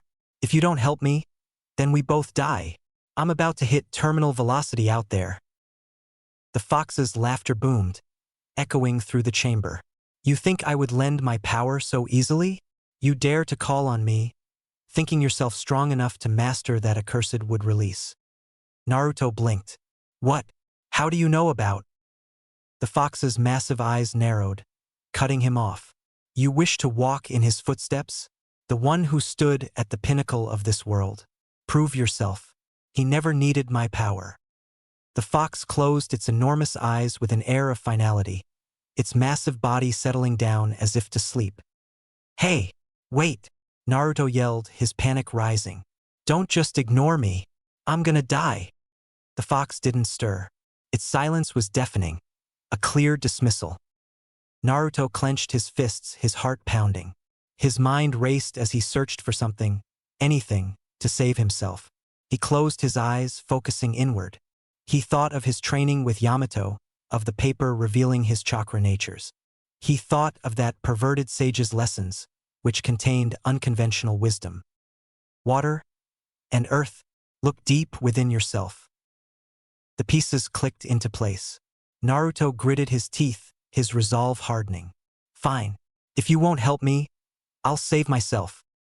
He focused all his chakra, pulling from the depths of his being. Images of his friends, his dreams, and his unrelenting desire to become Hokage filled his mind.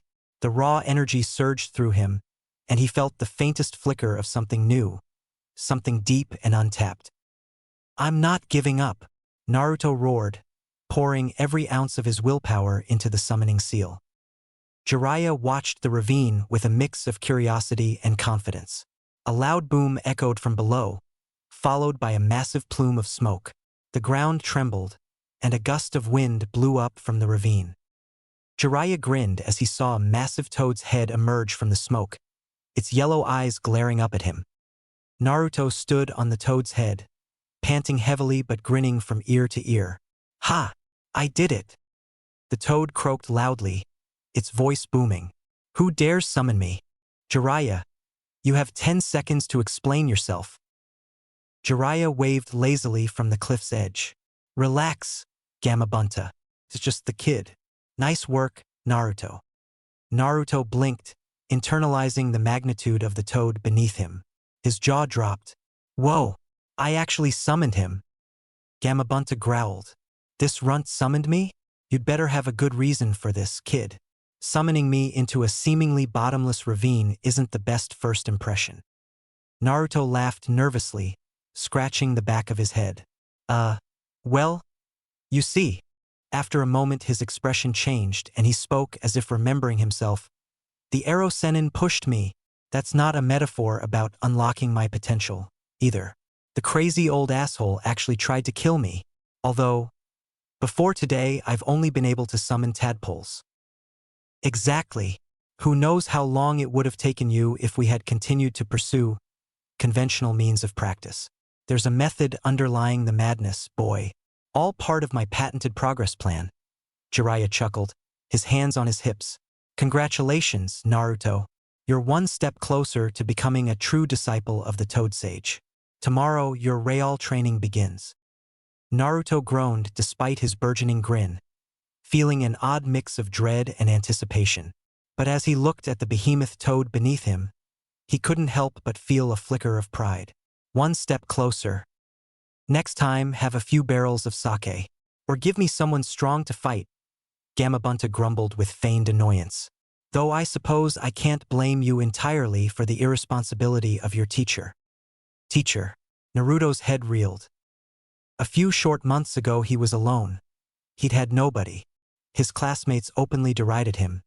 His teachers ignored him, and the general populace was content to suffer him provided he suffered in solitude.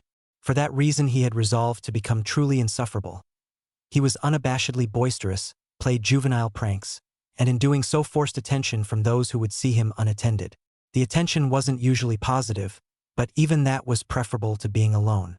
But now he had Irika-sensei, Kakashi-sensei, Sasuke, Sakura-chan, Lee, Yamato-sensei, and many more. He had friends, companions, and teachers who would suffer him willingly. He looked at the ostentatious figure of Jiraiya, who returned his dumb expression with a disarming levity. Naruto's eyes burned with resolve as he determined to learn everything he could from everybody who would deign to teach him. Sakura sat under the shade of a tall tree, panting heavily as she wiped sweat from her brow. The clearing was quiet now, the training session with Naruto and Lee having ended for the day. Lee had been as energetic as ever, shouting words of encouragement to her and Naruto as they climbed trees, ran laps, and sparred.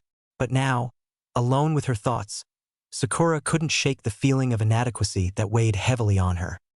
She sighed, pulling a small kunai from her pouch. Its blade gleamed faintly in the fading sunlight, but what made it special were the intricate seals she had carefully etched onto its surface over the past week. Unrolling her sealing scroll, Sakura began reviewing her notes. Her fuinjutsu studies had been the one area where she felt she could contribute something unique to her team. It had started with simple storage seals, but her ambitions had grown. Now, she was experimenting with chakra storage and transfer, even transmutation seals, inspired by the techniques of the second Hokage and the legendary Jiraiya of the Sanin. She traced her finger over the lines of one seal she mastered, the marked kunai glowing faintly in response. "Half of my chakra stored in here," she muttered to herself. "It's not much, but it's something. A start." Sakura frowned. She knew about seals like Tsunade's strength of 100, capable of storing vast amounts of chakra within the user's body. But such techniques were volatile and dangerous, and she wasn't ready to take that risk. For now, channeling her chakra into external storage was safer, even if it meant sacrificing some of her reserves during training. Her musings were interrupted by the sound of approaching footsteps. Sakura looked up, her hand instinctively tightening around her kunai. A woman stepped into the clearing, and Sakura's breath caught. The woman was stunning. Her pale skin was accentuated by her sleek purple hair, which cascaded down her back. She wore a standard Konoha Jonin uniform, though there was an air of elegance about her that made her stand out. Despite her composed appearance, Sakura noticed the woman's eyes were red and puffy. "Hello, Sakura," the woman said, her voice soft but confident. Sakura stood, uncertain. Hi, can I help you?" The woman offered a small smile. "My name is Yugao Yuzuki. Your sensei, Kakashi, was an old captain of mine. He thinks it would be beneficial for both of us if I teach you kenjutsu, the art of the blade." Sakura blinked, taken aback. "Kenjutsu? Me? Using a sword?" She glanced down at the kunai in her hand, the idea of wielding a true blade feeling foreign. "I've never thought about it. I suppose I do find myself lacking in close-range combat situations." Her voice trailed off as she tried to process the suggestion. This was Kakashi-sensei's idea. Yugao nodded, her smile faltering slightly. "Yes, he believes you have the discipline and focus needed to master the blade." Her tone was steady, but there was a weight behind her words that Sakura couldn't quite place. Sakura hesitated. She had never considered herself a swordswoman, but the offer intrigued her. "Why now? Why would he suggest this? I already lost my match. I'm out of the tournament." Yugao's expression grew distant for a moment, her eyes clouded with an unspoken sadness. "Sometimes," she said quietly, "we need a new path to find our strength." Sakura noticed the faint trembling in Yugao's hands, quickly hidden as the woman folded them behind her back. Her curiosity was piqued, but she didn't press. Instead, she nodded, her resolve firming. "All right, I'll do it. Teach me kenjutsu." Yugao's smile returned, a hint of relief in her eyes. "Good. We'll start tomorrow. Bring focus, determination, and patience." She turned to leave, but paused, glancing over her shoulder. "And Sakura, you have more potential than you realize. Don't let doubt hold you back." As the woman disappeared into the trees, Sakura sat back down, her mind buzzing. She looked at her ceiling scroll again, then at the kunai in her hand. A new determination sparked within her. If Kakashi believed she could master the blade, then she would. She wouldn't just rely on jutsu or her intellect. She would find strength in a new way and prove to herself, her teammates, and her sensei that she belonged by their side. She clenched the kunai tightly. This was the beginning of something new. The month of preparation was in full swing as Team 7 separated to pursue their individual training, each following their own path towards strength. The days passed in a blur of sweat, determination, and growth. High in the mountains, where the air was thin and crisp, Sasuke stood on a rocky outcrop, his Sharingan spinning as he watched Kakashi. His sensei stood a short distance away, holding a single kunai, the faint crackle of electricity dancing along its edge. "This is the Chidori," Kakashi explained, his voice calm but firm, a high-level technique designed for speed and precision. "It's not just about power, it's about control and strategy." Sasuke nodded, his jaw set. "Teach me." Kakashi's eye narrowed. "It's not a technique to be taken lightly. The speed makes it deadly, but it requires clear intent. Use it recklessly, and you'll leave yourself wide open." The training began with small bursts of lightning chakra, crackling in Sasuke's palm as he struggled to maintain stability. Hours turned into days as Kakashi pushed him to refine the technique. "Focus, Sasuke," Kakashi instructed. "You can't brute force this. Your chakra won't bend to your will. Feel the flow of your chakra and guide it." By the end of the week, Sasuke stood alone on a cliff edge, the Chidori blazing in his hand.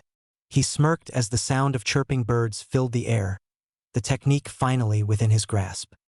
Naruto's days were divided into 3 grueling sessions. Each morning, Yamato guided him through chakra control exercises. Standing on water became second nature, and Yamato introduced new challenges, such as maintaining his balance while performing hand seals. "Your chakra reserves are immense," Yamato observed, "but that makes control even more important. Without it, you'll waste more energy than you use." In the afternoons, Jiraiya took over, focusing on summoning techniques. Naruto's frustration grew with each failed attempt to summon anything more than a tadpole. "Stop overthinking it," Jiraiya barked one day, his patience wearing thin. "Your chakra's fine. It's your conviction that's lacking. You need to believe you can do it." Finally, after countless attempts, Naruto stood atop Gamabunta, the massive toad glaring at him. "You again," Gamabunta growled. "What do you want, runt?" Naruto grinned, his exhaustion forgotten. "To get stronger." Evenings were spent with Lee and Sakura, sparring and running endless drills. Lee pushed him to his limits, shouting encouragement as they raced up the Hokage monument. Sakura's training with Yugao began with the basics. The older kunoichi handed her a simple katana, its edge unremarkable, but its weight unfamiliar in Sakura's hands. "Kenjutsu isn't just about swinging a blade," Yugao explained. "It's about precision, timing, and understanding your opponent. A sword can extend your reach, but it also leaves you vulnerable if you overcommit." Sakura practiced basic stances and strikes, her movements clumsy at first. Yugao was patient but firm, correcting her posture and guiding her hands. "You're overthinking again," Yugao said one evening as Sakura fumbled a parry. "Let your instincts guide you." "I don't have instincts for this," Sakura muttered, frustration creeping into her voice. Yugao placed a hand on her shoulder. "You do. You just haven't found them yet. Trust yourself." As the days passed, Sakura's strikes became smoother, her movements more confident. Yugao introduced her to exercises that combined kenjutsu with chakra control, showing her how to channel chakra into her blade for enhanced attacks. One evening, as the sun set, Yugao watched Sakura spar against a wooden dummy, her strikes sharp and deliberate. The older woman smiled faintly, her mind flashing back to a younger version of herself. As the month wore on, the three shinobi pushed themselves to their limits. Sasuke honed his chidori until it became second nature, the lightning chakra dancing in his palm with ease. Naruto's summoning improved, and he began experimenting with using his toads in battle scenarios.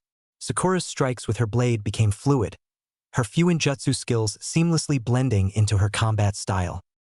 Each of them carried their own burdens and dreams, but the time apart forged them into something greater. When they finally reunited, they would find themselves stronger, ready to face the challenges that lay ahead. Naruto stood in the center of the secluded training ground, surrounded by dozens of shadow clones. Each was lost in their own attempts to control the elusive power of wood release, focusing intently as they experimented with small bursts of water and earth chakra. Naruto grinned to himself. He hadn't had time to practice wood release much over the past month, but his clones had been putting in the work for him. Now, as he absorbed their collective experience, he felt closer than ever to mastering the technique.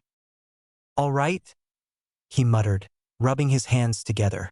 "Let's see if I can make this work." He closed his eyes and focused inward, trying to replicate the sensation his clones had described. He felt the familiar tug of his water and earth chakra, the two natures intertwining like threads in a tapestry. And then there it was, that elusive melding. Naruto seized the feeling and pulled. The ground beneath him trembled, and a meager tree, the size of a bush, sprouted from the earth. Its bark was smooth, its branches reaching skyward as if saluting its creator. Naruto grinned, his chest swelling with pride. "Yes, that's my best one yet." From the shadows of the nearby forest, a quiet clap broke the stillness. "That was impressive," Yamato said as he stepped into view, his tone calm but genuinely appreciative. "It took me years to make one that big." Naruto jumped, spinning around with a startled expression. "Yamato-sensei, I can explain." He scratched the back of his head nervously, certain that he was about to get in trouble for using what he thought were forbidden bloodline techniques. Yamato's calm smile didn't waver. "Explain what?" "Naruto, you're a wood release user."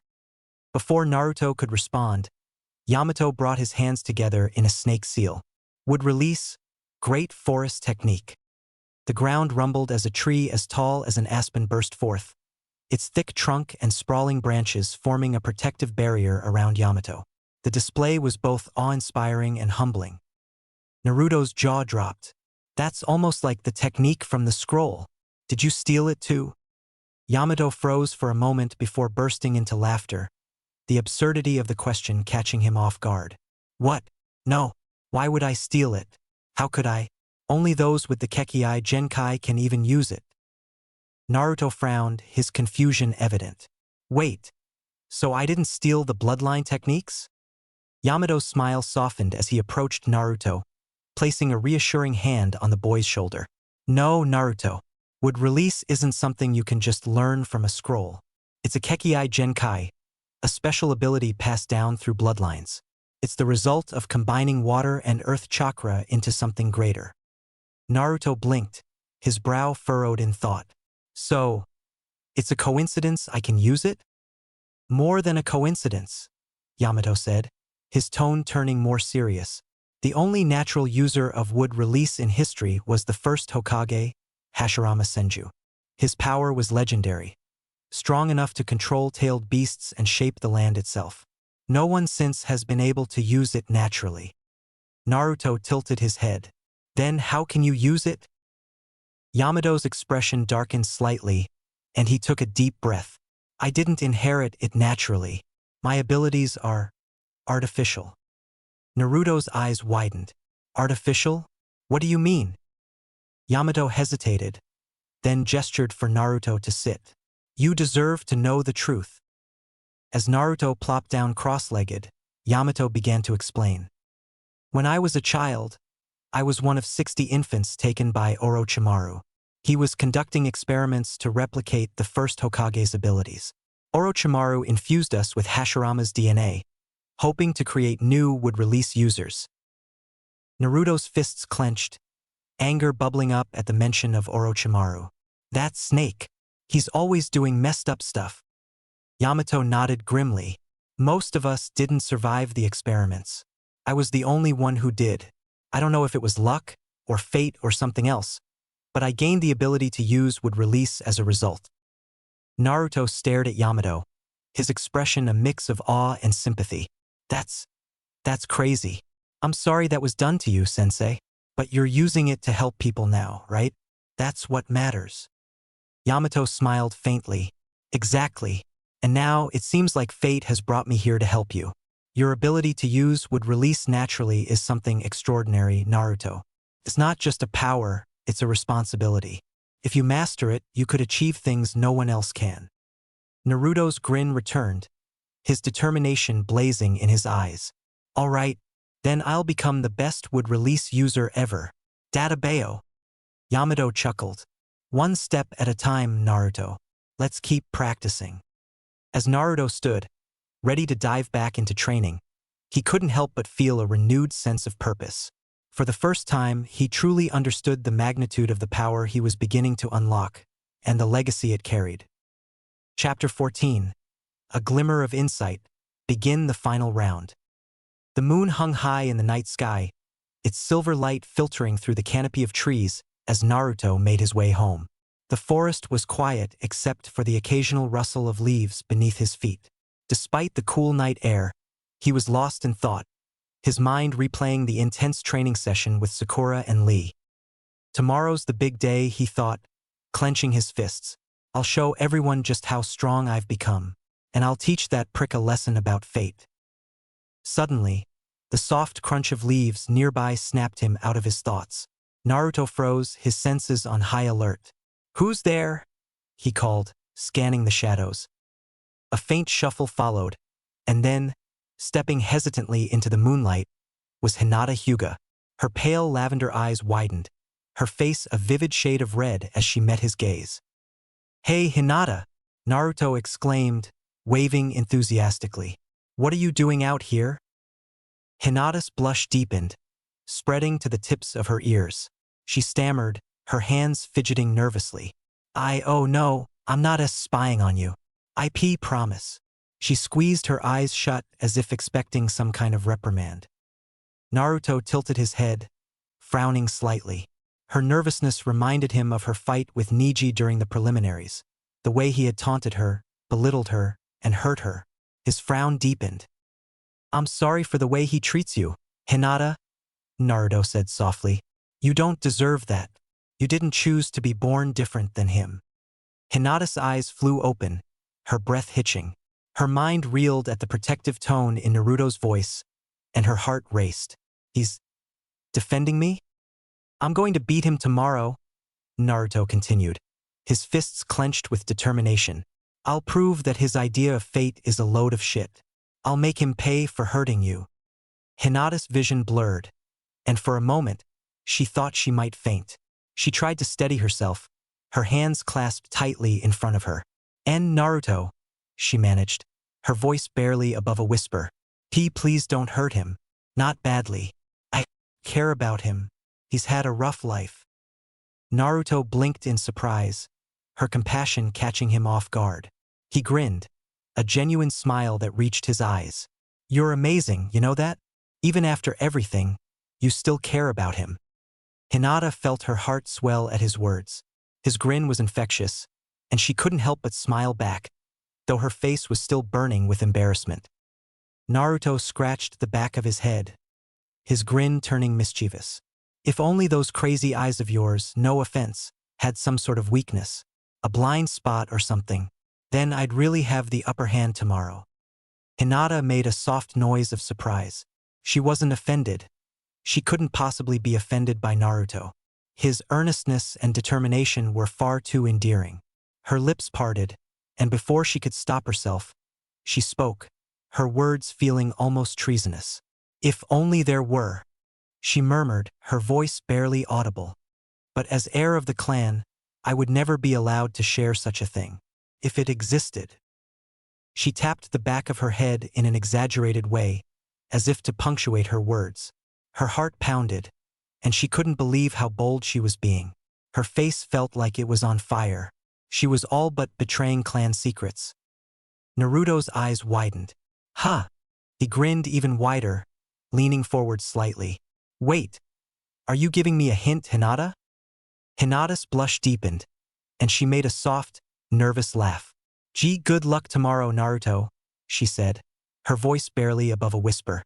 She turned to leave but paused, glancing over her shoulder. Remember, even the sharpest eyes can't see everything. Naruto blinked, her words bouncing around in his head. Was that? Nah, couldn't be.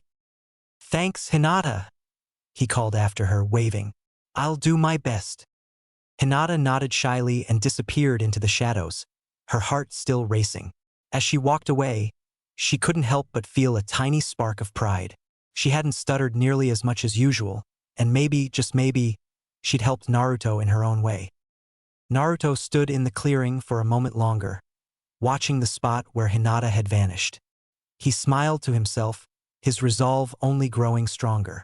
Tomorrow's the day. Watch out, Neji. I'm coming for you. The arena was silent as Naruto and Neji faced each other, the tension palpable. Naruto's fists clenched at his sides, his blue eyes blazing with determination. Across from him, Neji stood calm and collected, his pale lavender Byakugan eyes unblinking as he gazed at his opponent. You should give up now, Naruto, Neji said coolly, his voice carrying an air of finality. Fate has already decided the outcome. A failure like you has no chance of defeating me. Naruto's glare hardened. Fate, huh? You keep talking like everything's set in stone. Like people can't change. That's crap. I'm going to prove you wrong. Right here, right now. Neji's expression didn't waver. You speak like someone who has never known true hardship. Your ignorance is as pitiful as your resolve. Naruto's jaw tightened. What about Hinata? You call her weak, but she stood up to you. She fought with everything she had. You don't get to talk about her like that. Hinata was a fool just like you are now. The weak should accept their place and stop pretending they can change their destiny. Neji's eyes narrowed. Naruto's fury erupted. I'm going to wipe that smug look off your face. The fight began with a blur of motion. Naruto charged forward, launching a flurry of surprising sharp punches and kicks that Neji effortlessly dodged and deflected. Neji retaliated with a precise strike, aiming for Naruto's chakra points, but Naruto leapt back just in time. Your taijutsu has improved, Neji admitted, his tone still calm. But it's not enough. Naruto grinned, forming his signature cross seal. Then how about this? Shadow clone jutsu. Dozens of Narutos appeared in a puff of smoke, surrounding Neji in an instant. The clones rushed forward, attacking from every angle. Neji moved like water, weaving through their strikes with practiced ease. His gentle fist strikes sent clone after clone disappearing in bursts of smoke. "You're stalling," Neji said, his tone even, prolonging the inevitable. The midday sun bore down on the Chunin exam arena, casting stark shadows over the battlefield. The crowd watched with bated breath as Naruto Uzumaki and Neji Hyuga squared off in a clash of wills and philosophies. Naruto, his orange jumpsuit already scuffed and dirted, stood at the edge of the arena, his fists clenched and his face set in determination. "You think you've got me figured out, huh? Well, we'll see about that," he shouted, his voice echoing through the arena.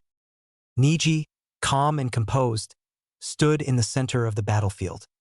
His pristine white Hyuga robes fluttered slightly in the breeze, his Byakugan activated and the surrounding veins pulsing faintly.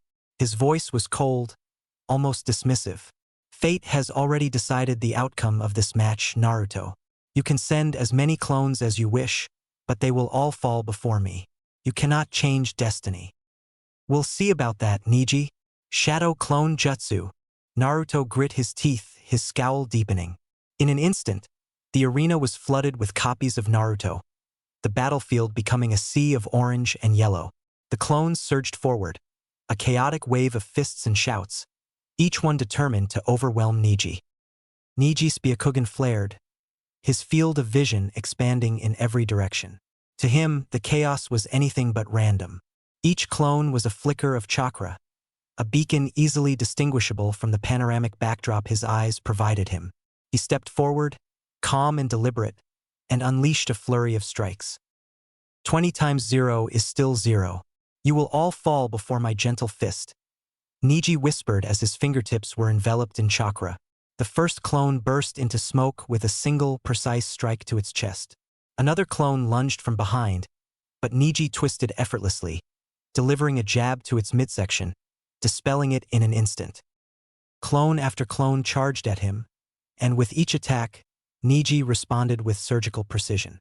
His movements were fluid, almost like a dance, as he weaved between strikes, countering every blow with pinpoint accuracy.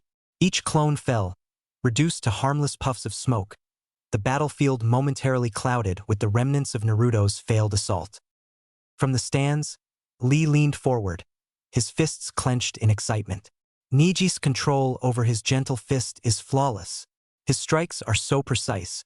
He's neutralizing Naruto-kun's clones without breaking a sweat. Tenten nodded, though her eyes were wide with disbelief. "But look at Naruto.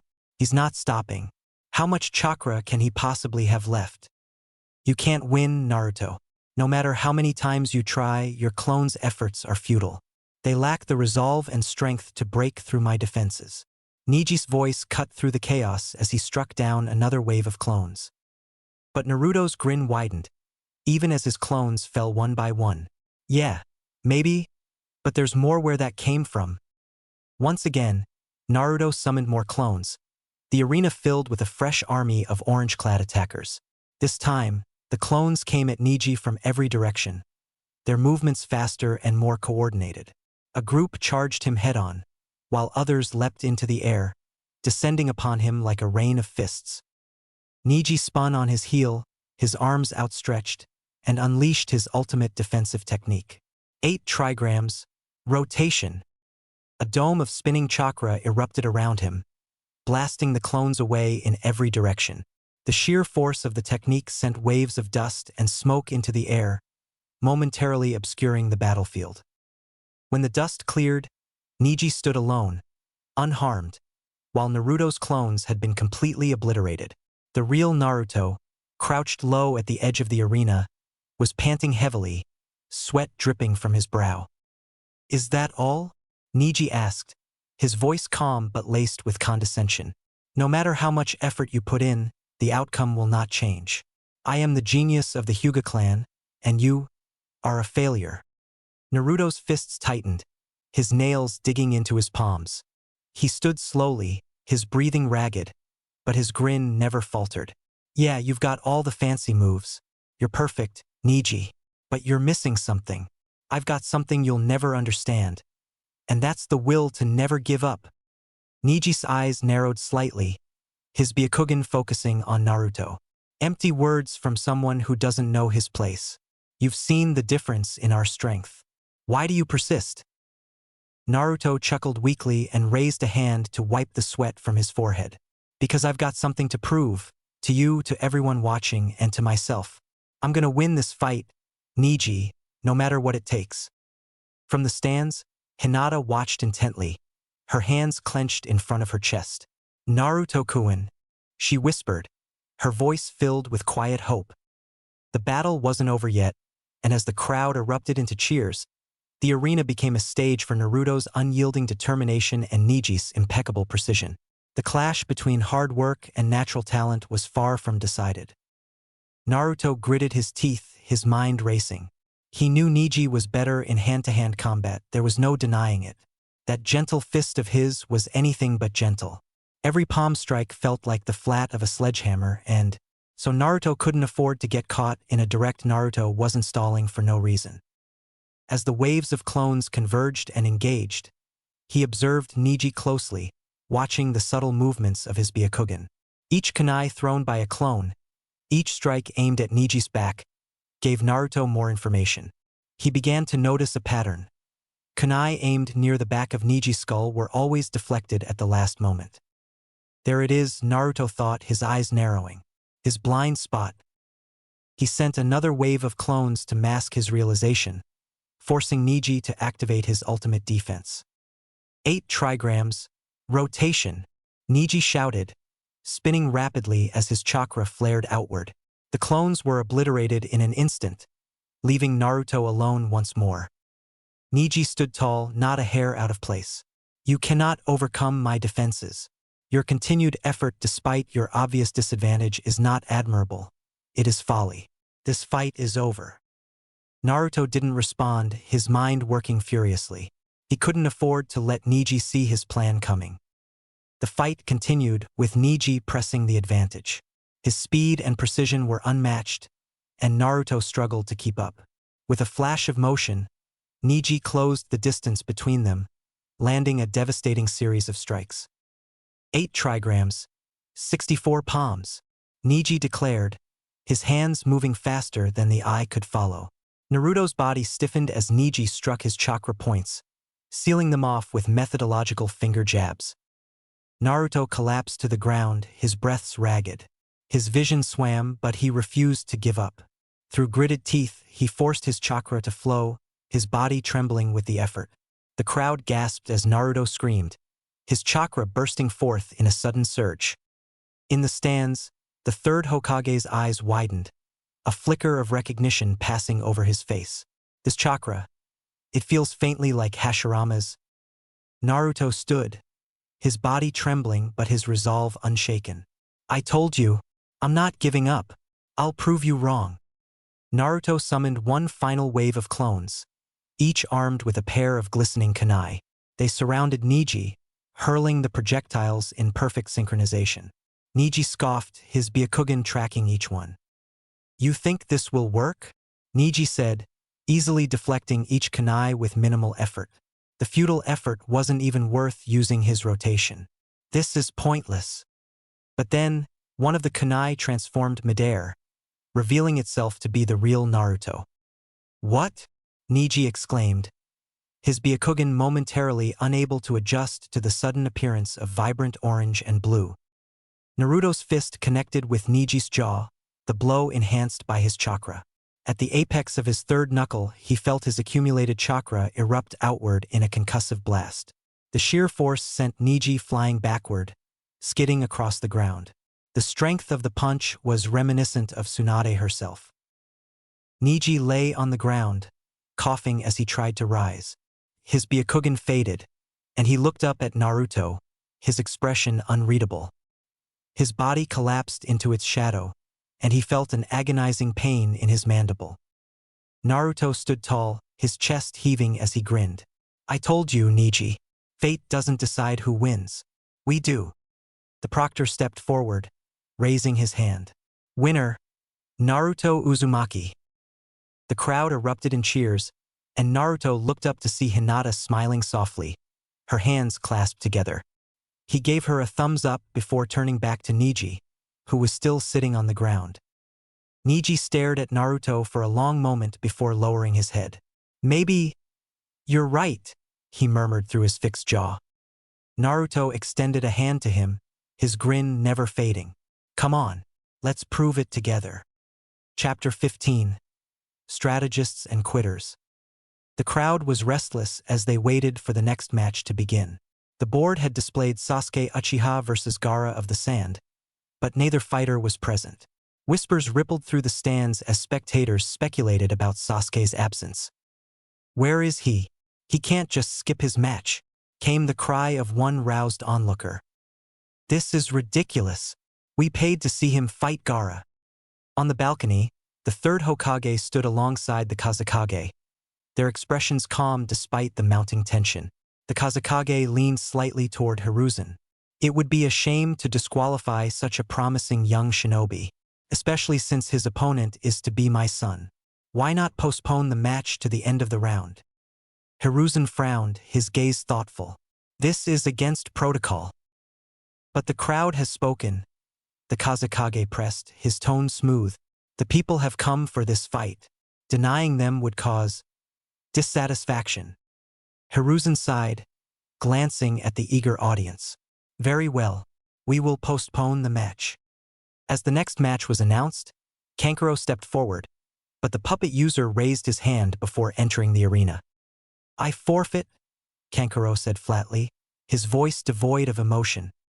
The crowd erupted into agitation, filling the arena with boos and jeers. The audience was clearly displeased with his decision. What's his problem? Came the outraged shouts of a shrill old woman. Coward! He didn't even try.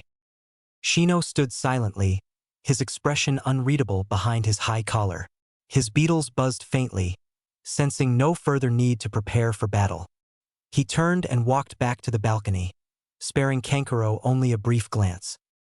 Naruto leaned over the railing, glaring at Kankuro. What's with these sand guys? First Gaara gets his match postponed, and now this guy bails? Lame. Kankuro ignored the crowd and Naruto's comments, returning to the waiting area with an air of indifference.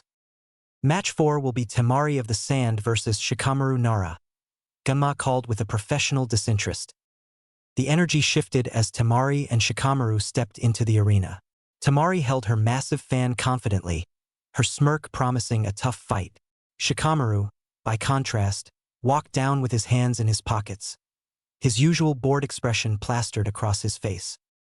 I'm not really feeling this, Shikamaru muttered to himself, sighing heavily. Naruto shouted from the stands, Hey, Shikamaru, stop being lazy and win already. Troublesome, Shikamaru mumbled as he took his position. Gunma raised his hand. Begin. The match began with Temari opening her fan ever so slightly, releasing a gust of wind that forced Shikamaru back. He quickly darted behind a rock, using it for cover as Temari laughed. Hiding already? Pathetic, Temari taunted, her fan poised for another attack. Shikamaru peeked out from behind the rock, forming the seal for his shadow imitation technique. His shadow stretched toward Temari, but she easily dodged, leaping into the air and landing several meters away.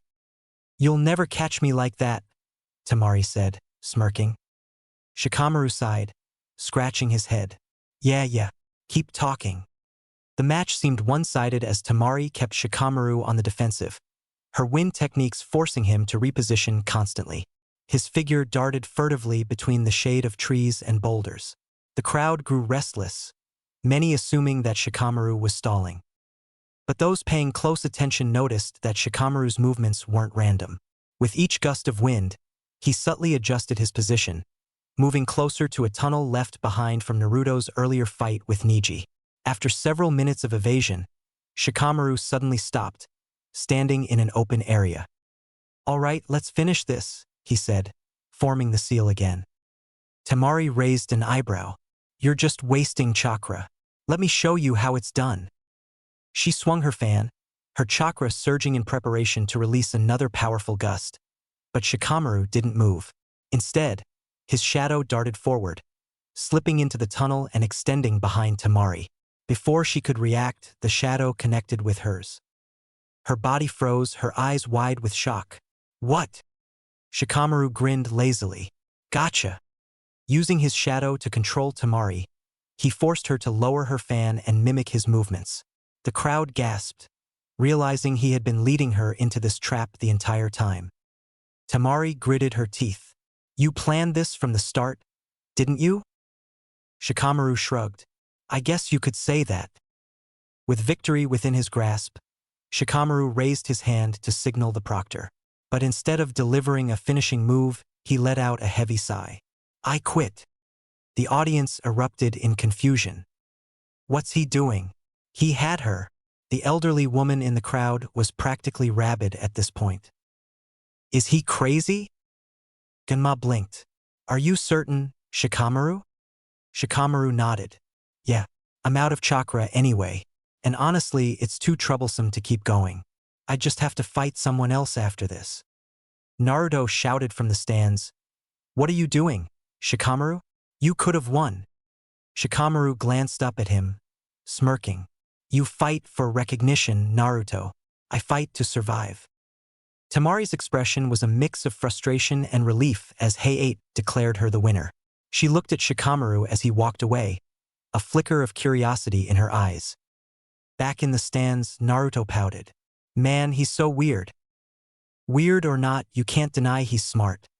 His strategy had her completely outmaneuvered. Sakura crossed her arms. Kakashi chuckled. Sometimes knowing when to stop is just as important as knowing how to win. As the matches continued, the tension in the arena grew. The crowd eagerly awaited the postponed fight between Sasuke and Gaara, the anticipation building with each passing moment. The crowd roared with anticipation as the announcer's voice echoed through the stadium. Next match, Sasuke Uchiha versus Gaara of the Sand. The tension in the arena was palpable. The fight everyone had been waiting for was finally here. Sasuke descended into the arena, appearing in a melodramatically concentric swirl of leaves, with his sensei at his back, just as the proctor raised his hand to call for his disqualification. His appearance was met with cheers from the crowd, who had grown restless during the delays. Right on time, Kakashi muttered as his body flickered to the balcony, his visible eye narrowing as he watched his student fall into a neutral position. Gaara, already waiting, stood motionless, his arms crossed over his chest. His gourd shifted slightly as he tilted his head to watch Sasuke approach. His teal eyes were cold, predatory, and his expression betrayed no emotion. Finally, Gaara murmured, his voice barely audible but laced with menace. The proctor raised his hand. Begin! Sasuke wasted no time, vanishing in a blur of speed. The crowd gasped as he reappeared behind Gaara, his fist aimed for the back of the sand ninja's head. Gaara's sand moved instinctively to block, but it was a fraction too slow. Sasuke's punch connected, sending Gaara skidding across the arena floor. The audience erupted in cheers. Naruto leaned over the railing, wide-eyed. What the? When did Sasuke get that fast? My guy watched intently from his nearby location. He had only just returned from checking on his student's health, his expression unreadable. So, he's used his Sharingan to copy and in a matter of weeks master Lee's hard-fought taijutsu. I wouldn't say he's mastered it, Kakashi said with a sheepish turn of his visible eye. But he's picked up enough to make this fight interesting. Gaara straightened, brushing sand from his sleeve. His lip twitched ever so slightly. Interesting, he said, his voice calm despite the faint edge of irritation. You're faster than before. Sasuke smirked. And you're still too slow. He darted forward again, his speed forcing Gaara to move defensively. The sand struggled to keep up, forming grainy, flimsy barriers just in time to deflect Sasuke's relentless strikes. From the stands, Temari and Kankuro watched with growing concern. He's pushing Gaara this hard? Temari muttered, her grip tightening on her fan. Kankuro frowned. He hasn't even used that yet. Gaara's just playing with him. The roar of the crowd reverberated through the Chunin exam arena, yet the onlookers sat frozen, captivated by the unfolding battle between two prodigies. Gaara, the prodigy of the Sand Village, stood motionless in the center of the arena. His face, once impassive, was now contorted in frustration. The crimson kanji on his forehead, the mark of love, gleamed under a sheen of sweat. His sand, so often an impenetrable shield, struggled to keep up with Sasuke's relentless attacks. And now, sensing that Sasuke's speed had surpassed his sand's ability to defend, Gaara was forced to retreat. Slowly, the sand swirled around him, slowly forming a thick cocoon of reinforced sand. "It's no use," Gaara said, his tone steady. "My defense is absolute. You won't touch me again." "We'll see about that," Sasuke replied, his voice low. He flipped backwards and landed on the arena wall with a flutter of his black jumpsuit. He narrowed his eyes, his Sharingan spinning as he analyzed the defensive maneuver. He could see Gaara's chakra suffusing the sand, pulsating with hostility and desperation. The cocoon was not merely a shield, it was a trap, a calculated move to transform defense into overwhelming offense. Sasuke knew that if he gave Gaara even a moment to prepare, the counterattack would be catastrophic. "No way I'm letting you finish that," Sasuke muttered to himself. He pushed off the wall with a burst of speed and landed on the flat surface of the arena floor. For a brief moment, he stood still, his head bowed as he brought his hands together to form a series of rapid hand seals. He raised his hand, and with a loud screeching sound, lightning chakra erupted from his palm. The sound of 1,000 chirping birds filled the arena as the crowd gasped in awe. "That's..." Naruto started, his eyes wide. "Chidori," Kakashi said, his tone heavy. "My lightning blade." "Kakashi, you would teach a genin an A-rank assassination technique?" Guy inquired with cold anger. "I don't think you're one to talk about teaching dangerous techniques to children, Guy," Kakashi answered with his typical disinterest. Sasuke sighed and steadied his breath. His Sharingan glowed crimson in the shadows of the high sun. His breath came fast but steady. His lips curled into a faint smirk as he stared down at Gaara's figure. "Here it comes," Kankuro shouted from the stands, leaning forward. Temari's fan trembled in her grip as her eyes darted between Sasuke and Gaara's cocoon. "Chidori," Sasuke's voice rang out, sharp and electric. A piercing screech filled the air, like the cry of 1,000 birds chirping in unison. Blue lightning crackled violently in Sasuke's hand, illuminating the arena with an otherworldly glow. The spectators shielded their eyes against the brilliance of the Chidori, while Sasuke's determined visage cut through the light like a blade. Sweat dripped down his face, but his resolve was unshaken. His Sharingan locked onto Gaara's cocoon, analyzing its density, its flow of chakra, and its weak points. Naruto, watching from the stands, clenched the railing with white-knuckled intensity. "Sasuke, what's he gonna do with that?" Kakashi, standing beside him, offered no answer, but his single visible eye betrayed the faintest trace of pride and apprehension. Sasuke was executing his technique perfectly, yet the risks of the Chidori were immense.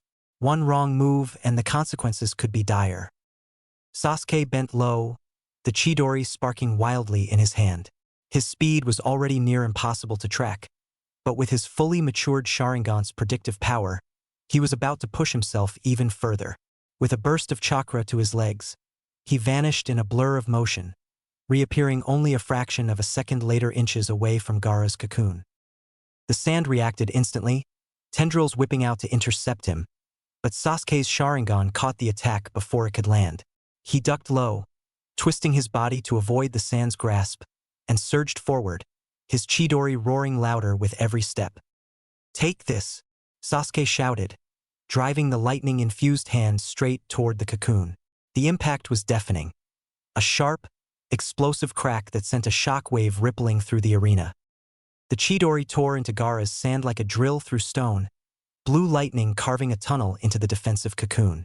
Sparks and shards of sand flew in every direction, the crackling of lightning and the grinding of sand creating a cacophony that drowned out even the crowd's gasps.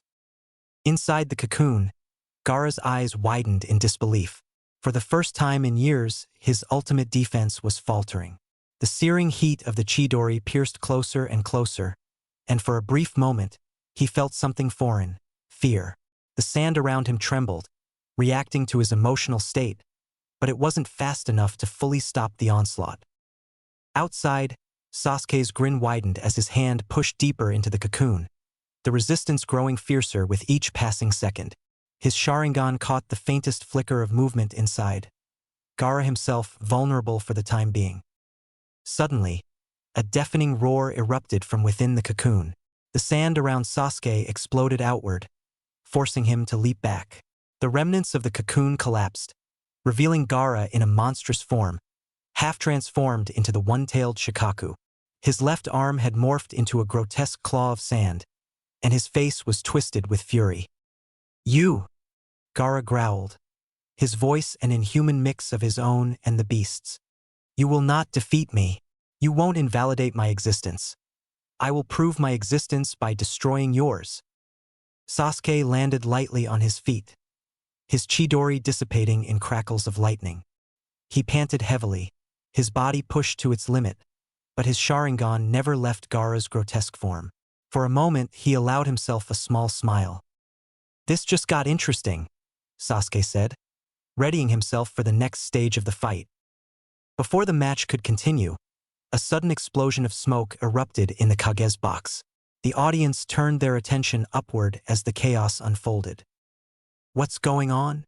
Naruto shouted, his head snapping toward the disturbance. From the shadows, Kabuto stepped forward, a sinister smile on his face. "Showtime." He formed a series of hand seals, his chakra flaring. A wave of genjutsu-imbued feathers swept through the arena, and one by one, the spectators began to slump in their seats, unconscious. Only the more experienced shinobi and a handful of genin managed to resist. Naruto gripped the railing, his heart pounding. "What is this?" Kakashi's eyes narrowed as he scanned the chaos. "It's begun. The invasion we've feared." On the arena floor, Gaara clutched his injured shoulder as Kankuro and Temari rushed to his side. Temari grabbed his arm, pulling him away. "Gaara, we're leaving." Sasuke took a step forward, his Sharingan fixed on them. "You're not going anywhere." But before he could pursue, the sand siblings vanished into the shadows, leaving only a trail of sand behind. As the smoke cleared, Orochimaru revealed himself in the Kage's box, his wicked grin aimed at the third Hokage. "It's been a long time, Sensei." Hiruzen's expression darkened as he stepped forward, readying himself for the confrontation.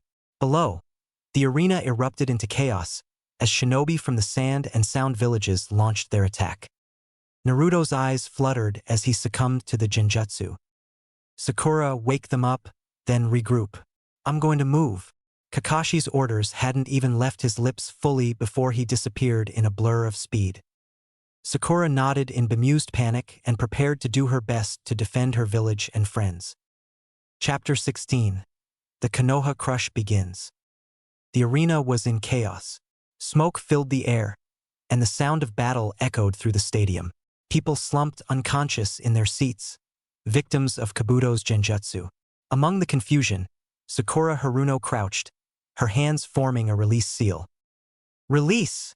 she commanded, dispelling the genjutsu for those in her immediate proximity. Naruto gasped and blinked awake, shaking his head. Beside him, Ino Yamanaka groggily came to, her confusion quickly replaced by alarm as the sounds of screaming and clashing weapons reached her ears. "Sakura?" Naruto said, his voice hoarse. "What's going on?" "There's an attack," Sakura explained, her voice steady despite the fear bubbling inside her. "The village is being invaded." Before more questions could be asked, a figure appeared in a blur of motion. "Yugao-sensei!" Sakura exclaimed, recognizing the purple-haired kunoichi who had been training her in kenjutsu. Yugao Yuzuki nodded, her expression sharp and focused. "Sakura, come with me.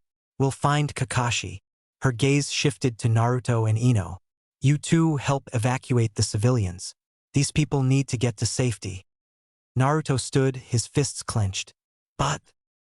"No arguments," Yugao said firmly. You're the best equipped to facilitate an evacuation, Uzumaki-san. We're counting on you. With that, she and Sakura disappeared into the smoke, leaving Naruto and Ino to face the chaos. Naruto turned to Ino, who was brushing soot from her clothes. They hadn't interacted much since their academy days, and even then, she'd always been more focused on Sasuke. He expected her to brush him off as usual, but instead, Ino's gaze was determined. "This isn't the time to stand around," she said. "We have to move." Naruto nodded. "Right, let's get these people out of here." He formed his signature cross seal, Shadow Clone Jutsu. In a massive puff of smoke, dozens of Narutos appeared, each immediately springing into action. The clones swarmed the panicked crowd, guiding civilians toward the exits, carrying injured villagers, and forming barriers to block stray attacks. Ino blinked, stunned by the sheer efficiency of Naruto's clones. She had always dismissed him as loud, obnoxious, and clumsy, but now he looked like a leader. The fact that he still had sufficient chakra reserves to casually conjure a shadow clone rescue squad, after having only just finished his battle with the Hyuga prodigy, baffled her. "Come on," one of the clones called to her. "We've got work to do." Ino snapped out of her thoughts and joined the effort, using her sensory abilities to detect hidden enemies and guide civilians away from danger. As they worked together, she found herself glancing at Naruto more often than she expected. An elderly man stumbled, his leg injured from a stray kunai. Ino knelt beside him, helping him to his feet. "We've got you. Just lean on me." A Naruto clone appeared beside her, picking the man up with ease. "I'll take it from here. You keep moving." Ino watched as the clone dashed off, carrying the man toward safety. She looked around and saw Naruto everywhere, his clones forming a wall to protect a group of children, others calming frightened villagers. It was as if the chaotic energy that had always surrounded Naruto was finally being put to good use. After what felt like hours but was likely only minutes, the immediate area was cleared. Ino leaned against a wall, catching her breath as the real Naruto approached her. "Not bad, huh?" he said with a grin, his face smudged with dirt but his eyes still full of determination. Ino stared at him for a moment, then nodded. "Yeah, not bad." Naruto's grin widened. "We're not done yet, though. Come on.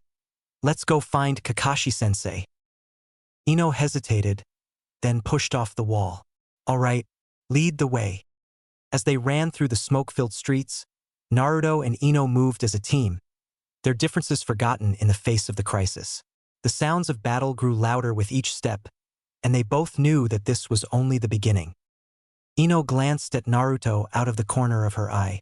For the first time, she wondered if she had underestimated him all these years. "Hey, Naruto," she said as they leapt over a fallen beam. "Yeah.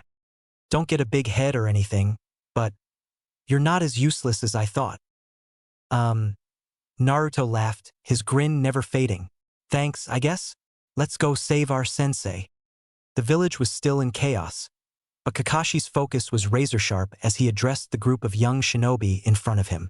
Naruto, Sakura, Shikamaru, Shino, and Ino stood at attention, their faces a mix of determination and unease. Beside Kakashi, the small but fierce Nindog Pakken sniffed the air. "Listen carefully," Kakashi said, his voice low but commanding. "Sasuke has gone after Gaara, and things are escalating quickly. Gaara is dangerous, more dangerous than most of you realize. Your mission is to catch up to Sasuke and provide support, but be prepared for significant resistance. Pakken will lead the way." Pakken nodded. "I've already got their scent. Let's move." The group set off at a sprint, leaping through the treetops as the sounds of battle faded behind them. Naruto's heart pounded in his chest, not from exertion but from worry. "Hang in there, Sasuke. We're coming."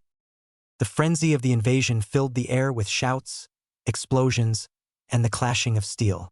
Smoke billowed through the streets of the Hidden Leaf Village as shinobi fought to defend their home from the invading sand and sound forces. Amid the fray, two legendary Jonin stood back to back, their presence radiating confidence as they faced down the notorious Sound Four. Kakashi Hataki's Sharingan spun lazily in his left eye as he sized up the quartet, his demeanor calm yet focused. "Guy, how about we make this a little more interesting?" he said, his tone nonchalant despite the tension of the situation. Guy's grin widened, his teeth gleaming in the dim light of the battlefield. "Of course, Kakashi. How about this? Whoever defeats more enemies gets treated to dango later." Kakashi gave a slight shrug. "Fine by me. Just try not to slow me down." The Sound Four didn't wait for banter. Jirobo lunged forward first, his massive frame barreling toward them like a freight train. "You talk too much," he bellowed, swinging a colossal fist aimed at Guy. Guy's grin never wavered. With a burst of speed, he ducked under the strike and delivered a bone-crunching uppercut to Jirobo's chin. The giant staggered backward, his eyes wide with shock as Guy pressed his advantage. A flurry of strikes followed, fast, precise, and devastating. Within seconds, Jirobo was lying on his back, groaning in pain. "That's one for me, Kakashi," Guy called out cheerfully, giving a thumbs up as he leapt back into action. Meanwhile, Kadamaru hung back, his 6 arms weaving intricate patterns as he launched a barrage of golden silk projectiles at Kakashi. The shimmering threads zipped through the air with deadly accuracy, but Kakashi didn't flinch. He raised his right hand, chakra crackling to life as the unmistakable sound of chirping birds filled the battlefield. "Lightning blade," Kakashi muttered, his voice low but resolute. In a single fluid motion, Kakashi charged forward, his lightning blade slicing through Kadamaru's webbing like paper. The light of the jutsu illuminated his focused expression as he closed the distance, driving the attack straight through Kadamaru's shoulder. The spider-like shinobi gasped in shock before collapsing to the ground. "That's one for me too," Kakashi said casually, glancing over at Guy. Guy, meanwhile, had turned his attention to Sakan and Yukon, who had split as if through binary fission into 2 bodies and moved with uncanny coordination.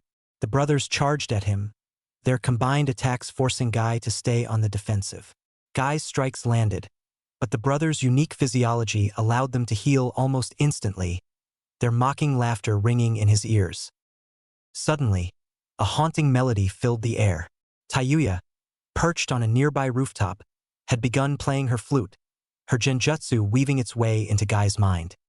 His movements faltered as he fell to one knee, sweat dripping down his face as the illusion took hold.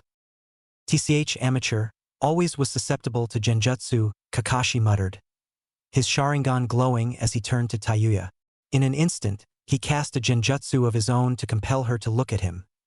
His gaze locked onto her and she summarily dispelled her illusion. "Thanks, Kakashi. I owe you one."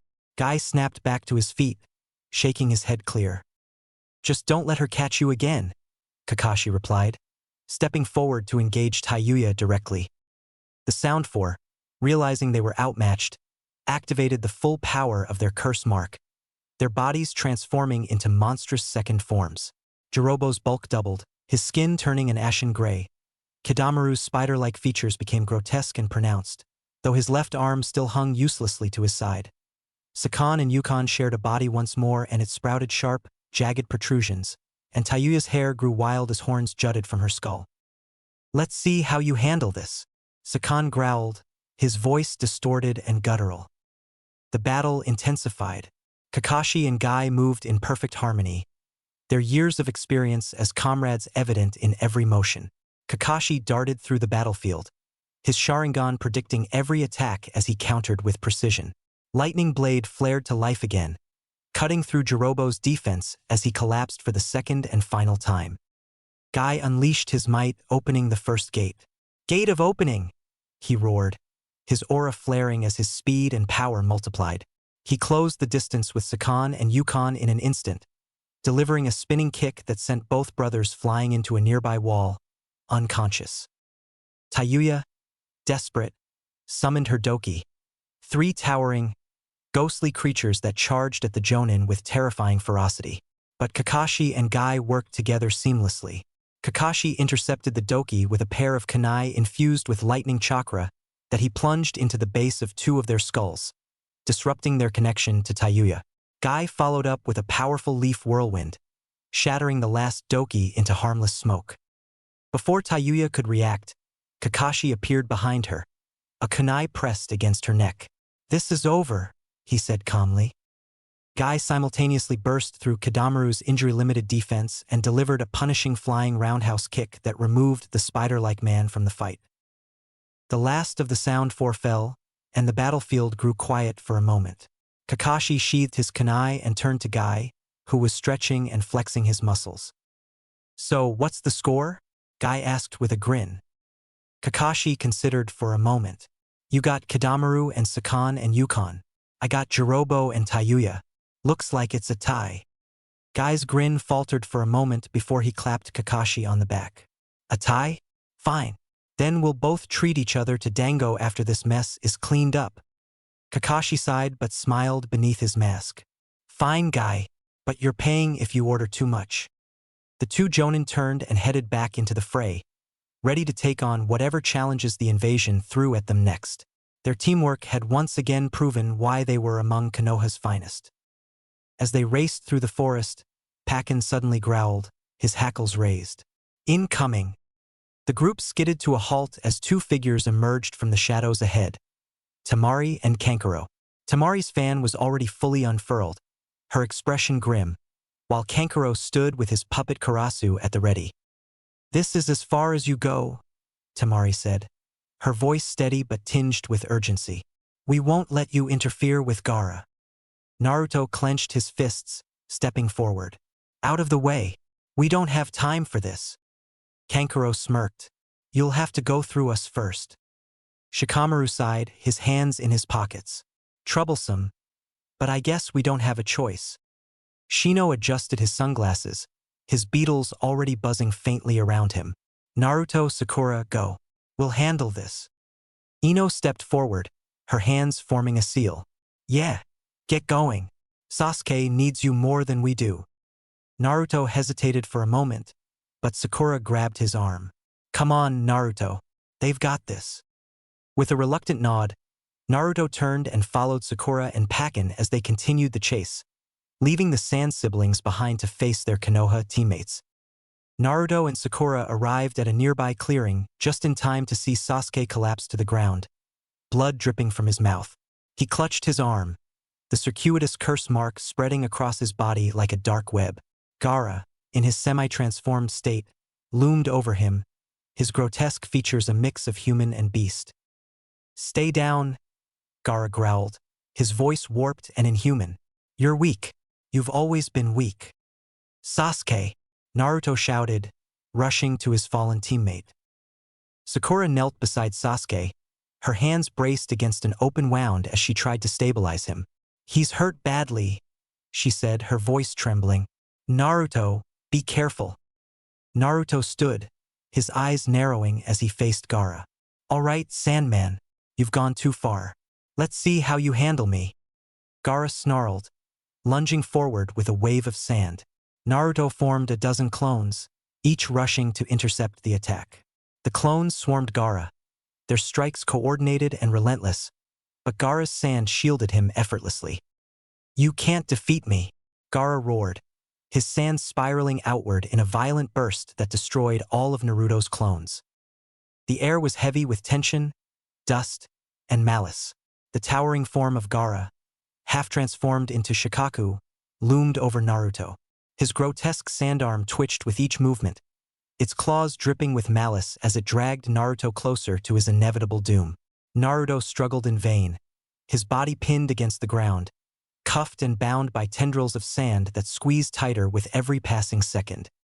"Is this all, Naruto Uzumaki?" Gaara's voice was a distorted growl, the melding of his own and Shikaku's. His eyes, crazed and devoid of humanity, glared down at the boy before him. "You're just like me, alone.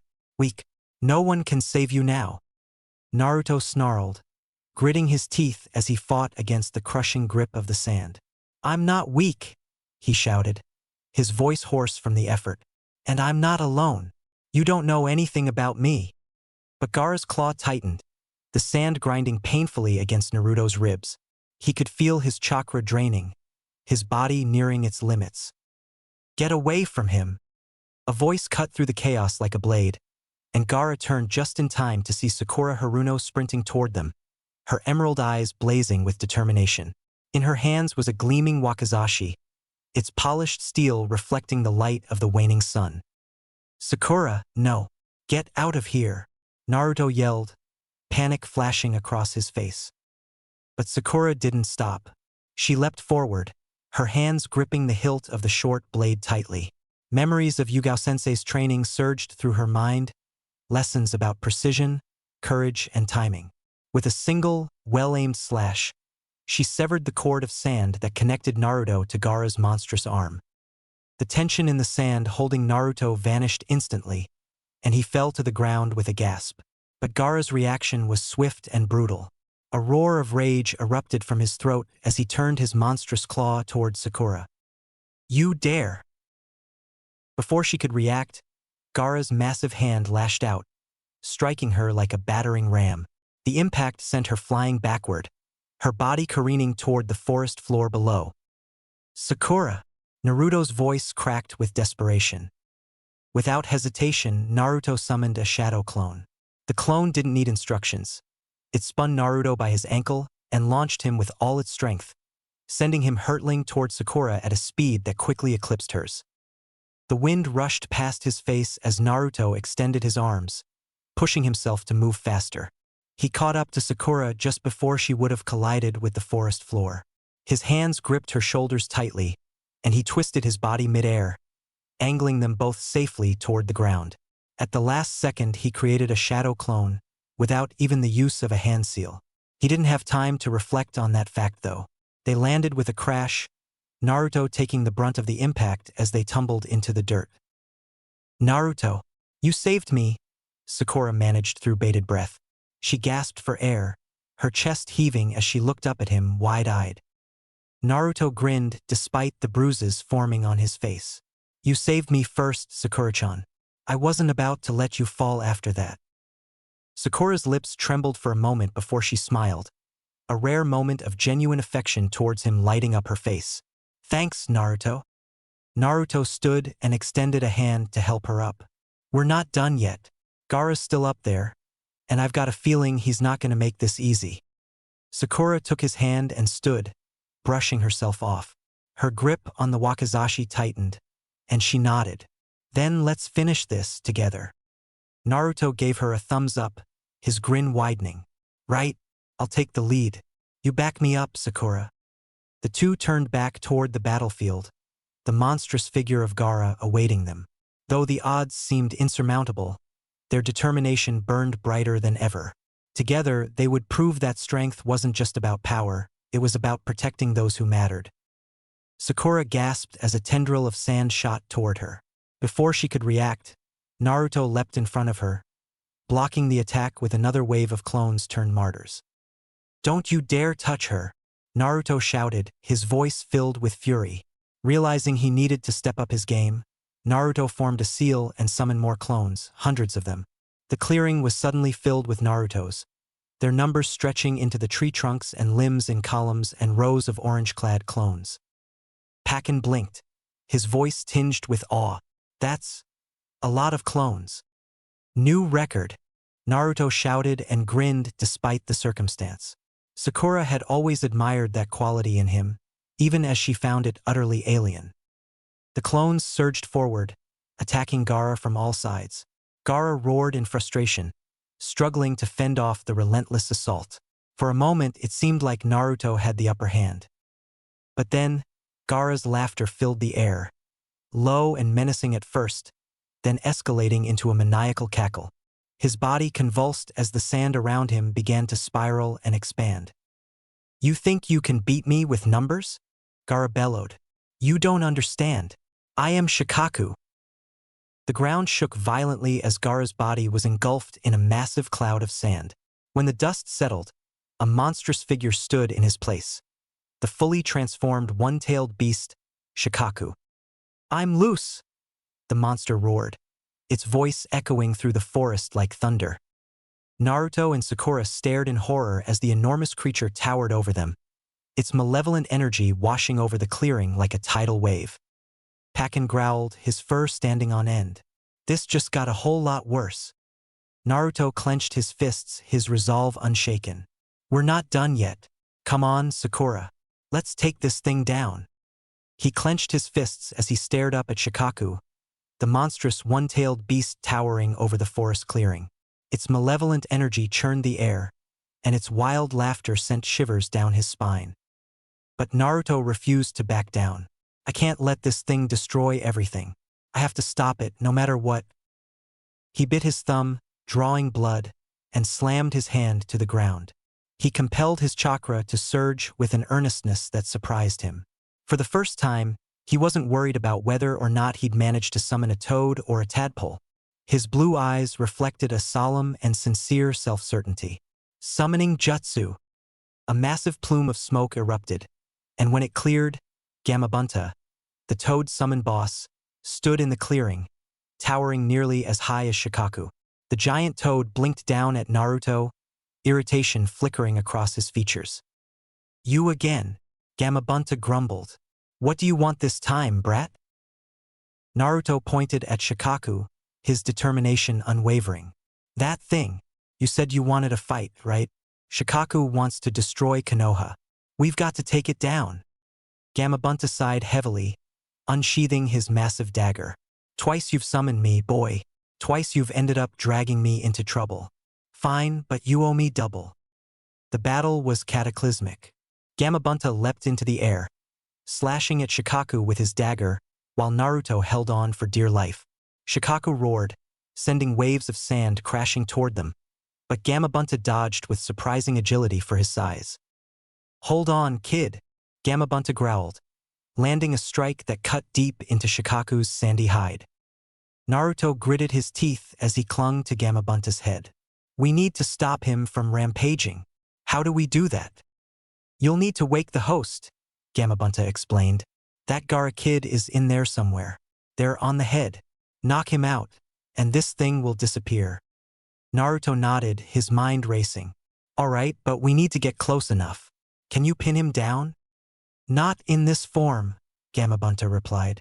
Then, with a gleam in his eye, he added, but if we transform? Naruto blinked. Transform? Hold on tight, brat, Gamabunta said, forming a seal. You'll need to supply the chakra. Naruto focused all his energy as Gamabunta and he executed the joint transformation technique. In an instant, Gamabunta's form shifted, morphing into the fearsome visage of the nine-tailed fox. Naruto thought he heard a dark laughter echo in his mind. Shikaku roared in defiance as the transformed Gamabunta charged, slamming into the one-tail with enough force to shake the ground. The two colossal beasts grappled, their roars echoing across the forest. As Gamabunta pinned Shikaku down with fang and claw, Naruto leapt from his back, lurching for Gaara, who was visible atop the monster's head. Gaara's face twisted in a slumberous rage as he remained asleep atop Shikaku. An autonomous tendril of sand snaked toward Naruto. Naruto dodged, closing the gap in a blur of motion. He reached Gaara and slammed a fist into his face, forcing the sand ninja out of his trance. Gaara's eyes widened as the sand around them began to crumble. Shikaku let out a deafening roar before its form collapsed, leaving Gaara and Naruto lying on the ground amidst the wreckage. Naruto crawled over to Gaara, panting heavily.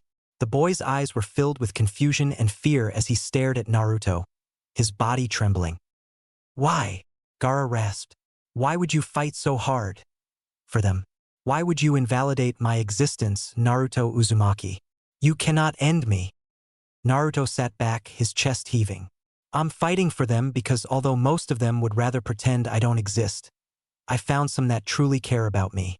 Because I know what it's like to be alone, to feel like nobody cares about you, to think that the only way to matter is to make people notice you, even if they're afraid of you. Gaara's eyes widened slightly, his breathing uneven. But that's not true, Naruto continued, his voice soft but firm. You don't have to be alone. There are people who will care about you if you let them. You just have to let them in. Gaara stared at Naruto, his mind reeling. No one had ever spoken to him like this before. No one had ever tried to understand him. What do you know of my pain, Uzumaki? Naruto smiled softly and for a brief moment closed his eyes, They snapped open with a feral urgency, and Gaara recoiled as he saw blood-red eyes with slitted pupils. A terrible and vaguely familiar aura permeated the area. The power dissipated as quickly as it had blanketed the forest, and Naruto's eyes were blue once more. Temari and Kankuro appeared moments later, their faces pale with worry as they rushed to Gaara's side. They'd surely felt the Nine-Tails' power.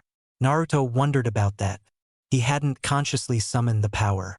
Stupid dramatic fox. Gaara! Temari cried, kneeling beside him. Gaara looked up at her, his expression unreadable. Why are you here? Because you're our brother? Kankuro said firmly, his voice uncharacteristically soft. We're not leaving you behind. Tears welled in Temari's eyes as she helped Gaara to his feet. Let's go. It's over. You don't have to die. I don't want you to. Naruto watched them go, a faint smile on his face despite his exhaustion. Take care of him, he said quietly. Temari glanced back at him, nodding gratefully before disappearing into the forest with her brothers.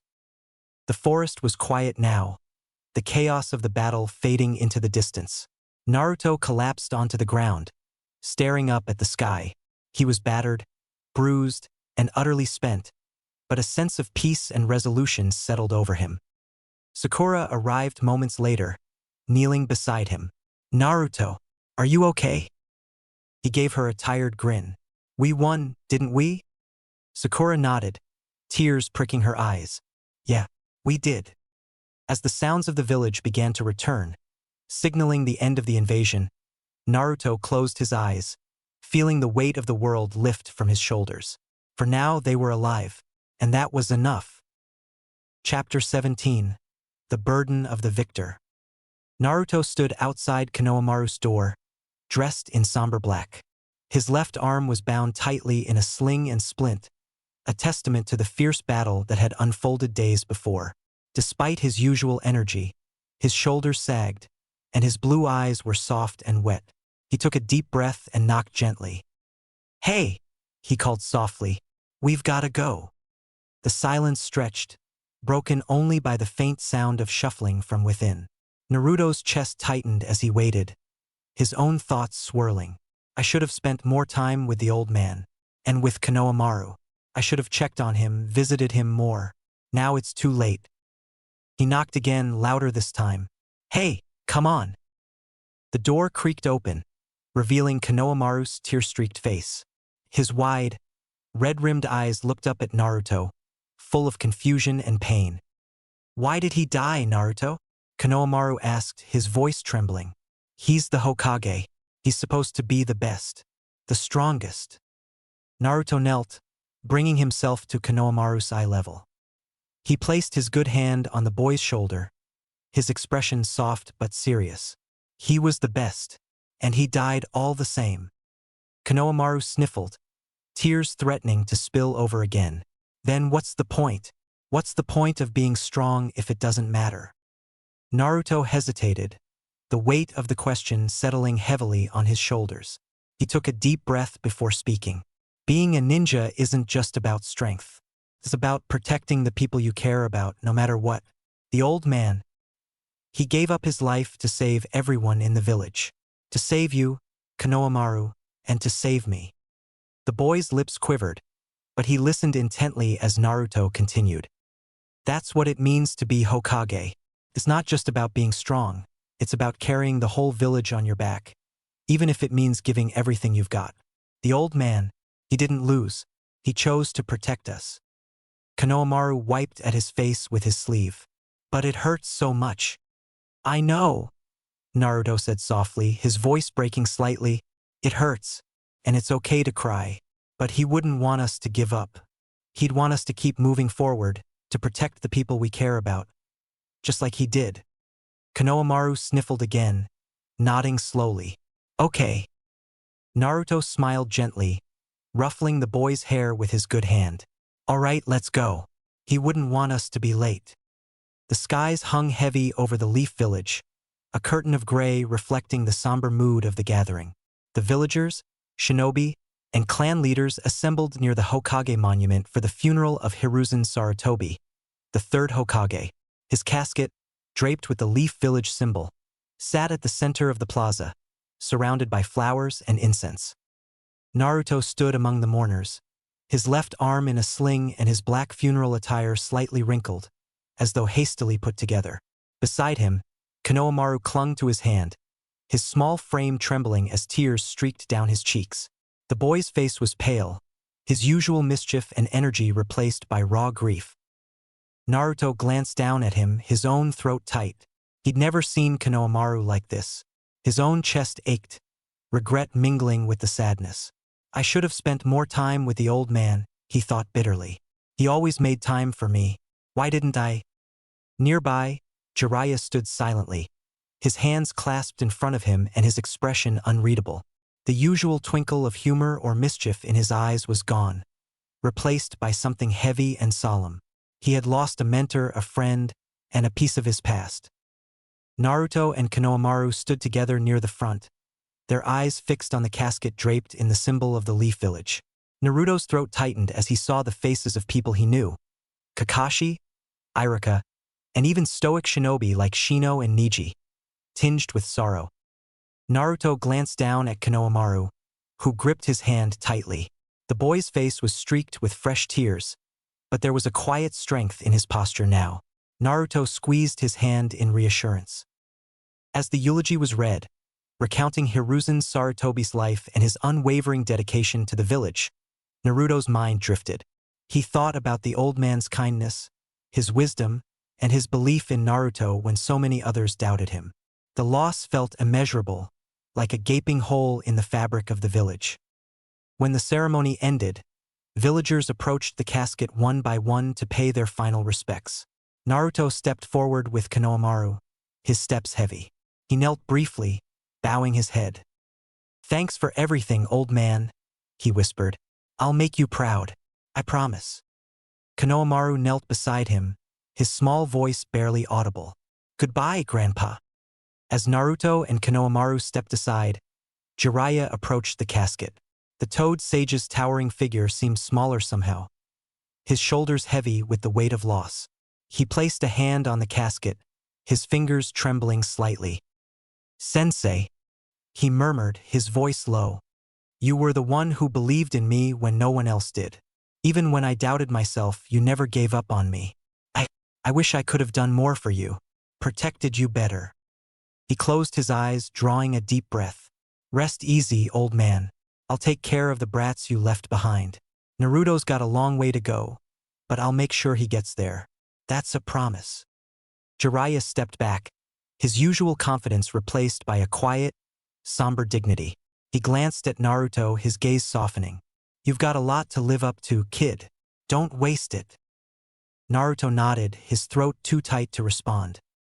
As the villagers began to disperse, Naruto lingered near the casket, his gaze fixed on the Hokage monument.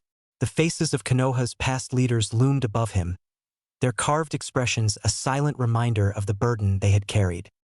Konohamaru tugged on his sleeve, his voice small. "Naruto, do you think I could ever be Hokage, like Grandpa?" Naruto looked down at him, a soft smile breaking through his sadness.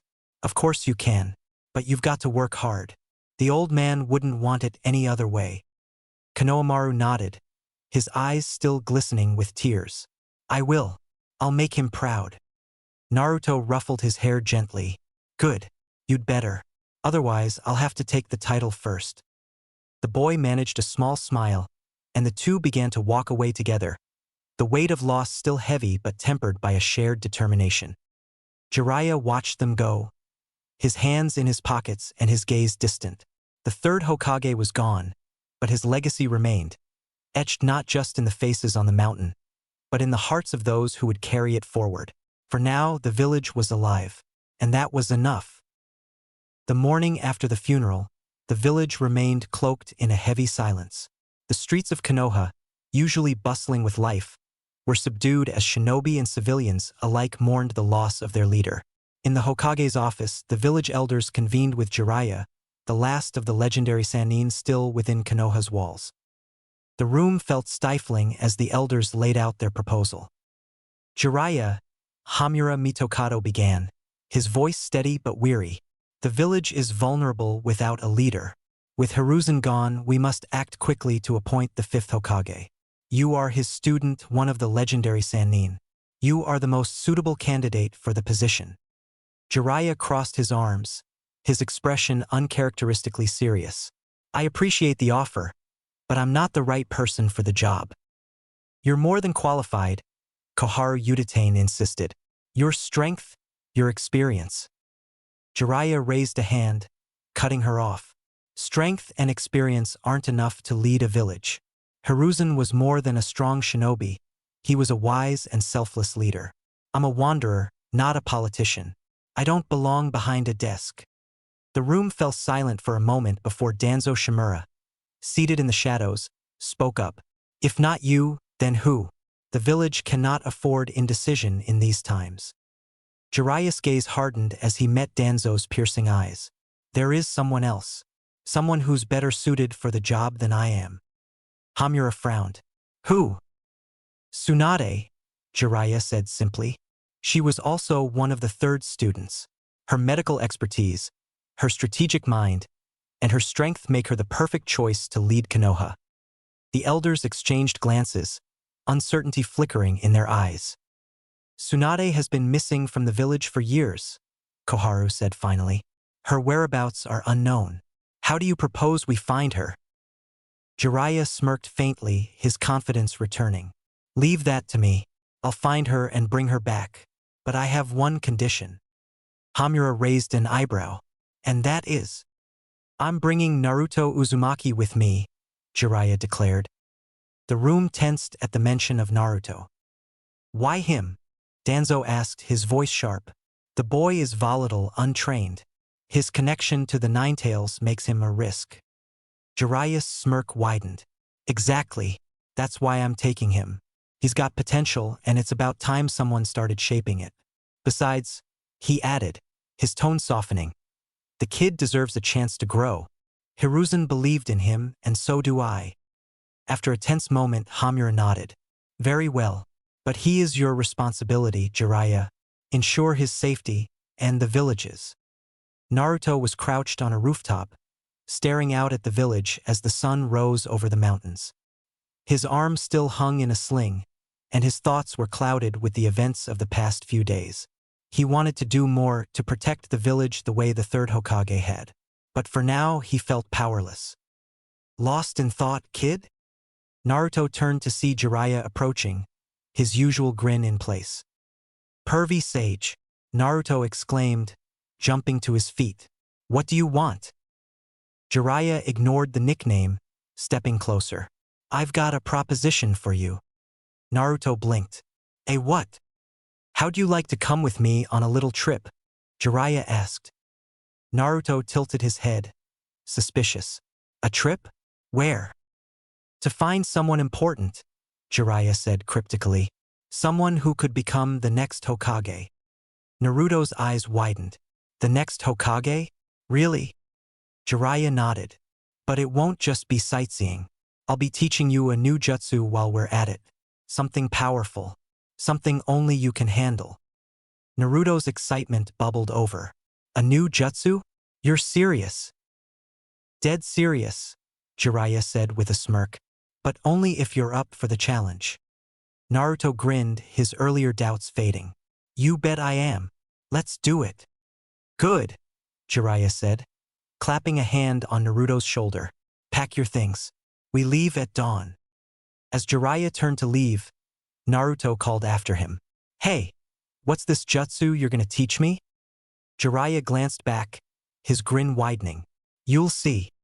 As Naruto hurried off to prepare, his heart raced with excitement. He didn't know what lay ahead, but he knew one thing for sure. He was ready to prove himself. And with Jiraiya by his side, the possibilities felt endless. Chapter 18, Shadows in the Leaf. The morning sun hung low over the Leaf Village, its warmth unable to dispel the tension that gripped the streets. Two cloaked figures moved silently through Konoha's bustling marketplace, their faces obscured by the high collars of their black cloaks adorned with red clouds. They walked with purpose, their presence sending subtle ripples of unease through those they passed. Hidden among the shadows, Asuma Sarutobi and Kurenai Yuhi exchanged a glance. They had been trailing the mysterious pair since they entered the village, their instincts on high alert. "They're not from around here," Kurenai whispered, her crimson eyes narrowing as she studied the pair's movements. "No," Asuma agreed, the ever-present cigarette between his lips, "and they're way too calm for strangers in hostile territory." The two Konoha Jonin intercepted the cloaked figures in a quiet alley, their weapons already at the ready. Asuma's trench knives gleamed faintly in the light, and Kurenai's hands hovered near her kunai pouch. "Stop right there," Asuma commanded, his tone firm. "You've got a lot of nerve strolling into Konoha without permission. State your business."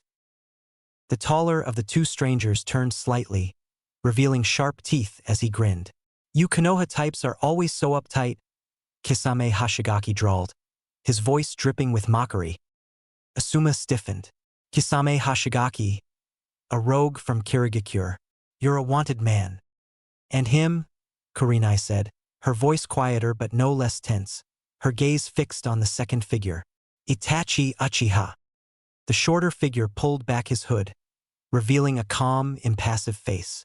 His red Sharingan eyes glowed faintly as they locked onto Kurenai. "It's been a long time since I've been home," Itachi said softly, his tone devoid of emotion. "You're not welcome here," Asuma snapped, stepping forward. "We're bringing you in." Kisame chuckled, hefting the massive, bandaged blade on his back. "You're welcome to try." The fight erupted in an instant. Asuma charged Kisame, his trench knives crackling with chakra, while Kurenai engaged Itachi, weaving hand seals for a genjutsu. The air crackled with tension as the four shinobi clashed, the sounds of steel meeting steel echoing through the narrow alley. Kurenai's genjutsu took hold briefly, ensnaring Itachi in a twisted illusion of his own making. She exhaled in relief, but her confidence shattered when Itachi's Sharingan glowed brighter, effortlessly dispelling her technique. "A solid attempt," Itachi said, his voice calm, "but ultimately ineffectual." Kurenai barely had time to react as Itachi closed the distance, his kunai a blur. She dodged narrowly, her breath catching in her throat as his movements outpaced hers by a wide margin.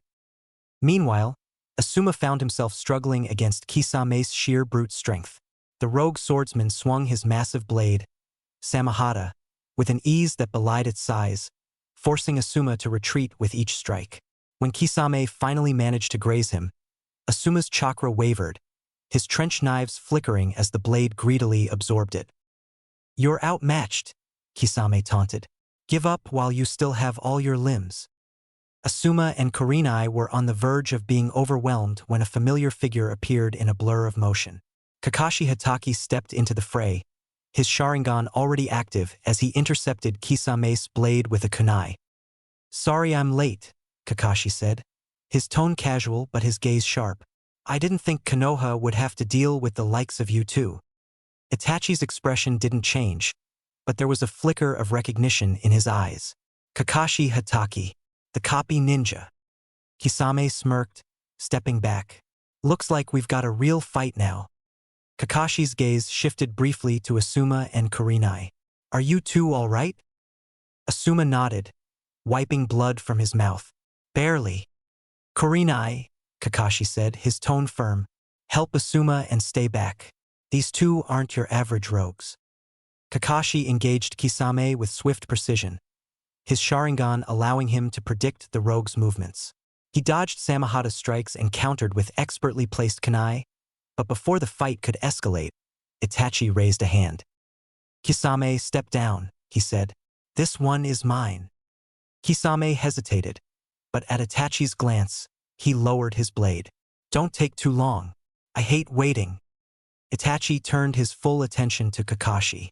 "I've heard of your prowess with the Sharingan. Let's see if the stories are true."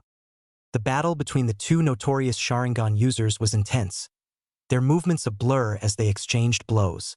Kakashi's skill and experience were evident, but it quickly became clear that Itachi's mastery of the Sharingan was unprecedented.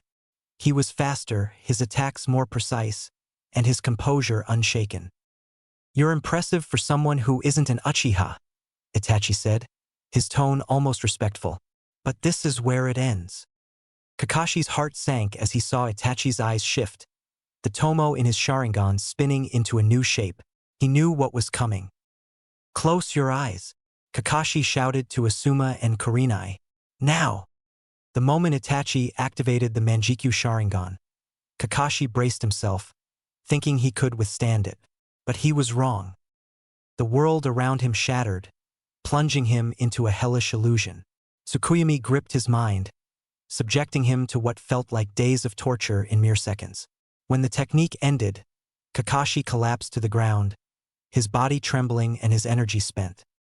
With what little strength he had left, Kakashi looked up at Itachi. Why are you here?" Itachi's expression didn't waver. "We are here for the legacy of the fourth Hokage, Naruto Uzumaki."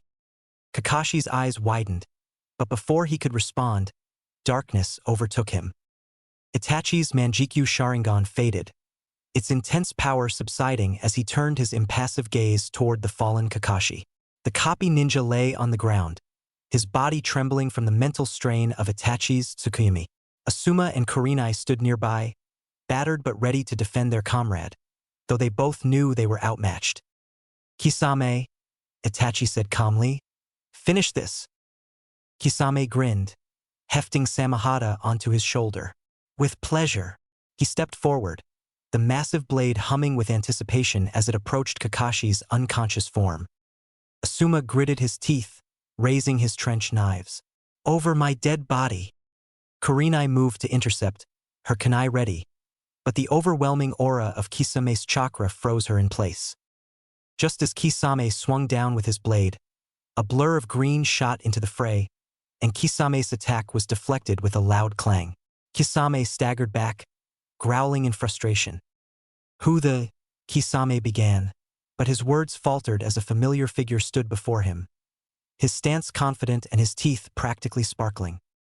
"You dare harm my comrades in the presence of youthful flames?" Might Guy declared, his voice booming with righteous energy. Kisame tilted his head, a smirk forming. "What does that mean? And who's this guy supposed to be?" Itachi's eyes narrowed slightly. "Might Guy, a taijutsu specialist. He's no ordinary opponent." Guy glanced back at Asuma and Kurenai, his expression briefly serious. "Get Kakashi out of here. I'll handle this." Kisame chuckled, stepping forward with Samehada at the ready. "You think you can take me on by yourself, Green Bean?" Guy's grin widened. "Let's find out." The two clashed in an explosion of speed and power. Kisame's raw strength met Guy's unparalleled taijutsu, their strikes creating shockwaves that rippled through the clearing. Despite Kisame's monstrous strength, Guy held his ground, his movements precise and calculated. Itachi observed the fight silently, his expression unreadable. After a few moments, he raised a hand. "Enough, Kisame." Kisame paused, his smirk fading into a frown. "What? But I'm just getting started." "It's time to leave," Itachi said, his voice calm but firm. "Reinforcements will arrive soon, and we don't need to escalate this further." Kisame grumbled but complied, shouldering Samehada. "Fine, but I was looking forward to cutting that guy down." Guy stepped back, his gaze never leaving the two Akatsuki members. "You're not going anywhere without a fight." "We have no interest in unnecessary battles," Itachi replied, his Sharingan glinting faintly. "Our objective lies elsewhere." With that, the two Akatsuki vanished into the shadows, leaving the Konoha shinobi alone in the clearing. Asuma and Kurenai quickly moved to Kakashi's side, helping him to his feet. His breathing was shallow, and his eyes were glazed with exhaustion. "Let's get him to the hospital," Guy said, his usual cheer replaced by a rare tone of seriousness. The group retreated to Konoha, moving as quickly as they could while keeping Kakashi stable. Once they arrived at the hospital, the medics took over, placing Kakashi in a private room to recover. As they stood outside his room, Guy turned to Asuma and Kurenai. "Itachi Uchiha's presence in the village cannot be known, especially not by Sasuke." Kurenai nodded solemnly. "Agreed. If Sasuke finds out his brother was here, he'll act recklessly. Later that day, Sasuke arrived at the hospital, his brow furrowed with concern. He had heard rumors of Kakashi being injured and wanted answers. When he stepped into the hall outside Kakashi's room, he found Aoba Yamashiro speaking with one of the nurses. Aoba, unaware of the need for secrecy, turned to Sasuke and began speaking without hesitation. Sasuke, it's incredible what happened. Your brother, Itachi Uchiha, was here in the village. The words hit Sasuke like a thunderclap. His body went rigid, and his Sharingan flared to life. What did you say? Aoba's eyes widened, realizing his mistake too late. I shouldn't have. Sasuke's fists clenched, his mind racing. Itachi. Here? The thought sent a surge of rage and adrenaline through him. Without another word, he turned on his heel and bolted down the hallway, his heart pounding. He's going after Naruto, Kurenai said, her voice filled with dread as she and Asuma rushed after him. Sasuke sprinted through the streets of Konoha, his focus razor-sharp. His thoughts were a blur of anger and determination. If Itachi's after Naruto, I'll find him first. I'll protect Naruto, and I'll finally make Itachi pay. Asuma and Kurenai followed at a distance, their expressions grim. We have to stop him before he does something reckless, Asuma said, his tone urgent. But Sasuke was already gone, vanishing into the forest in pursuit of his brother, and his chance for revenge. Jiraiya and Naruto arrived in the bustling town just as the sun dipped below the horizon. Lanterns illuminated the streets, and the sounds of merchants and chatter filled the air. After a long day of travel, Naruto was eager to rest, but Jiraiya seemed preoccupied. His eyes darted toward a young woman who was glancing his way. Naruto, Jiraiya said, clapping the boy on the back. Why don't you head up to our room? I've got adult matters to attend to. Naruto scowled, rubbing his shoulder. What? You're ditching me again for some dumb girl? You're the worst pervy sage. Jiraiya grinned unapologetically. You'll understand when you're older, kid. Now go. I'll be up later. Grumbling under his breath, Naruto made his way to their room, slamming the door behind him. He threw himself onto the bed, arms crossed. Stupid old man, he muttered. Always leaving me behind. A knock on the door interrupted his thoughts. He rolled his eyes, assuming it was Jiraiya already crawling back. You forgot your key, didn't you? He opened the door, and his words died in his throat. Standing before him were two cloaked figures, their black robes adorned with ominous red clouds. One was a tall, shark-like man with a massive, bandaged sword resting on his shoulder. The other had dark hair and piercing red eyes, the tomo of the Sharingan spinning slowly. Naruto Uzumaki, the man with the Sharingan said, his voice calm and measured. We need you to come with us. Naruto took a cautious step back, his eyes darting between the two strangers. Who the heck are you? Itachi Uchiha's expression didn't waver. There's no need for introductions. You will come quietly. Kisame smirked, his sharp teeth glinting in the dim light. Or not. I'm fine with cutting you up a little. Naruto's instincts screamed at him to run, but curiosity held him in place. How do you know who I am? And what do you want with me? The Nine Tails, Itachi replied simply, his crimson gaze locking onto Naruto's. Naruto's breath caught. They know about the nine-tailed fox? Before he could process the revelation, Kisame stepped forward, raising his massive sword. Samahata. Let's make this easy, kid. Hold still while I take off a leg. Naruto's muscles tensed as he prepared to fight, but before Kisame could strike, the sound of crackling lightning filled the air. Sasuke appeared in a blur, his Chidori illuminating the hallway. His face was twisted with rage. Itachi, Sasuke roared. I'll kill you. Sasuke lunged at his older brother. The Chidori aimed for Itachi's chest, but Itachi moved faster than Sasuke could react, catching his wrist mid-strike. The Chidori fizzled out as Itachi twisted Sasuke's arm, slamming him into the wall with a sickening crunch. Sasuke, Naruto shouted, taking a step forward. Stay back, Itachi said coldly. his Sharingan now focused on Naruto. This doesn't concern you. Naruto gritted his teeth, his hands forming a seal. Like hell it doesn't. Shadow clone jutsu. Dozens of clones appeared, rushing at the two Akatsuki members. Kisame swung Samahata, tearing through the clones with ease. Naruto gathered his chakra, trying to summon Gamabunta, but as he began the summoning process, Samahata absorbed the chakra, leaving him drained. Not so fast, Kisame taunted, raising his sword again. Before Kisame could strike, a massive toad appeared between him and Naruto, its tongue whipping out to block the attack.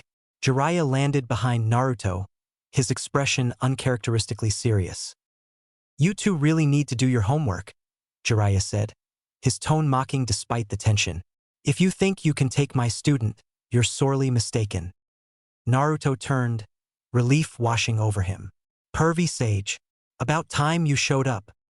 Jiraiya ignored the nickname, his focus on the intruders. Let me guess, you used that girl to lure me away. Sloppy work, Itachi. Itachi's gaze remained impassive. Your presence complicates things. Kisame, we're leaving. Already? Kisame asked, disappointed.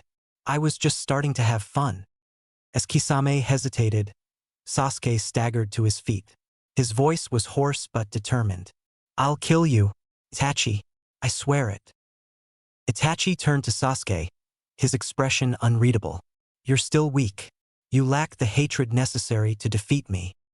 In a blur, Itachi closed the distance, delivering a devastating series of blows that left Sasuke crumpled on the ground. Kneeling beside him, Itachi activated his Manjikyu Sharingan. Let me remind you of your place.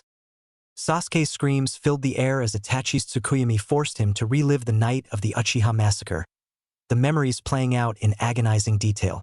When Itachi finally released him, Sasuke collapsed, his mind broken. Naruto charged forward, but Kisame moved to intercept him. Before the Sharkman could strike, Jiraiya slammed his hands together, summoning a massive flood of viscous, sticky liquid that encased the hallway. What the hell is this? Kisame growled, struggling to move. My toad mouth bind, Jiraiya said with a smirk. I've caught bigger fish than you. Kisame now? Itachi's eyes narrowed. Before Jiraiya could further ensnare them, a black flame erupted, consuming the sticky substance and creating an escape route. The two Akatsuki members vanished into the night, leaving Jiraiya and Naruto standing amidst the wreckage. Naruto rushed to Sasuke's side, his heart pounding. Sasuke, wake up! Sasuke didn't respond, his breathing shallow and his eyes glazed with fear. Jiraiya placed a hand on Naruto's shoulder, his expression grim. There's nothing more we can do for him here. At that moment, Might Guy appeared, delivering a flying kick to Jiraiya's face. Enemy attack! Guy, stop! Naruto shouted. He's on our side. Guy froze mid-strike, blinking in confusion. Oh, my apologies. Jiraiya groaned, rubbing his face.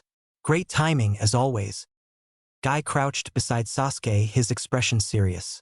Kakashi's in the same state. Whatever Itachi did to them, it's beyond anything we can heal. Jiraiya's eyes narrowed. Then there's only one person who can help. Tsunade. He stood, his resolve firm.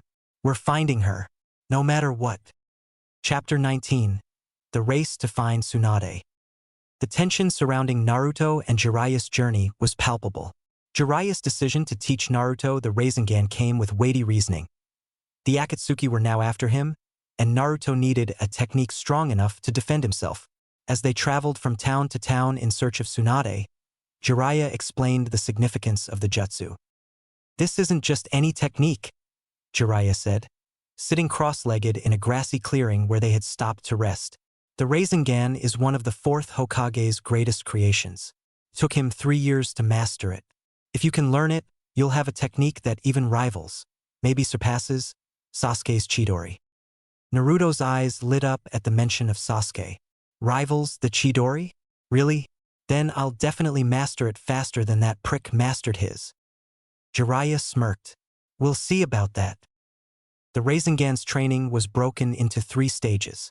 The first was simple enough: learn to rotate chakra. Jiraiya handed Naruto a water balloon, instructing him to pop it using only the force of his chakra. The sun hung high over the impromptu training grounds, bathing the clearing in warm light. A light breeze rustled the leaves as Naruto Uzumaki stood at the center, a water balloon in hand, his brows furrowed in determination.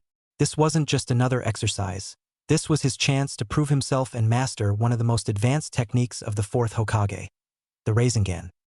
Naruto's chakra control, honed from Yamato's previous training, allowed him to spin the water inside the balloon with ease.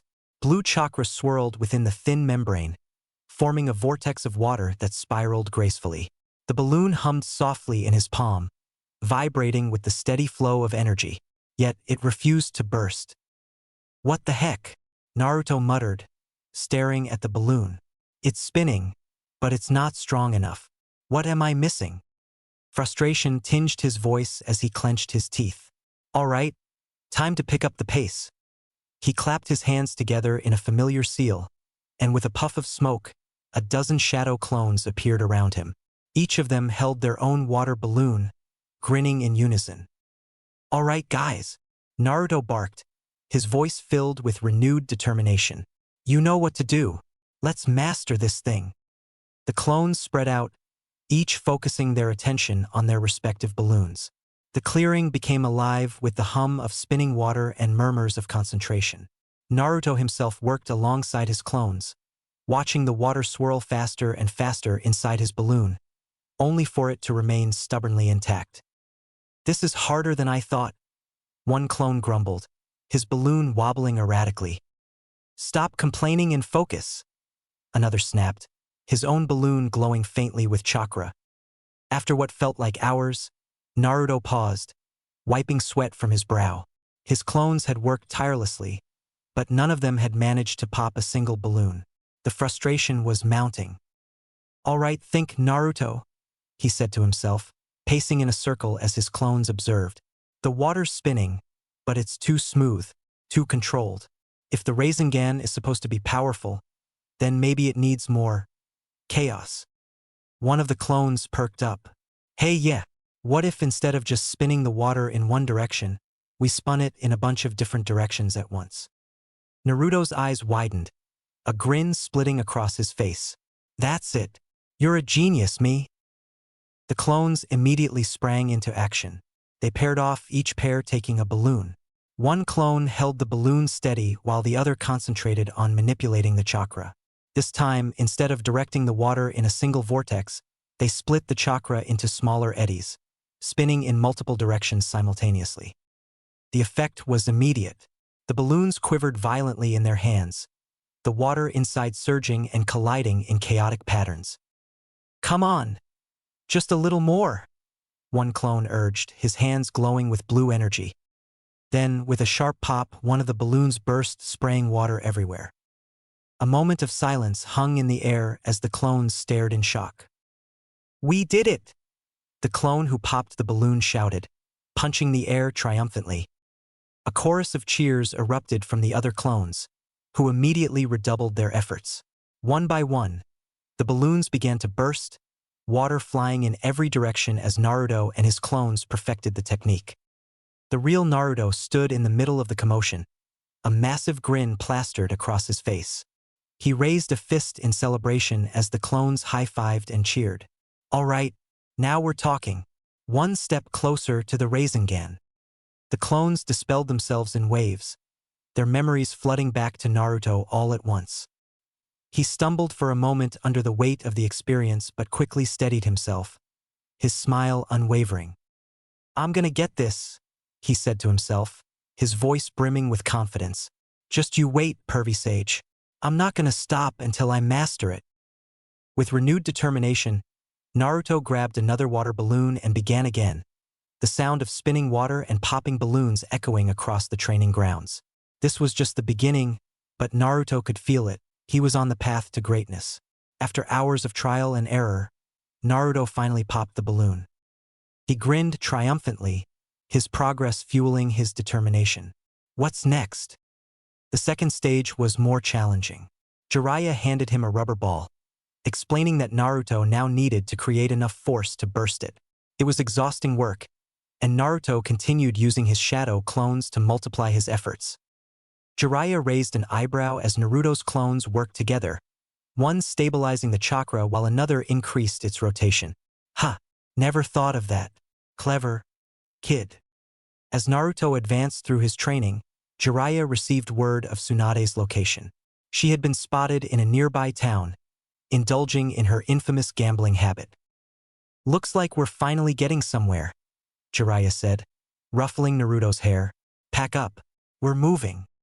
Naruto grumbled about being interrupted during his training but followed without complaint. He had a feeling their search for Tsunade was about to get interesting.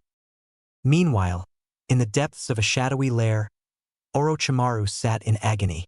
His arms were lifeless at his sides, the result of the third Hokage's sealing jutsu during their last confrontation. Pain radiated through his body, unrelenting and crippling. Kabuto stood nearby, mixing a vial of medicine. This will dull the pain, Lord Orochimaru. Orochimaru's golden eyes glared at his subordinate. Dull it? That's not enough. I need my arms restored. Kabuto hesitated. There's only one person who can reverse this, Tsunade. Orochimaru's lips curled into a sinister smile. Then we'll find her. Knowing exactly where Tsunade was rumored to be, Orochimaru and Kabuto mounted a massive snake summon and began their journey. Elsewhere, Tsunade sat in a lavish gambling hall, her expression unreadable as she watched the dealer deftly distribute the next hand. Shizun, her loyal assistant, stood beside her with a concerned look. Tsunade-sama, are you sure we should be here? You know how your winning streaks always end. Tsunade waved her off. Don't be so superstitious.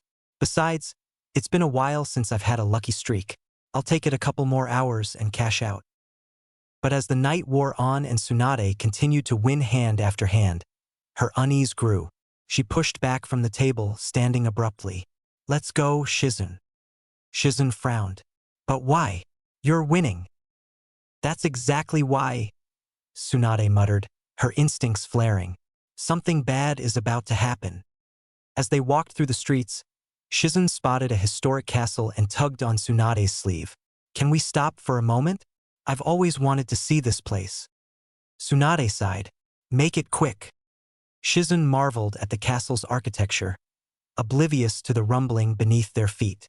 With a deafening crash, the castle walls collapsed, and from the rubble emerged Orochimaru and Kabuto, perched atop a giant snake. Tsunade, Orochimaru greeted, his voice smooth and mocking. It's been a long time. Tsunade's eyes narrowed, her body tensing. What do you want? You already know the answer to that, Orochimaru said, raising his lifeless arms. Heal me. Shizun gasped, stepping protectively in front of Tsunade. You can't possibly think she'd help you after everything you've done.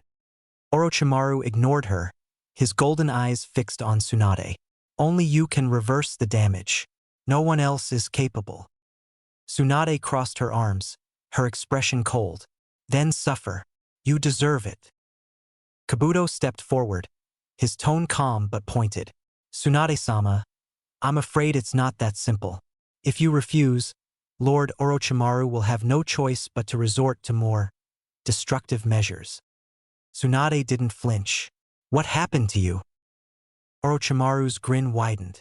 A minor mishap while killing our dear teacher, the third Hokage. The words hit Tsunade like a physical blow. Shizun's eyes widened in horror as Orochimaru's laughter echoed through the rubble. Tsunade's fists clenched at her sides, her body trembling with rage and grief. You, monster. I've been called worse, Orochimaru said dismissively. Now what will it be, Tsunade? Will you help me? Or shall I take this town apart piece by piece? Unless you'd like to make another deal? Tsunade frowned and beckoned him to speak. Shizun stepped forward, her brow furrowed with anger. Don't even think about it, Orochimaru. Whatever you're planning, Tsunade-sama isn't interested. Orochimaru chuckled softly, a sound that sent chills down Shizun's spine. Oh, Shizun, you should let your master speak for herself. This is a matter of the heart, after all. Tsunade crossed her arms, her gaze unyielding. Get to the point, Orochimaru. I'm not in the mood for your games. Orochimaru took a step forward, his tone softening into something almost persuasive. Tsunade, I know the pain you carry, the wounds that never heal. Dan, your beloved. Nawaki, your younger brother. Their deaths left scars on your soul, didn't they? At the mention of their names, Tsunade's stoic demeanor faltered for a fraction of a second. Her fists clenched tightly at her sides, and Shizun glanced at her with concern. What are you getting at? Tsunade demanded, her voice shaking ever so slightly. Orochimaru's grin widened, sensing the crack in her armor. I can bring them back to you, Tsunade. Dan, Nawaki, I can reunite you with the people you've lost. All you have to do is lend me your assistance. Shizun's eyes widened in horror. You're talking about Edo Tensei, aren't you? You monster. How dare you? Silence. Orochimaru hissed, his voice dripping with menace. You speak of things you don't understand, Shizun. This isn't about morality. This is about a chance. A chance for Tsunade to rewrite the cruel hand that fate dealt her.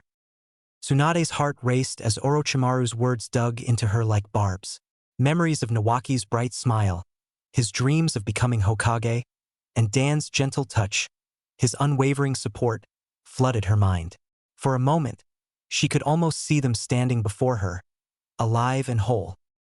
Orochimaru's voice softened again, almost coaxing. Think about it, Tsunade. Nawaki could fulfill his dream. Dan could be at your side once more. All the pain, all the regrets, erased. I'm offering you what no one else can.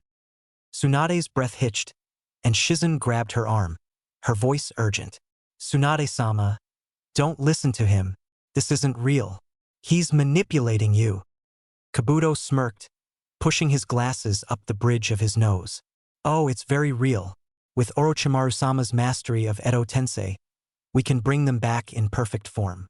Their bodies, their voices, even their personalities.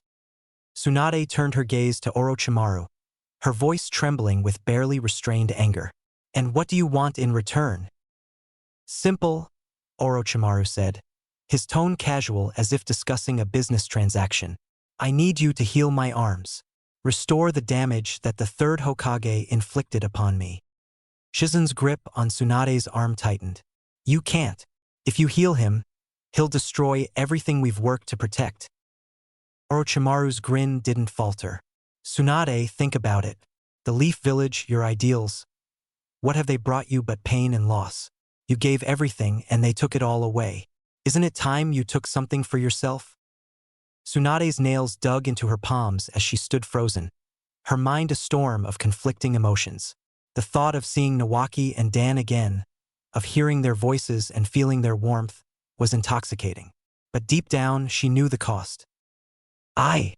Tsunade's voice wavered, and Shizun shook her head fiercely. Please, Tsunade-sama, don't let him do this to you. Nawaki and Dan wouldn't want this. They wouldn't want you to betray everything you stand for. For a moment, the clearing was silent, the weight of the decision pressing down on Tsunade like a crushing tide. Orochimaru's smile remained as he waited, patient and confident, his words hanging in the air like poison.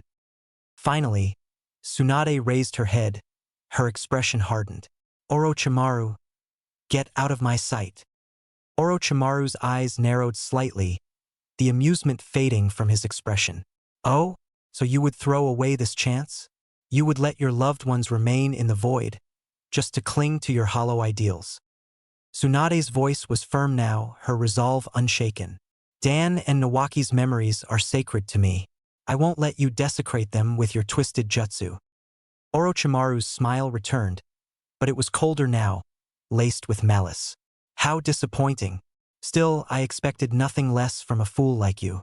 But mark my words, Tsunade, you'll regret this decision. With that, Orochimaru and Kabuto turned and disappeared into the shadows, leaving Tsunade and Shizun alone. The weight of the confrontation hung heavy in the air, but Tsunade stood tall, her fists still clenched. Shizun looked at her with a mix of relief and worry. Tsunade-sama. Tsunade exhaled slowly, her voice quiet but resolute. "Let's go, Shizun. We have work to do." And as they walked away, Tsunade carried with her not just the burden of her past, but the unyielding strength of her convictions. Naruto followed Jiraiya into a bustling tavern, the enticing aroma of grilled meat and savory stews filling the air. The boy's stomach growled audibly, and he rubbed the back of his head sheepishly. "About time we ate," Naruto grumbled, slumping into a chair at the bar. "You've been dragging me all over for days." Jiraiya chuckled, motioning to the bartender for 2 plates. "Relax, kid. Consider this a well-earned break. You've been making good progress." Naruto perked up at the rare praise, but his attention quickly shifted when he spotted 2 women sitting further down the bar. His eyes widened. "Wait a second, is that Tsunade?" Sure enough, Tsunade, with her iconic blonde hair and green jacket, was seated at the bar, sipping sake while Shizun ate quietly beside her. "Well, I'll be damned," Jiraiya muttered, striding over to them. "Tsunade." Tsunade turned, her expression unreadable as she recognized her old teammate. "Jiraiya, of course you'd show up in a place like this." "Nice to see you too," Jiraiya said with a grin, sitting beside her. "It's been a while." Naruto gawked at the interaction as his food arrived, stuffing his face while trying to eavesdrop. "From the pallor of your face, one might think you've seen a ghost of the past." Jiraiya wasted no time getting to the point. "What did Orochimaru want from you?" Tsunade's eyes narrowed, and she set her glass down. "Nothing that concerns you." "Nothing?" Jiraiya pressed. "We both know that's not true." Tsunade's gaze hardened. "Why are you really here, Jiraiya?" He sighed, leaning back. "The village needs you. Konoha wants you to be the 5th Hokage." Naruto, mid-bite, began choking on his food. Shizun moved quickly, patting his back while Tsunade raised an eyebrow at his reaction. "So it's true," Shizun murmured. "Orochimaru did kill the 3rd Hokage." Tsunade's expression darkened briefly. She saw Jiraiya's knowing smile, but she quickly masked it with a smirk. "Hokage? You think I'd waste my life on a title like that? Only a fool would want to be Hokage." Naruto, his choking subsiding, slammed his hands on the table. "What did you just say?" Tsunade glanced at him dismissively. "You heard me. The Hokages were idiots. Every single one of them died young, throwing their lives away for people who didn't deserve it." Naruto's fists clenched, his voice shaking with anger. "Take that back." Jiraiya reached out to restrain him. "Naruto, calm down." "No!" Naruto shouted, glaring at Tsunade. "How dare you insult them? The 3rd Hokage protected everyone. He gave his life for the village." Tsunade stood, crossing her arms. "And look what it got him. Dead. Face it, kid. Your dream is pointless." Naruto broke free of Jiraiya's hold, his anger boiling over. "I'll make you eat those words." Tsunade smirked, intrigued by his defiance. "All right, kid. Let's settle this outside." The two faced off in the moonlit street, a small crowd of onlookers gathering. Tsunade held up a single finger. "I'll only use this. Come at me with everything you've got." Naruto growled, gripping a kunai tightly as he charged. He aimed for her chest, but Tsunade easily sidestepped, snatching the kunai from his hand. With a flick of her wrist, she sliced the string holding his forehead protector, sending it flying. Before Naruto could recover, she jabbed her finger into his chest, sending him flying backward. He skidded across the ground, groaning in pain. "Done already?" Tsunade asked, her tone mocking. Naruto pushed himself to his feet, his body trembling but his resolve unbroken. "I'm not giving up." Tsunade's smirk faded slightly. "Why? Why is being Hokage so important to you?" Naruto's voice cracked with emotion. "Because it's my dream. I'll protect everyone in the village. No matter what. I'll make sure no one ever has to feel alone like I did." Tsunade froze, her breath hitching. For a moment, she didn't see Naruto. She saw Nawaki, her younger brother, grinning with the same determination. She saw Dan, her lover, vowing to change the village. Both had dreamed of being Hokage. Both had died. Naruto saw the flicker of vulnerability in her eyes and seized the moment. He conjured a clone and together they formed the Rasengan, its swirling energy glowing erratically as he charged. Tsunade's eyes widened slightly. The Rasengan? Naruto lunged, aiming for her chest, but Tsunade slammed her finger into the ground, creating a massive fissure. Naruto stumbled, losing control of the Rasengan as he fell into the crevice. Climbing out, Naruto glared at her. "What's so funny?" Tsunade chuckled, shaking her head. "Your jutsu, it's far from finished." Naruto growled in frustration, but Tsunade held up a hand. "All right, kid, let's make a bet. If you can master the Rasengan in a week, I'll give you this." She pulled out a necklace, its crystal pendant gleaming in the moonlight. "This belonged to the first Hokage," she explained. "It's worth more than you can imagine. But if you can't master the jutsu, you owe me every cent you've got." Naruto grinned, his determination renewed. "Deal." Tsunade smirked, handing the necklace to Shizune for safekeeping. "Let's see if you're really as strong as you say, kid." The week passed in a blur of effort, sweat, and quiet contemplation. Naruto threw himself into his training with relentless determination, channeling everything he had into mastering the Rasengan. Each day, the clearing where he trained bore more scars. Deep dents in the trees, shattered bark, and scattered debris. The once pristine forest now resembled a battleground. By morning, Naruto worked with his shadow clones on the Rasengan. Each clone held a balloon, rubber ball, or freeform ball of chakra, testing the rotation and force of their technique. Occasionally, the clones bickered among themselves. "You're doing it wrong, idiot," one clone shouted. "Shut up. I'm trying," another snapped. The real Naruto sighed, rubbing his temples. "Can you guys focus? We've got a bet to win." As the clones continued their chaotic practice, Naruto took breaks to train in his wood release. The results were mixed. Saplings sprouted awkwardly from the ground, their growth erratic, but progress was clear. By midweek, Naruto managed to create a small but sturdy tree with smooth, even bark. From the shadows, Tsunade watched him, her expression unreadable. As she observed his persistence, images of her younger brother Nawaki and her lover Dan flashed through her mind. Both had been just as bright, just as determined. Both had been lost too soon. Her hands clenched into fists at her sides. "He's just like them," she thought, her heart heavy with memories.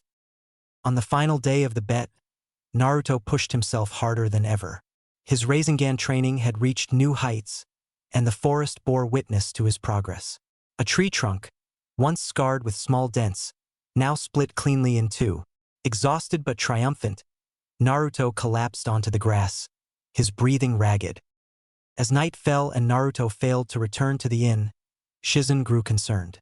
She grabbed her cloak and hurried out to find him. When she reached the training site, her heart sank at the sight. Naruto lay unconscious on the ground, surrounded by broken branches and debris. Kneeling beside him, she checked his pulse. "You're overdoing it, Naruto," she murmured, lifting him onto her back. "But I guess that's what makes you, you." Shizune carried him back to the inn, tucking him into bed. As she watched him sleep, she couldn't help but worry about the boy who reminded her so much of Tsunade's lost loved ones. Meanwhile, Jiraiya and Tsunade sat in a dimly lit bar, their drinks untouched. The tension between them was palpable. "Kid's making progress," Jiraiya said, breaking the silence. "He's got guts. Reminds me of you back in the day." Tsunade scoffed, swirling her sake. "Don't compare me to that loudmouth. He's reckless and delusional." Jiraiya chuckled. "Reckless, sure, but he's got a heart. He's determined to prove himself. You can see it in his eyes." Tsunade didn't reply, her thoughts drifting. She knew Naruto was different, but the offer Orochimaru had made continued to gnaw at her mind. Could she really betray everything to bring back her brother and Dan?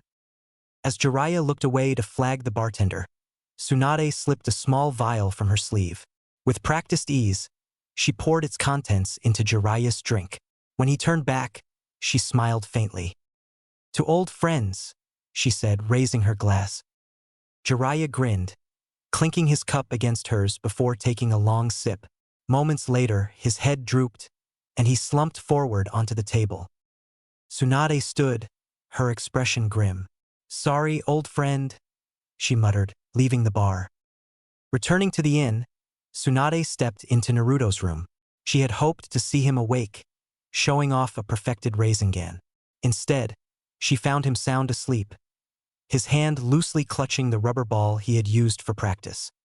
She sighed, leaning against the doorframe. "What a ridiculous bet," she murmured.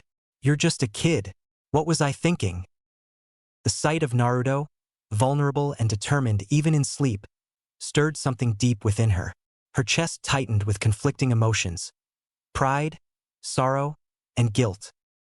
In the next room, Shizen sat alone, clutching the small vial of Orochimaru's medicine she had confiscated earlier. When Tsunade entered, Shizen stood abruptly, her eyes wide with desperation. "Tsunade-sama," Shizen began, her voice shaking, "you can't go through with this." Tsunade's expression hardened. "It's not your decision." Shizen stepped forward, blocking the doorway. "If you heal him, you'll be betraying everything the third Hokage stood for, everything Konoha stands for." Tsunade's jaw tightened, her gaze icy. "You think I don't know that? Then why?" Shizen pleaded, tears streaming down her face. "Why would you even consider it?" Tsunade's voice broke. "Because I can bring them back."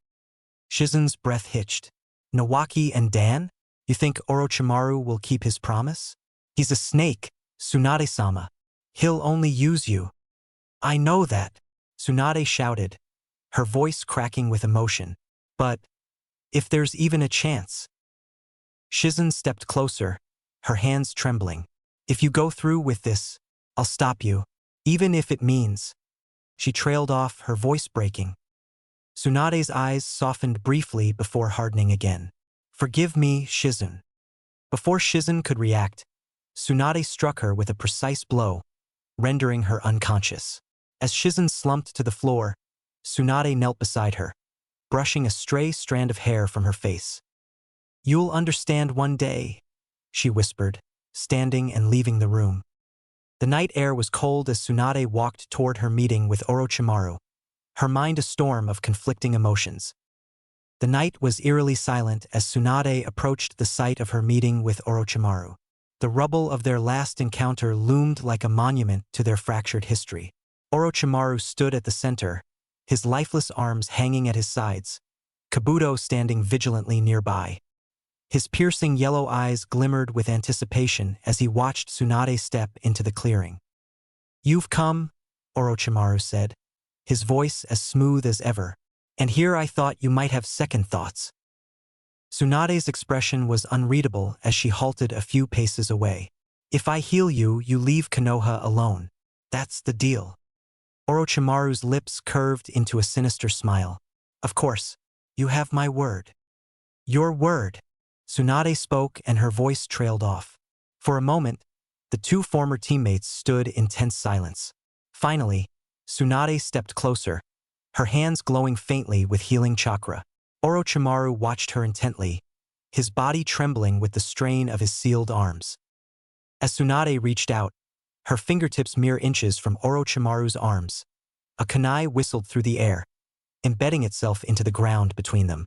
Both shinobi leapt back, startled by the sudden interruption. Kabuto stepped forward, his expression calm but his eyes sharp. "Forgive me, Lord Orochimaru, but this woman was about to betray you." Orochimaru's eyes narrowed. "Kabuto, what are you saying?" Kabuto adjusted his glasses, his voice steady. "She's a medic nin like me. I could feel the subtle killing intent laced into her jutsu. If she had made contact with you, she would have killed you." Orochimaru's gaze snapped back to Tsunade, his expression darkening. "Is this true?" Tsunade didn't answer, her silence confirming Kabuto's words. Orochimaru's disappointment was palpable. "After all this, you choose treachery. You don't deserve to live." Tsunade spat, her voice filled with venom. "Not after what you did to the third Hokage, to our village." Kabuto stepped into a combat stance, his smirk faint. Then let's see if you can back up that resolve. The two medicnine clashed in a blur of movement. Tsunade's punches shattered the ground, each strike narrowly missing Kabuto as he danced around her attacks. Kabuto retaliated with measured strikes aimed at disrupting her chakra flow, but Tsunade's experience outpaced his tactical mind. With a sudden burst of chakra, Tsunade landed a devastating blow to Kabuto's chest. Her chakra disrupted the electrical signals in his nervous system, causing his movements to misfire. When Kabuto attempted to stand, his hand twitched instead, betraying his intent. "Looks like you're out of commission," Tsunade said, her voice cold. Kabuto gritted his teeth, his body trembling as he forced himself to adapt. Bit by bit, he began compensating for the disruption, analyzing which movements led to which outcomes. By the time Tsunade began to heal her own injuries, Kabuto had regained control of almost half of his body. Tsunade's eyes widened as Kabuto rose to his feet. "How?" "Adaptability," Kabuto replied, flexing his fingers. "It's what separates the good from the great." Before Tsunade could react, Kabuto charged, his speed and strength nearly restored. Tsunade barely managed to block his strike, her weakened state leaving her vulnerable. As Kabuto prepared to deliver a finishing blow, a loud voice echoed through the clearing. "Tsunade!" Naruto, Jiraiya, and Shizun appeared, positioning themselves between Kabuto and Tsunade. Jiraiya's face was grim, his usual levity nowhere to be found. "You all right, Tsunade?" Jiraiya asked, crouching beside her. "I didn't ask for your help," Tsunade snapped, pushing him away. She staggered to her feet, her fists clenched. "This is my fight." Ignoring her protests, Shizun rushed to her side, guiding her to a safer distance. Jiraiya faced Kabuto, his tone sharp. "You've got guts, turning on Konoha like this." Naruto stared at Kabuto, confusion etched across his face. "Why are you doing this, Kabuto? You were at the Chunin exams with us. I thought you were one of us." Kabuto smirked, adjusting his Otogekure forehead protector. "That was an act, Naruto. I've always been loyal to Lord Orochimaru. My mission was to gather information on Sasuke Uchiha." Naruto's eyes widened. "Sasuke? Why him?" "Because," Kabuto said with a mocking tone, "Sasuke is a prodigy. He's destined for greatness, far beyond anything you could ever hope to achieve." Naruto's fists clenched at his sides. "You're wrong. Sasuke's my friend, and I'll prove I'm just as strong as he is." Kabuto laughed, his gaze condescending. "We'll see about that." Tsunade watched from the sidelines as Naruto, Jiraiya, and Shizun squared off against Kabuto and Orochimaru. Her body trembled, not just from her injuries, but from the flood of emotions threatening to overwhelm her. Images of Nawaki and Dan flashed in her mind, their dreams of being Hokage intertwining with Naruto's defiant determination. Shizun's voice pulled her back to the present. "Tsunade-sama, you need to rest. Let us handle this." "No," Tsunade whispered, her gaze fixed on Naruto. "I won't let Orochimaru take anything else from me." As Kabuto and Orochimaru prepared their next move, Tsunade forced herself to stand, determination blazing in her eyes. The fight was far from over, and she wasn't about to let her past define her future. The tension in the air was suffocating. Naruto's knuckles were white as he clenched his fists. His gaze locked onto Kabuto. The betrayal cut deep, and Kabuto's condescending smirk only fueled his anger. "You're just a kid playing ninja?" Kabuto taunted, his injured hand still dripping blood. "Do you really think you can win against me?" Naruto growled, forming the familiar cross-seal hand sign. "Let's see you laugh after this." Shadow Clone Jutsu. Dozens of clones sprang into existence around Naruto, each one moving to encircle Kabuto. The real Naruto hung back, watching for an opening. "Coming at me from the side of my injured hand?" Kabuto mused, glancing at his wrist. "Smart, but not smart enough." The clones charged, kunai flashing in the dim light. Kabuto smirked, slitting his injured wrist further and flicking the blood into the air. The crimson spray splattered across the clones, obscuring their vision and throwing their attacks off course. Naruto's eyes widened as Kabuto effortlessly dismantled the clones one by one. Each strike was precise, cutting through the shadow clones like paper. "Too easy," Kabuto said as the last clone dispersed. His eyes locked onto Naruto, and with a burst of speed, he charged, a kunai gleaming in his hand.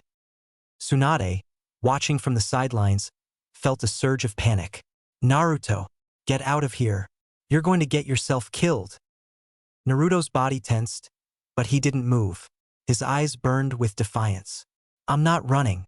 I've got dreams to accomplish, and I can't back down now." Kabuto closed in, his kunai aimed straight for Naruto's chest. At the last moment, Naruto thrust his hand forward, catching the blade with his palm. Blood seeped between his fingers as the kunai bit into his flesh, but Naruto held firm. "You're insane," Kabuto growled, struggling to pull his weapon free. Naruto gritted his teeth, ignoring the pain. "Maybe, but I'm not losing to you." Naruto began to channel chakra. A shadow clone materialized beside him with a plume of smoke, helping him shape the swirling sphere of energy. Kabuto's eyes narrowed. "The Rasengan? You think you can actually use that?" Naruto smirked through the pain. "You're about to find out." With a final burst of focus, the Rasengan solidified, its energy humming with barely contained power. Naruto lunged forward, driving the sphere into Kabuto's stomach. "Take this," Naruto shouted. The impact was devastating. Kabuto's body bent unnaturally as the Rasengan struck, sending him hurtling backward into a large rock. The ground shook from the force of the blow, and a cloud of dust enveloped the battlefield. As the dust began to settle, Kabuto emerged from the rubble, his hand clutching his abdomen. Blood oozed from a deep wound, but to Naruto's shock, the injury began to close, the torn flesh knitting itself together. Kabuto coughed, his breath labored. "Impressive. I managed to channel chakra to my abdomen just in time. You nearly killed me." Naruto's jaw tightened. "Then why are you still standing?" Kabuto smirked weakly. "Because I heal faster than you can hurt me." But even as he spoke, his legs wobbled. Though the external wound had healed, the internal damage from the Rasengan remained. Kabuto's chakra reserves were too low to fully recover. Finally, his body gave out, and he collapsed to his knees, clutching his stomach. "Damn it," he muttered before falling forward, unconscious. Naruto staggered, clutching his injured hand. Blood dripped from his palm, but he refused to show weakness. He turned to Tsunade, his voice firm despite his exhaustion. "I told you, I'm not giving up." Tsunade stared at him, her heart pounding. The image of Naruto standing tall despite his injuries overlapped with memories of Nawaki and Dan. For a moment, she couldn't tell where her past ended and the present began. "Kid," she whispered, her voice trembling. Jiraiya stepped forward, his expression a mix of pride and concern. "You did good, Naruto. Better than good." Naruto grinned, though the effort made him wince. "Told you I'd master it." As the group regrouped, the unconscious Kabuto lay forgotten for the moment. The battle wasn't over yet. Orochimaru still loomed, his piercing gaze watching the scene unfold. The clearing crackled with tension as three legendary figures of the shinobi world faced off. Orochimaru, his arms limp at his sides, stood flanked by his loyal subordinate Kabuto, who had regained enough strength to stand. Opposite them stood Jiraiya, Tsunade, and Naruto, each battered but resolute. "I never imagined we'd find ourselves here," Orochimaru said, his voice smooth despite the venom laced within it. "The three of us, fighting once more." "This ends now, Orochimaru," Tsunade said, stepping forward. Though her body trembled from fatigue, her resolve was unshakable. "I won't let you harm Konoha anymore." Orochimaru's lips curled into a sinister smile. "Bold words, Tsunade. Let's see if you can back them up." With a flick of his head, Orochimaru commanded Kabuto to fall back, and the bespectacled man did, and then he bit his thumb and slammed his hand to the ground. "Summoning jutzu." The ground shook violently as a massive snake, Manda, emerged from the earth, its scales gleaming ominously in the moonlight. The colossal creature hissed, its forked tongue flicking out menacingly. Jiraiya and Tsunade exchanged a look. Without a word, they performed their own summoning jutsu. Shizen had cleansed Jiraiya of enough of the toxin by now. In a flash of smoke, Gamabunta, the Toad Boss, and Katsuyu, the Slug Queen, appeared, their immense forms towering over the battlefield. Naruto's jaw dropped at the sight. That's insane. The three summoned beasts clashed with earth-shaking ferocity. Manda lunged at Gamabunta, its fangs snapping mere inches from the toad's face. Katsuyu intervened, spraying a corrosive acid that forced Manda to retreat. The clearing became a battleground, the ground splintering under the weight of the massive creatures. As the summoning beasts fought, the Sanin themselves engaged in combat. Jiraiya, though still recovering from the effects of the poison Tsunade had slipped him, held his own against Kabuto, deflecting his attacks with precision. Meanwhile, Tsunade faced Orochimaru directly. Despite her fatigue, her punches landed with earth-shattering force, each strike aimed at ending the fight quickly. "You've grown weaker, Orochimaru," Tsunade taunted, dodging a venomous strike from his tongue. "Losing your arms was just the beginning." Orochimaru's smile faltered, his frustration evident. "And yet, here you are, struggling to finish me." As the battle wore on, Tsunade's movements grew more precise, her strikes fueled by a renewed sense of purpose. Memories of Nawaki, Dan, and the third Hokage flashed through her mind. She wouldn't let Orochimaru take anything more from her or the village. Finally, with a roar of determination, Tsunade landed a devastating punch squarely on Orochimaru's chest, sending him flying into a tree. He slumped to the ground, coughing violently. Above them, Manda hissed in frustration as Katsuyu and Gamabunta coordinated their attacks, driving the serpent back. Realizing the tide had turned, Orochimaru gritted his teeth. "This isn't over," he snarled, his gaze dark and venomous. "Let's go, Kabuto."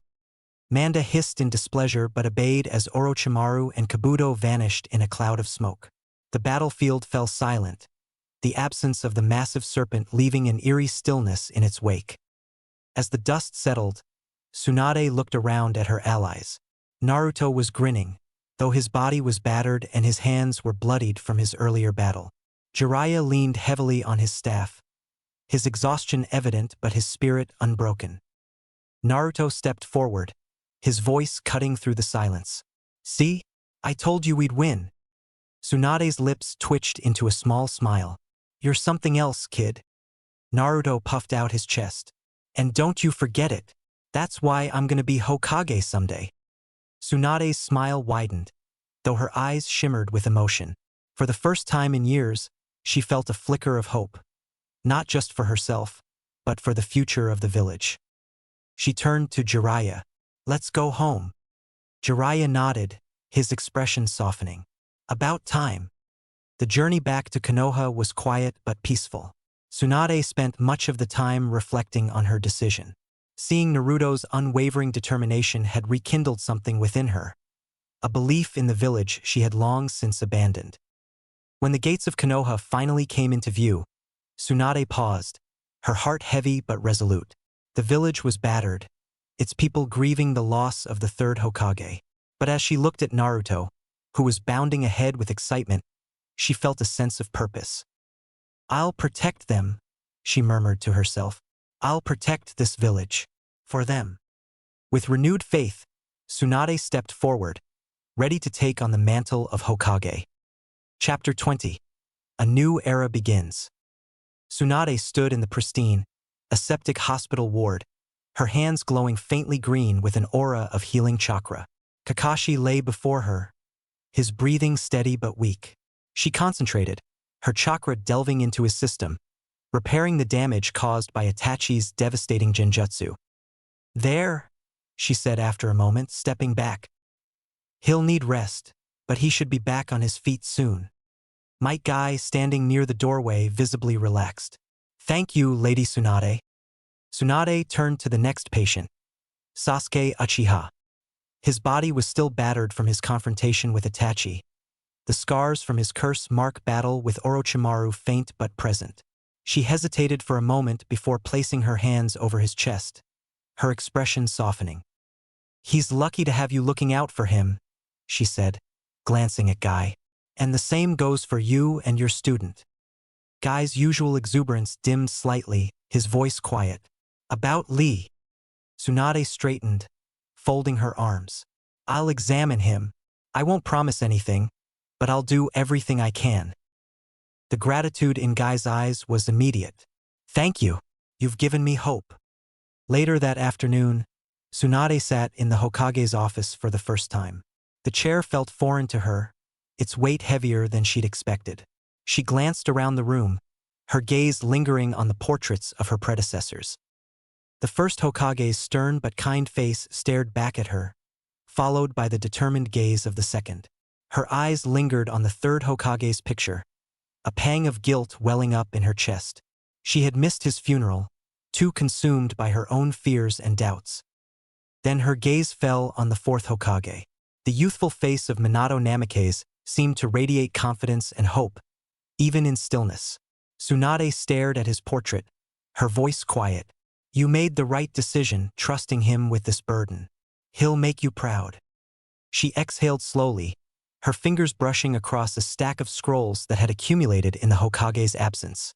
Each one was marked with urgency, their contents ranging from budget reports to mission requests. She began flicking through them, her brow furrowing as she worked. Her thoughts drifted as she signed off on one scroll after another. The duties of a Hokage were endless. She hadn't wanted this, yet here she was, carrying the weight of the village on her shoulders. Amid the mundane scrolls, one caught her attention. The title, written in bold kanji, read, Chunin Promotions. Curiosity piqued. She broke the seal and unrolled the scroll. Her eyes scanned the contents, her lips twitching into a broad grin. "Well," she said aloud, leaning back in her chair, "I think I can get used to this job after all." As she read through the recommendations and evaluations, her mind wandered to the young shinobi who had fought so bravely during the Chunin exams. Naruto, Sasuke, Sakura, Shikamaru. Each of them had shown promise, each in their own way, at least insofar as her promotion committee had been concerned. However, only two had been ultimately nodded for the promotion. The future of the village felt uncertain, but for the first time in years, Tsunade felt a flicker of hope.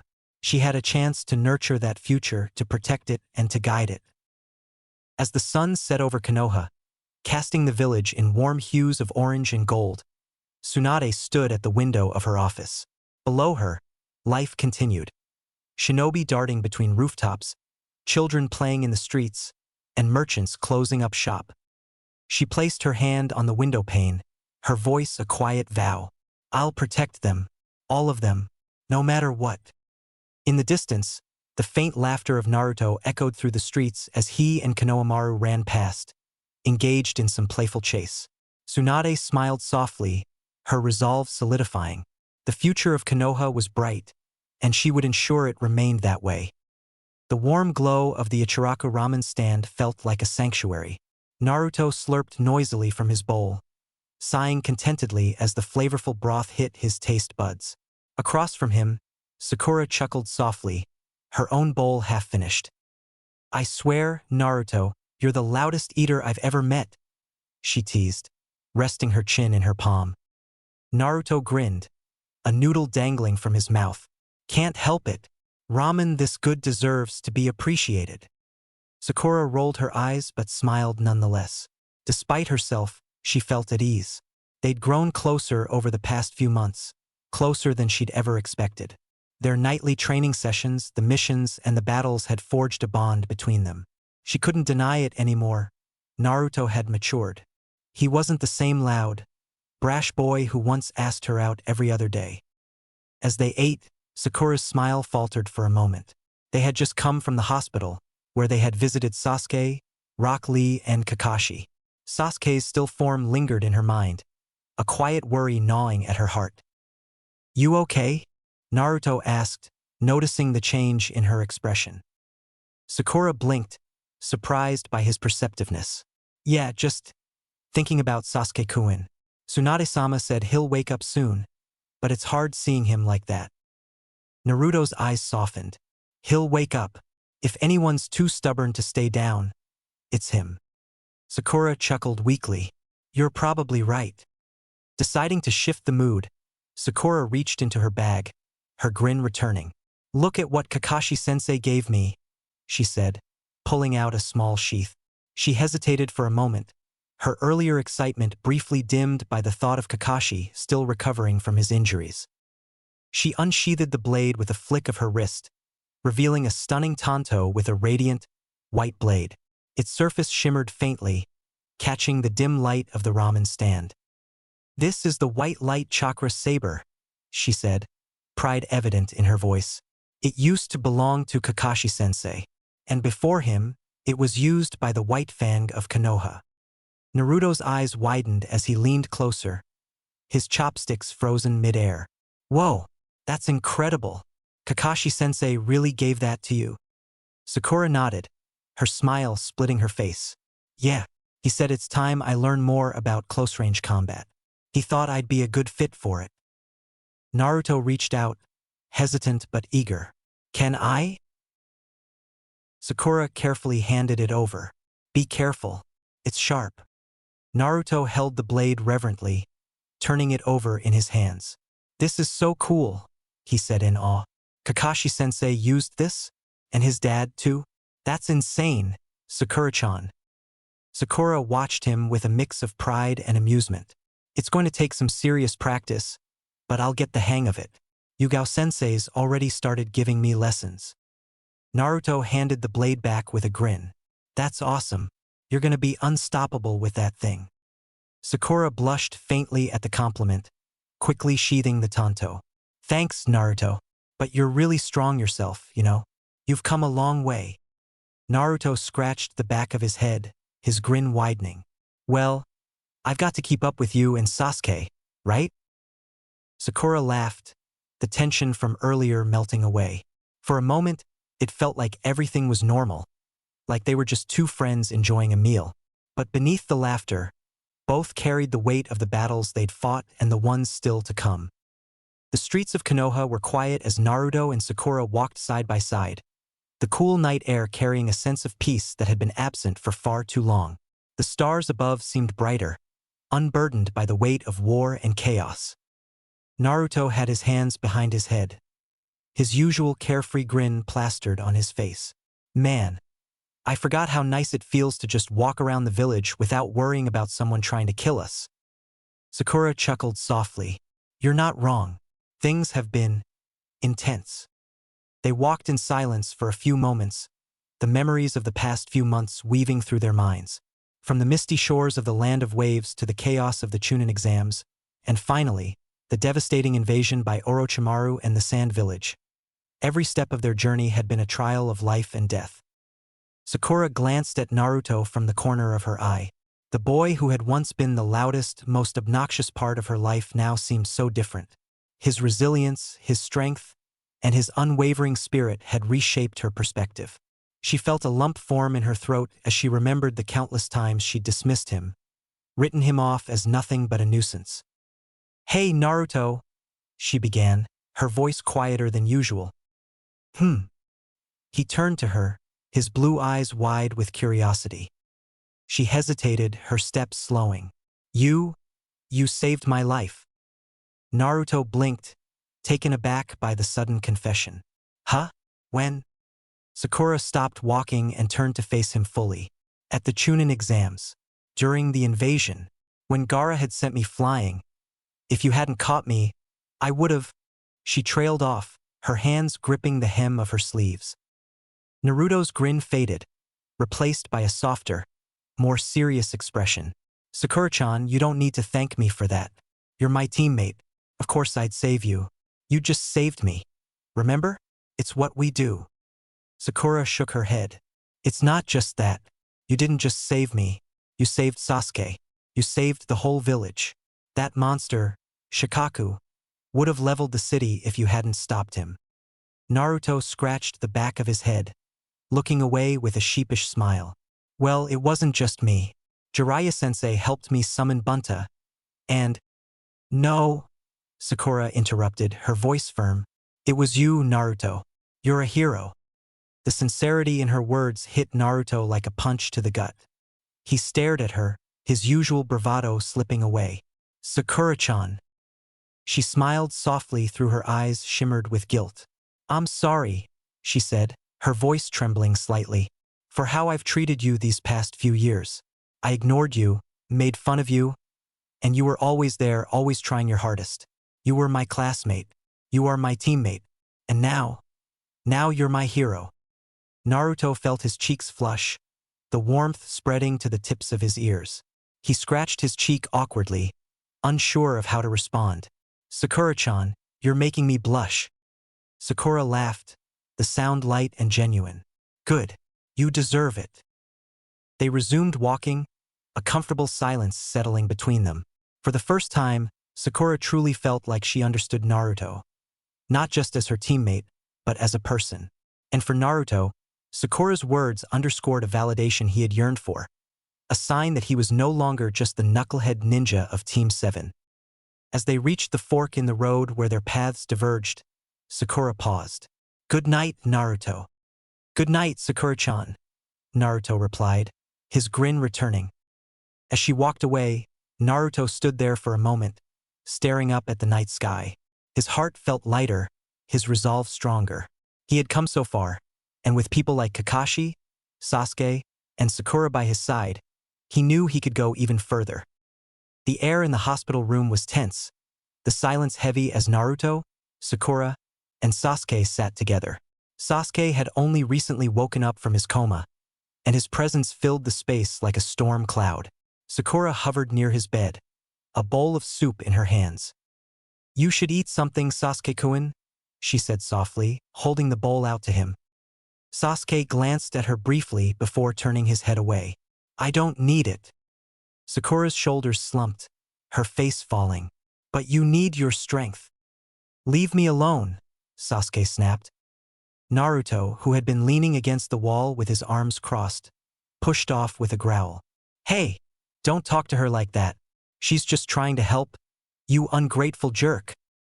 Sasuke's dark eyes locked onto Naruto, his expression unreadable. Do you have a problem? He asked coldly. Naruto met his gaze without hesitation. Yeah, I do. You're acting like a spoiled brat. For a moment, neither moved, the tension between them growing thicker with each passing second. Finally, Sasuke stood, his movements slow and deliberate. Then let's settle it. Right now. Naruto blinked. What? Fight me? Sasuke demanded, his voice low and steady. On the roof. Despite Sakura's frantic protests, the three made their way to the rooftop of the hospital. The cool breeze did little to quell the heat of the confrontation. Sakura stood to the side, her hands clasped tightly in front of her as she pleaded with them. Please, stop this, she cried, tears streaking down her face. We just recovered from the invasion. We're a team. Why are you doing this?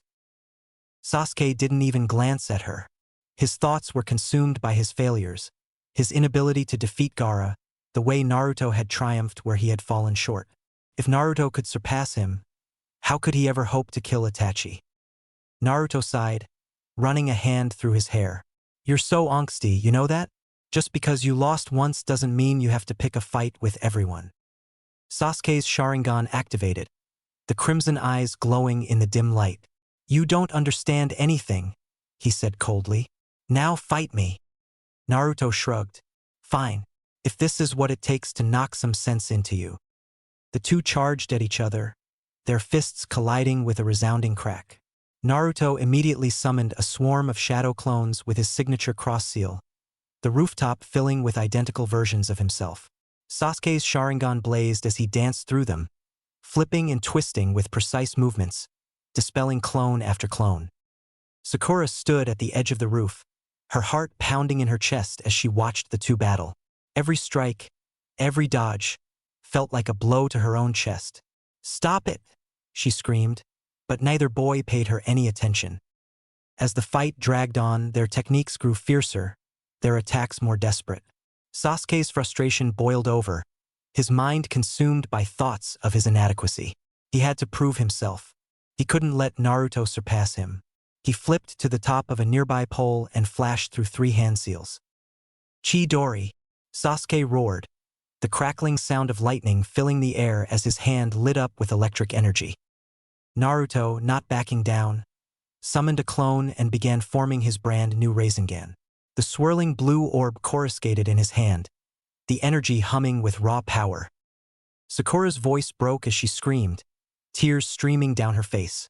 "Stop it! You'll kill each other!" She ran forward in a desperate attempt to intervene. The 2 boys charged at each other, their attacks ready to clash.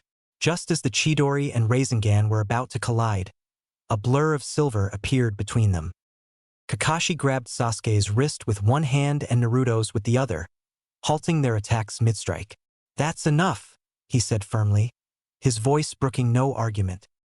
With a swift motion, Kakashi tossed both boys aside, sending them flying into 2 separate water tanks on opposite ends of the roof.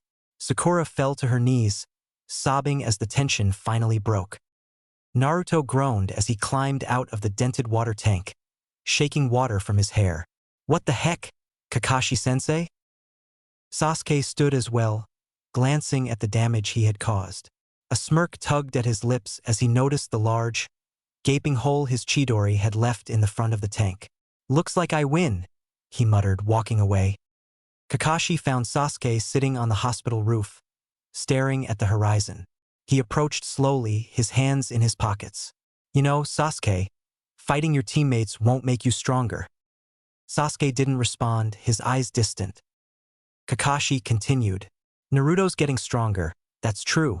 He's doing it by learning with and from his teammates and fellow Leaf Ninja. But you're strong too, hardened by your crucibles, both self-imposed and those out of your control. Isolation has forged you into a weapon, but you still need people just like he does. Comparing yourself to him isn't the answer. Don't ask yourself how he's getting so strong. Ask him. He trains with anybody and everybody." Sasuke's fists clenched. "You don't understand. If I can't even beat Naruto, how can I ever hope to defeat my brother?" Kakashi placed a hand on Sasuke's shoulder. "Strength doesn't come from hatred, Sasuke.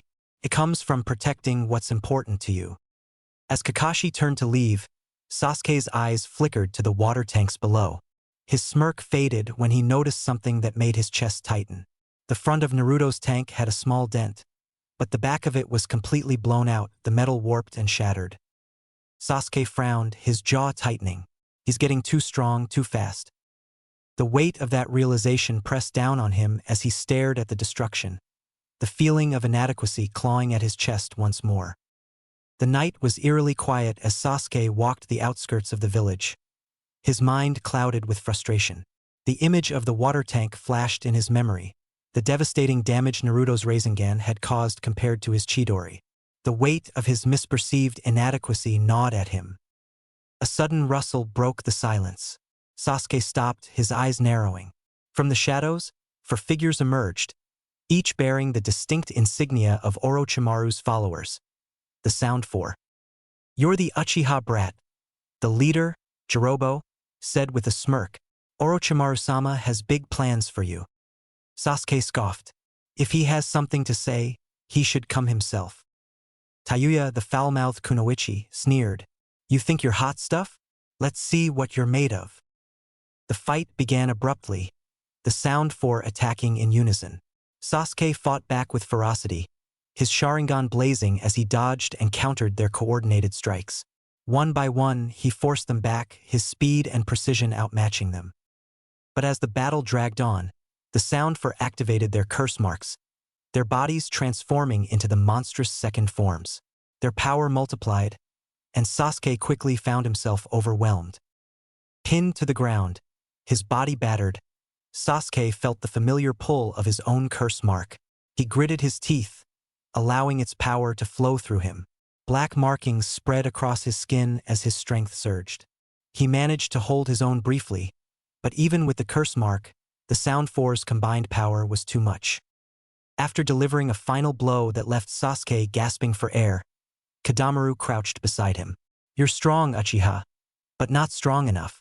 Orochimaru-sama can change that." Tayuya crossed her arms, looking down at him.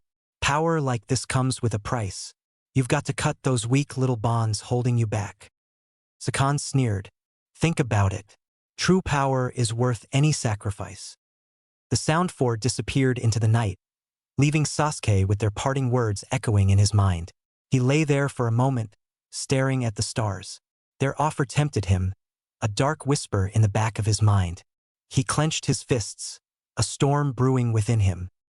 On the other side of the village, Naruto led Sakura to meet Jiraiya at a small tea house. The Sanin sat lounging on a cushion, looking utterly disinterested as Naruto introduced them. "Ero Senin, this is Sakura-chan," Naruto said, his grin wide. "She's super smart, and she's been training hard with Yugao-sensei. Oh, and she's really into jutzu." Jiraiya's eyes flicked lazily to Sakura, giving her a polite nod. "Nice to meet you." Sakura, unfazed by his lack of enthusiasm, took a seat across from him. "Naruto tells me you're an expert on seals." At the mention of himself, Jiraiya's demeanor changed instantly.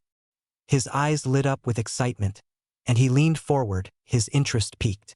"Jutsu, you say? Of course I am. Are you a reader?" "Yes, I've read nearly everything you've published. On the topic of jutsu, that is," Sakura smiled, producing a small scroll. "I've been working on disruption seals and chakra storage systems. I read about a new type of seal that allows chakra to retain its nature transformation, like storing fire chakra to be employed to use fire ninjutsu at a later time." Jiraiya's grin grew as he unrolled the scroll, inspecting Sakura's detailed notes. "This is impressive," he admitted. "You've got a sharp mind for this." For what seemed to Naruto must have been hours, they delved into jutsu theory, discussing chakra conversion nodes, the intricacies of seal stability, and the advancements made by recent generations. Sakura shared how she had repaired Naruto's seal after Orochimaru had tampered with it. "You fixed Naruto's seal?" Jiraiya asked, his tone serious. Sakura nodded. "I recognized the 5-pronged seal Orochimaru added and released it. It was disrupting the flow of his chakra." Jiraiya's expression shifted, equal parts impressed and contemplative. "Not bad for a genin. That's advanced work." Naruto fidgeted uncomfortably, his gaze dropping to the table. The mention of his seal always made him uneasy, a reminder of the burden he carried. Sakura noticed and mouthed a quick apology, which Naruto waved off with a small smile. As their conversation wound down, Sakura hesitated before asking her next question. "Jiraiya-sama, do you know anything about Sasuke's curse mark?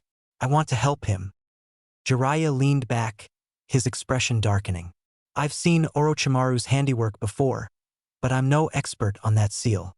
It's a dangerous and insidious creation. Is there a way to counteract it?" Sakura pressed. Jiraiya stroked his chin thoughtfully. "If anyone would know, it's Anko Mitarashi. She was one of Orochimaru's test subjects. She has a similar mark."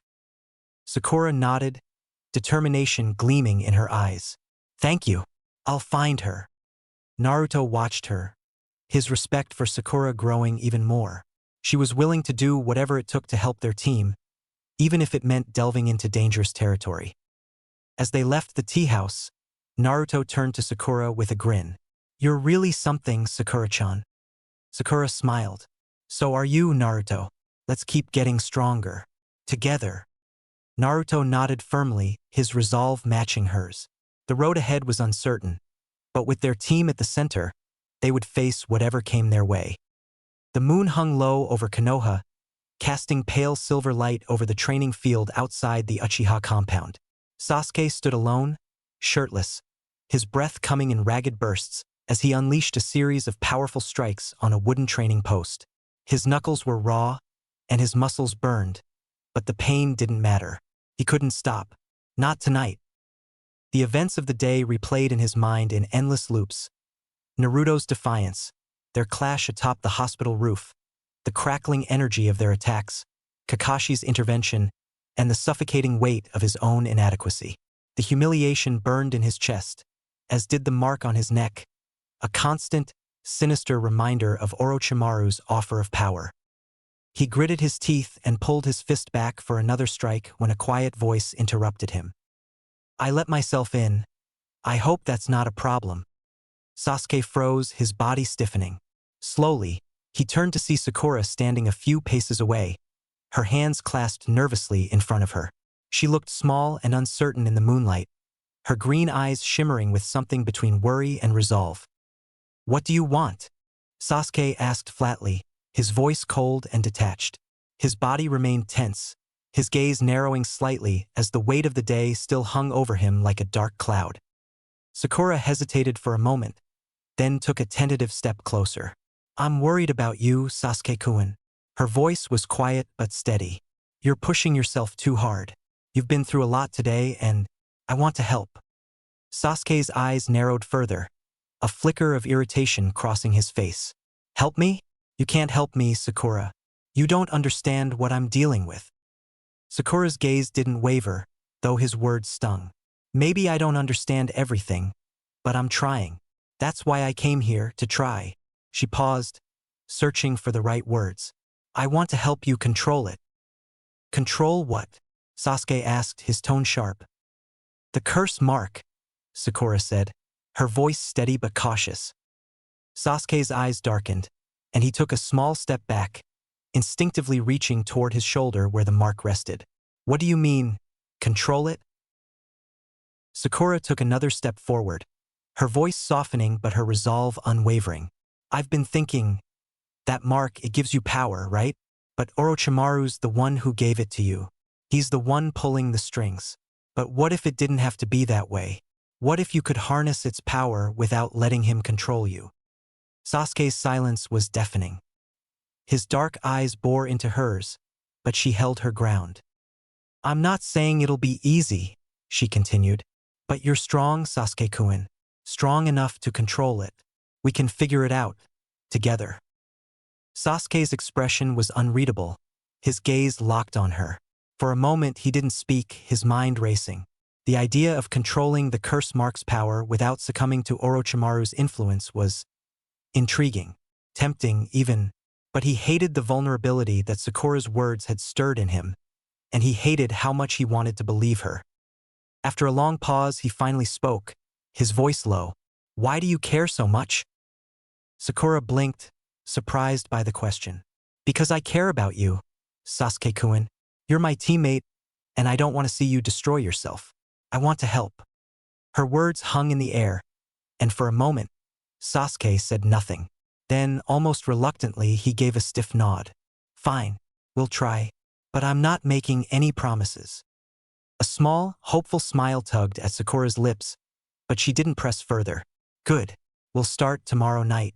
Naruto and I will be at the training ground. You can meet us there. Sasuke's nod was curt, and his gaze shifted away, his body tense. All right, now go. I need to finish here.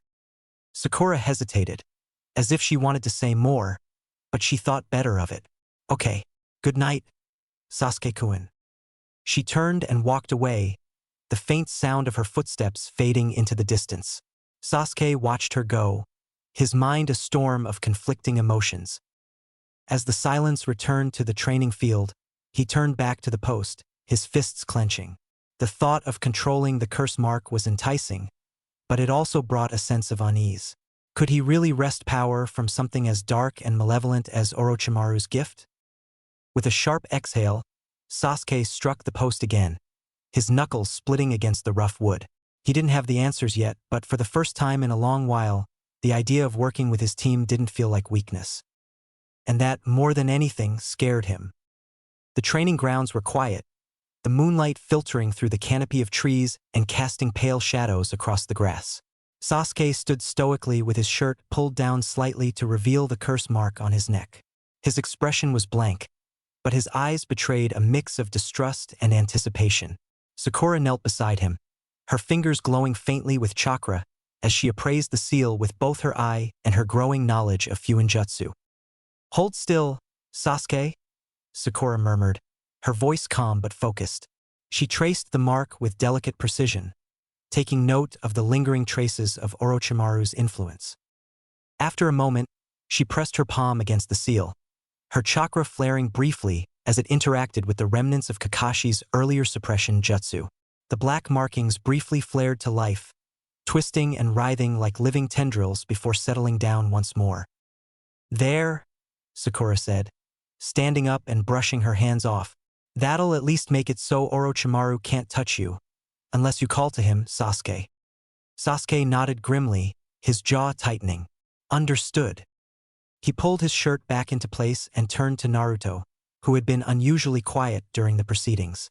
Sasuke's dark eyes narrowed slightly as he studied him.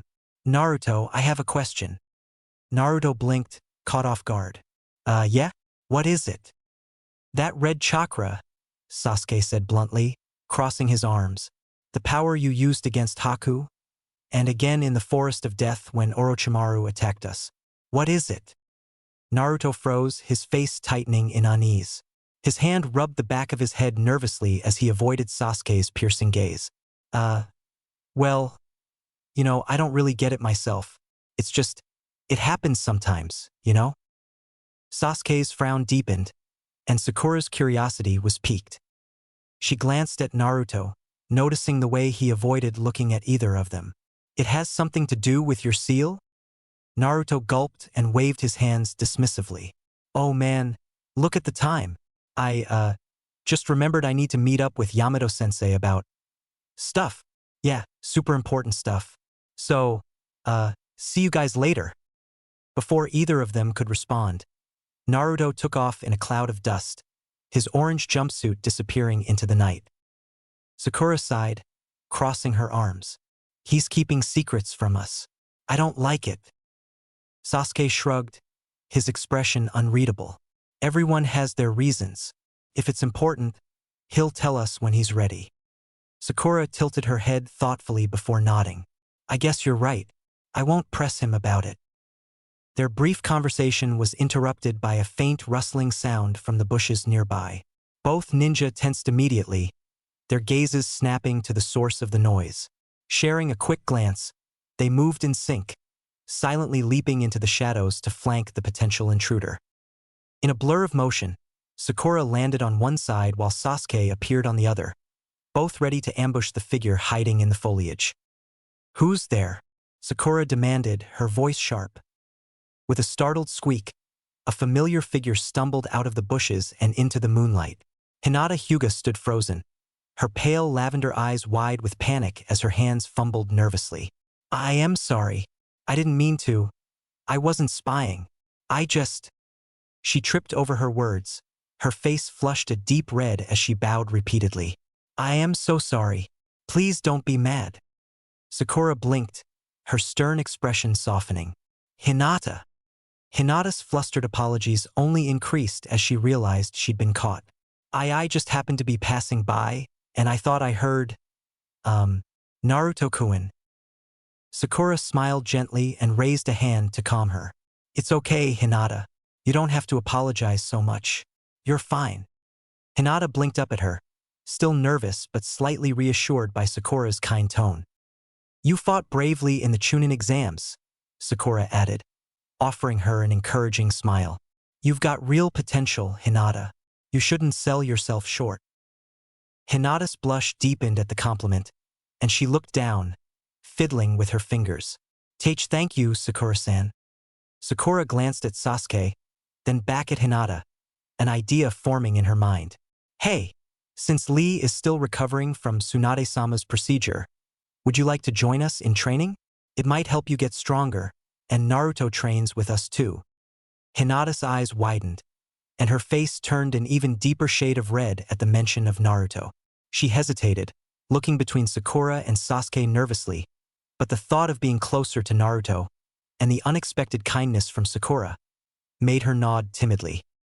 "I'd like that," she said quietly, her voice barely above a whisper. Sakura beamed. "Great, we'll start tomorrow night. You'll fit in just fine, Hinata." Hinata's heart fluttered at Sakura's sincerity, and for a brief moment, she felt a glimmer of confidence. As Sakura and Sasuke turned back toward the training grounds, she lingered behind, her mind racing with thoughts of Naruto, and the strange, unexpected connection she felt with Sakura. The night air was calm again, but something had shifted. A new bond was beginning to form, fragile yet promising. Chapter 21. News like no other. Naruto hurried through the streets of Konoha, his mind racing with possibilities. Why would Granny summon me to the Hokage's office? He'd never been formally called before. Usually, he barged in unannounced or was dragged there by someone else. He frowned. Did I do something wrong? As he approached the building, his thoughts were interrupted by a familiar voice. Yo, Naruto. Naruto turned and broke into a grin. Shikamaru, how are you? The other boy groaned dramatically, stuffing his hands in his pockets. Annoyed that I'm being dragged into something troublesome. As always, what are you doing here? Naruto clapped him on the shoulder, his usual energy undeterred by Shikamaru's complaints. Summoned on official business, I guess. Never known Granny Tsunade to be so serious. Shikamaru raised an eyebrow, glancing at Naruto with skepticism. If you're involved, this is going to be a serious drag. Naruto laughed, and the two walked up the stairs together, exchanging idle banter. At the top of the stairs, they were greeted by Shizune, who offered them tea while they waited. Naruto buzzed with anticipation, but Shikamaru sat with his usual air of indifference. Before long, Tsunade's voice called them into the office. As they entered, Naruto noticed something unusual. The Hokage's face seemed less stern, more satisfied. Was that pride in her eyes? Tsunade cleared her throat, leaning back in her chair with an air of practiced nonchalance. The reason I've called you both here is that this is the first genuinely enjoyable thing I've been able to do since I accepted this stupid hat. Naruto tilted his head in confusion. Huh. She sighed dramatically, waving a hand at the paperwork piled on her desk. Most days, I deal with the fallout of a war I wasn't even here for. Endless bureaucracy. Her lips twitched into a wry smile. But today, I get to hand out promotions. With a quick flick of her wrist, she tossed 2 scrolls, one to each of them. Inside, you'll find your standard issue Chunin vest, she said. You don't have to wear it, but rookies like you don't pass the exams every day. Congratulations. Naruto stared at the scroll in his hands, his mind reeling. How, why, when? He shook his head, trying to piece it together. It's been so long. I'd forgotten all about that part of the exams. Shikamaru, meanwhile, looked at the scroll like it was a death sentence. You're promoting me? He groaned. Seriously? I quit.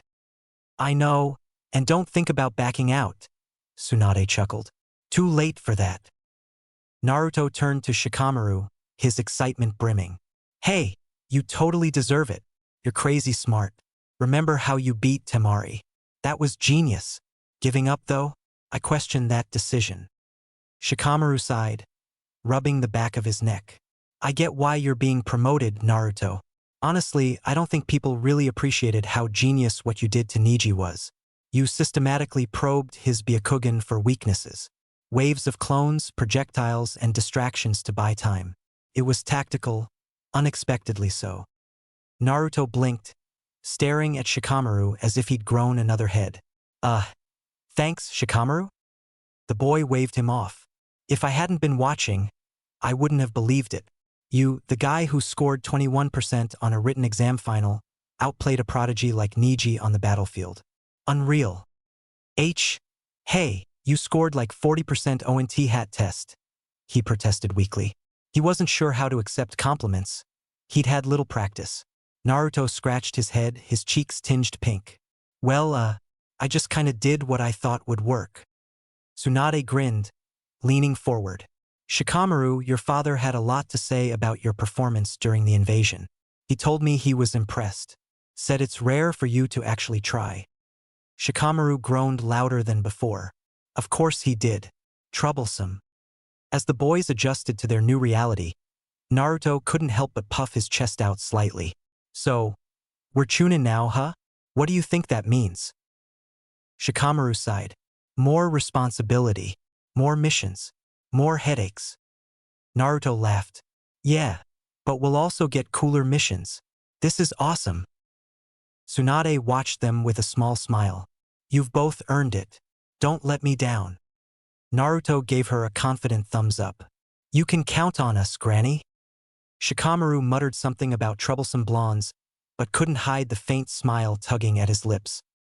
As they left the office, Naruto grinned at his scroll, feeling a swell of pride he hadn't expected. The journey wasn't over, far from it, but for the first time he felt like he was truly on the path to achieving his dream. Naruto stood in front of the Konoha Mall, his hands stuffed in his pockets and a look of sheer terror on his face. The towering glass building seemed to mock him, its polished facade reflecting his wide-eyed expression. He'd never been here before, not once in his entire life. As a child, he'd known implicitly that the doors of places like this were closed to him, either explicitly or through the deterring whispers and glares of the villagers. He hadn't been hurt, not physically, but the sting of isolation had left scars. His mind flickered back to the academy, to the lonely swing that had become his solace while other kids ran to their parents, beaming with joy. He shook his head, clenching his fists. "You're a Chunin now. You can do this." Taking a deep breath, he stepped forward. "Hey!" Naruto turned to see a familiar figure walking toward him. Ino Yamanaka, dressed in her usual lavender crop top and skirt, with a bandage-wrapped midsection, waved cheerfully. Her pale blue eyes sparkled with curiosity. "Ino?" Naruto said, blinking. "What are you doing here?" "I could ask you the same thing," she replied, stopping in front of him. Her gaze was playful, her smile teasing. "Didn't think I'd ever see you at the mall." Naruto chuckled awkwardly. "Yeah, well, I didn't think so either. I'm, doing something I've never done before." Ino raised an eyebrow. "And what's that?" "Clothes shopping," Naruto admitted, scratching the back of his head. With a hint of sarcasm, he added, "Might surprise you, but I've never put much thought into it before." Ino laughed, the sound light and airy. Naruto stared at her, taken aback. He'd never noticed how her laugh seemed to brighten the air around her, how her whole face lit up when she smiled. He quickly suppressed a blush, clearing his throat. "What's the occasion?" Ino asked, her voice turning scandalous as she tilted her head. "I've never known you to stray from your trust orange jumpsuit." Naruto grinned, matching her energy. "Don't get me wrong, I love my good old reliable jacket, but I don't think orange goes well with my new vest." In a plume of smoke, he produced his freshly earned Chunin vest, holding it out for them both to see for the first time. Ino went silent, her eyes widening in awe. For a moment, she just stared at the vest, and then a slow smile spread across her face. "Naruto, that's incredible. I'm so happy for you." Before he could react, she threw her arms around him in an enthusiastic hug. Naruto froze, his face immediately turning red. Ino pulled back slightly, her eyes glinting mischievously. "But you do know what this means, don't you?" Naruto managed, still processing her sudden closeness. "You're going to need a whole new wardrobe," she declared, her tone leaving no room for argument. "And lucky for you, you've got me to assist you in this daunting task. You're going shopping with me." Naruto's jaw dropped. "Wait, what? Ino, I don't—" Before he could finish, Ino grabbed his hand, interlocking her fingers with his. "Nope, no protesting. You need a woman's eye for this, and I'm not letting you ruin that vest with more orange." Naruto opened his mouth to argue, but she was already pulling him toward the mall's entrance. His previous reservations about the mall, the memories of being shunned, all melted away as Ino's infectious energy took over. The noise and bustle of the mall hit Naruto like a wave. Brightly lit shops lined the corridors, and crowds of people moved with purpose, carrying bags and chatting animatedly. It was overwhelming, but Ino's grip on his hand grounded him. "First stop, the basics," she said, leading him toward a clothing store. "We need to get you something that actually matches that vest." Naruto groaned. "Why do I feel like this is going to be long and painful?" "Because it will be," Ino replied with a grin. "But trust me, it'll be worth it. And you've got good company, at least." Over the next hour, Naruto found himself trying on countless outfits, each one more unfamiliar than the last. Ino offered critiques with the precision of a shuriken, dismissing anything that didn't meet her high standards. "That color washes you out. Too baggy. Now this could work." Naruto stared at himself in the mirror, wearing a navy blue shirt with black pants and sturdy boots. It was simple but felt right. Ino beamed at him. See? This is why you need me. Naruto scratched his head, feeling a little self-conscious but grateful. Thanks, Ino. This is actually kind of fun. Of course it is, she said, grabbing another outfit for him to try. You just needed the right person to show you how it's done. As they laughed and continued their shopping spree, Naruto felt a warmth he hadn't experienced in years. For the first time, the mall didn't feel so intimidating. With Ino by his side, it felt almost welcoming. And for that, he was grateful. The training ground was alive with the sound of clashing steel. Sakura moved swiftly, the dual blades in her hands slicing through the air with precision. Her white light chakra saber gleamed with its signature ethereal glow, while the wakizashi, a gift from her sensei, felt sturdy and reliable in her grip. The two blades were extensions of her will, though she was still learning to wield them in harmony. Across from her, Yugao Mitarashi stood with poise, her single katana held loosely in her right hand. The older woman's movements were fluid, almost hypnotic, as if she were performing a deadly dance rather than a sparring match. Sakura lunged, her blades forming an X as she aimed for Yugao's midsection. Yugao parried effortlessly, spinning to Sakura's side and forcing her to retreat with a swift riposte. You're improving, Yugao said, her voice calm despite the flurry of strikes she delivered. But your form still has holes. Don't overextend. Sakura gritted her teeth, smirking despite the pressure. We'll see about that. Sakura had been preparing for this. Hours of careful planning and execution had led to this moment. She knew Yugao had the upper hand in raw experience, but Sakura had a trick up her sleeve, or rather, in her blade. Her white light chakra saber hummed softly as she tapped into the chakra stored within it. She had spent weeks painstakingly inscribing the hilt with storage seals, pouring in as much chakra as she could spare every single day. Now, the blade held over 20 times her natural chakra reserves. As she funneled the smallest bit of that stored energy from the blade, it emitted a soft white light. Sakura felt a surge of power course through her muscles, her movements becoming sharper and faster. The white light chakra saber's unique ability to convert chakra into wind chakra activated, transforming the blade's edge into an ethereal, glowing white. Its hum grew louder, and Sakura could feel the raw potential in her hands. Sakura pressed the attack, her blades a blur as she forced Yugao onto the defensive. The elder Kunoichi's eyes narrowed as she adjusted her stance, parrying each strike with precise, economical movements. You've been busy, Yugao commented, stepping back as the wind chakra-enhanced blade bit into the ground near her feet. Sakura smirked. You could say that. Yugao raised her katana, lightning chakra sparking along its length. The blade crackled with energy, and Sakura's smirk faltered into a mock pout. That's cheating, Sakura teased. Lightning cancels wind. Yugao rolled her eyes but didn't respond. Instead, she dashed forward, her movements too fast for Sakura to react. The older woman's katana struck Sakura's wakizashi, sending a jarring shock through her arm and forcing her to backpedal. Sakura gritted her teeth and adjusted her grip, switching her focus to the white light chakra saber. With a burst of wind chakra, she slashed at Yugao, creating a crescent-shaped arc of energy that rushed toward her opponent. Yugao leapt into the air, flipping gracefully to avoid the attack. She landed behind Sakura and struck with precision, her blade stopping just short of Sakura's neck. Yield, Yugao said calmly, her katana crackling with residual lightning. Sakura sighed, lowering her weapons. Fine, you win. As they sheathed their blades, Yugao patted Sakura on the shoulder. You're good, Sakura, unnaturally good for your age. But don't let that go to your head. There's still a lot to learn. Sakura nodded, wiping the sweat from her brow. I'll keep that in mind.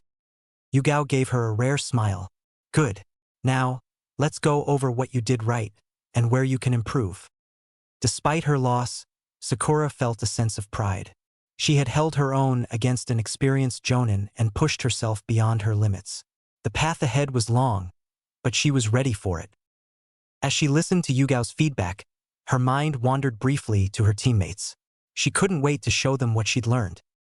The moonlight illuminated the training grounds as Sakura and Hinata squared off, the soft rustling of leaves the only sound apart from their steady breathing. The night air was cool, and despite the calm surroundings, an undercurrent of tension buzzed between the two kunoichi. Hinata stood with her arms raised in the traditional gentle fist stance. Her lavender Byakugan-activated eyes focused on Sakura. Her movements were hesitant, her shoulders stiff as if weighed down by doubt.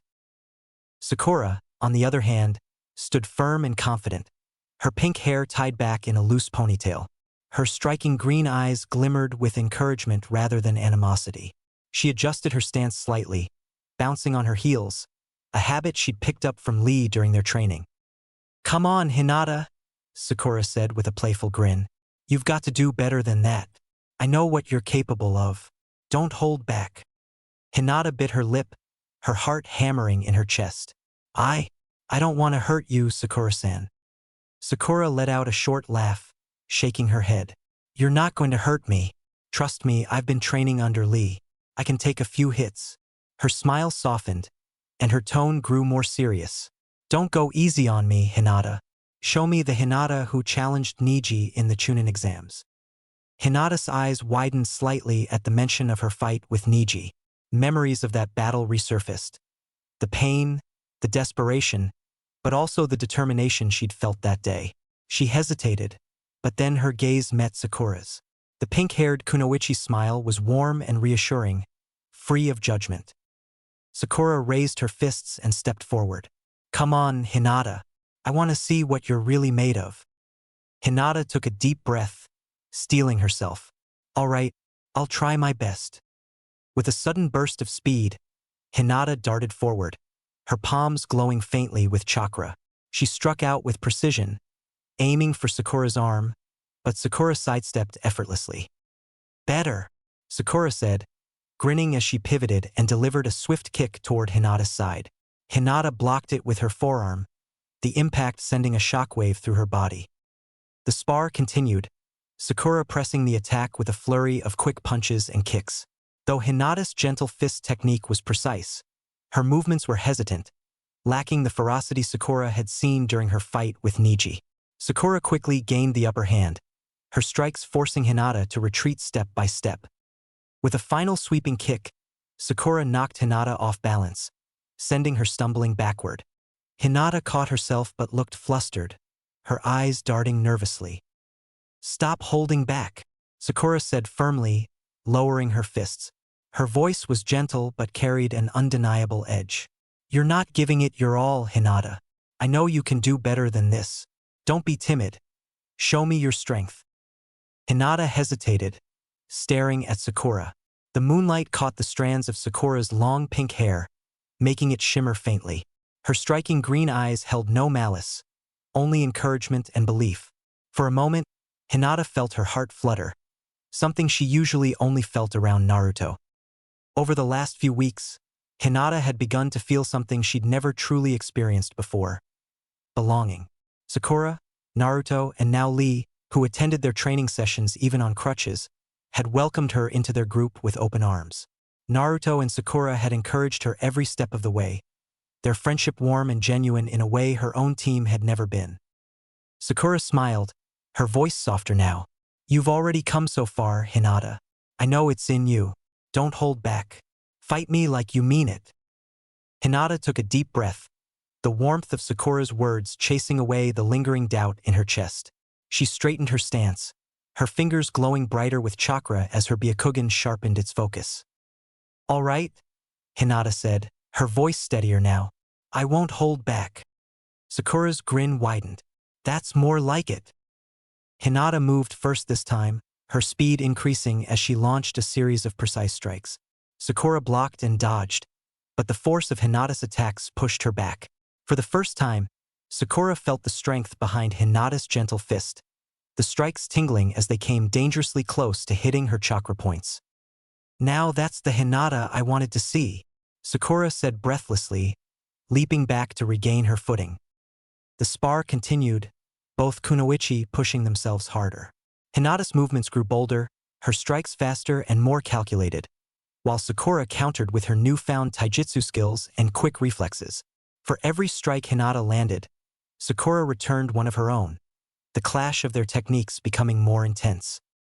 Finally, after a particularly strong exchange, both kunoichi stopped, panting heavily as they stared at each other. Sweat dripped down their faces, but there was a mutual respect in their eyes. "See," Sakura said, brushing a strand of hair out of her face. "You're stronger than you think, Hinata. You just needed to believe in yourself." Hinata blushed faintly, looking down at her hands. "Thank you, Sakura-san. I'll keep trying." Sakura stepped forward and placed a hand on Hinata's shoulder, her smile warm and genuine. "You're doing great. We all believe in you, Hinata." Hinata felt her heart swell, the warmth of Sakura's encouragement filling her with a newfound determination. She nodded, her blush deepening slightly as she looked at Sakura. "Thank you," Hinata whispered, her voice barely audible. From a nearby post, Lee clapped enthusiastically, nearly falling over on his crutches. "Excellent work, both of you. Youth burns brightly tonight." Sakura and Hinata exchanged a laugh, the tension from their spar dissipating. As the group gathered together to cool down, Hinata couldn't help but feel a quiet sense of happiness. For the first time, she wasn't just training to become stronger for Naruto's sake. She was training for herself, and with friends like Sakura and the others, she knew she would only grow stronger. Chapter 22. The Secrets of the Past. The path to the old Uchiha hideout was quiet, the dense forest muffling their footsteps. Kakashi and Sasuke walked side by side, their journey marked by the occasional rustle of leaves or the distant call of a bird. Kakashi glanced at Sasuke, his lone visible eye studying the boy's tense posture. "You've been awfully quiet, Sasuke," Kakashi said, breaking the silence. "Something on your mind?" Sasuke didn't respond immediately. His dark eyes were fixed ahead, his thoughts swirling like a storm. Finally, he spoke, his voice low. "I met with the Sound Four." Kakashi stopped in his tracks, his body going rigid. "When?" "Not long ago," Sasuke admitted, his gaze unwavering. "They ambushed me in the village. I fought them, and I lost." Kakashi's shoulders relaxed slightly, but his voice was firm. "And what did they want?" "They wanted me to go with them," Sasuke replied, his voice tinged with frustration. "To Orochimaru. Yet you didn't." Kakashi's subsequent silence was heavy, the weight of his words and Sasuke's confession sinking in. "Why are you telling me this now?" "Because I was close to saying yes," Sasuke said, his fists clenching. "I was close to leaving Konoha." Kakashi resumed walking, his tone softer. "But you didn't." "No," Sasuke admitted, his pace slower. "I knew Orochimaru wasn't the true path to strength. Itachi didn't need shortcuts like the curse mark. I can't follow someone like Orochimaru." Kakashi nodded, his eye narrowing in thought. "Then why did you even consider it?" Sasuke's jaw tightened. "Because Naruto is surpassing me." The words hung in the air, their weight undeniable. Kakashi glanced at Sasuke, his expression unreadable. "Naruto isn't your enemy, Sasuke." "I know," Sasuke snapped, his frustration boiling over.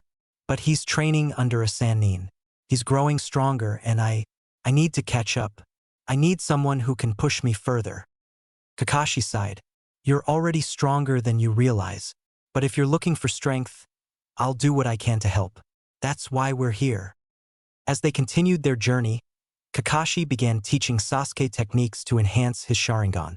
He demonstrated fire and lightning jutsu, guiding Sasuke through the intricacies of controlling both elements. Sasuke absorbed the lessons with fierce determination, his focus unwavering.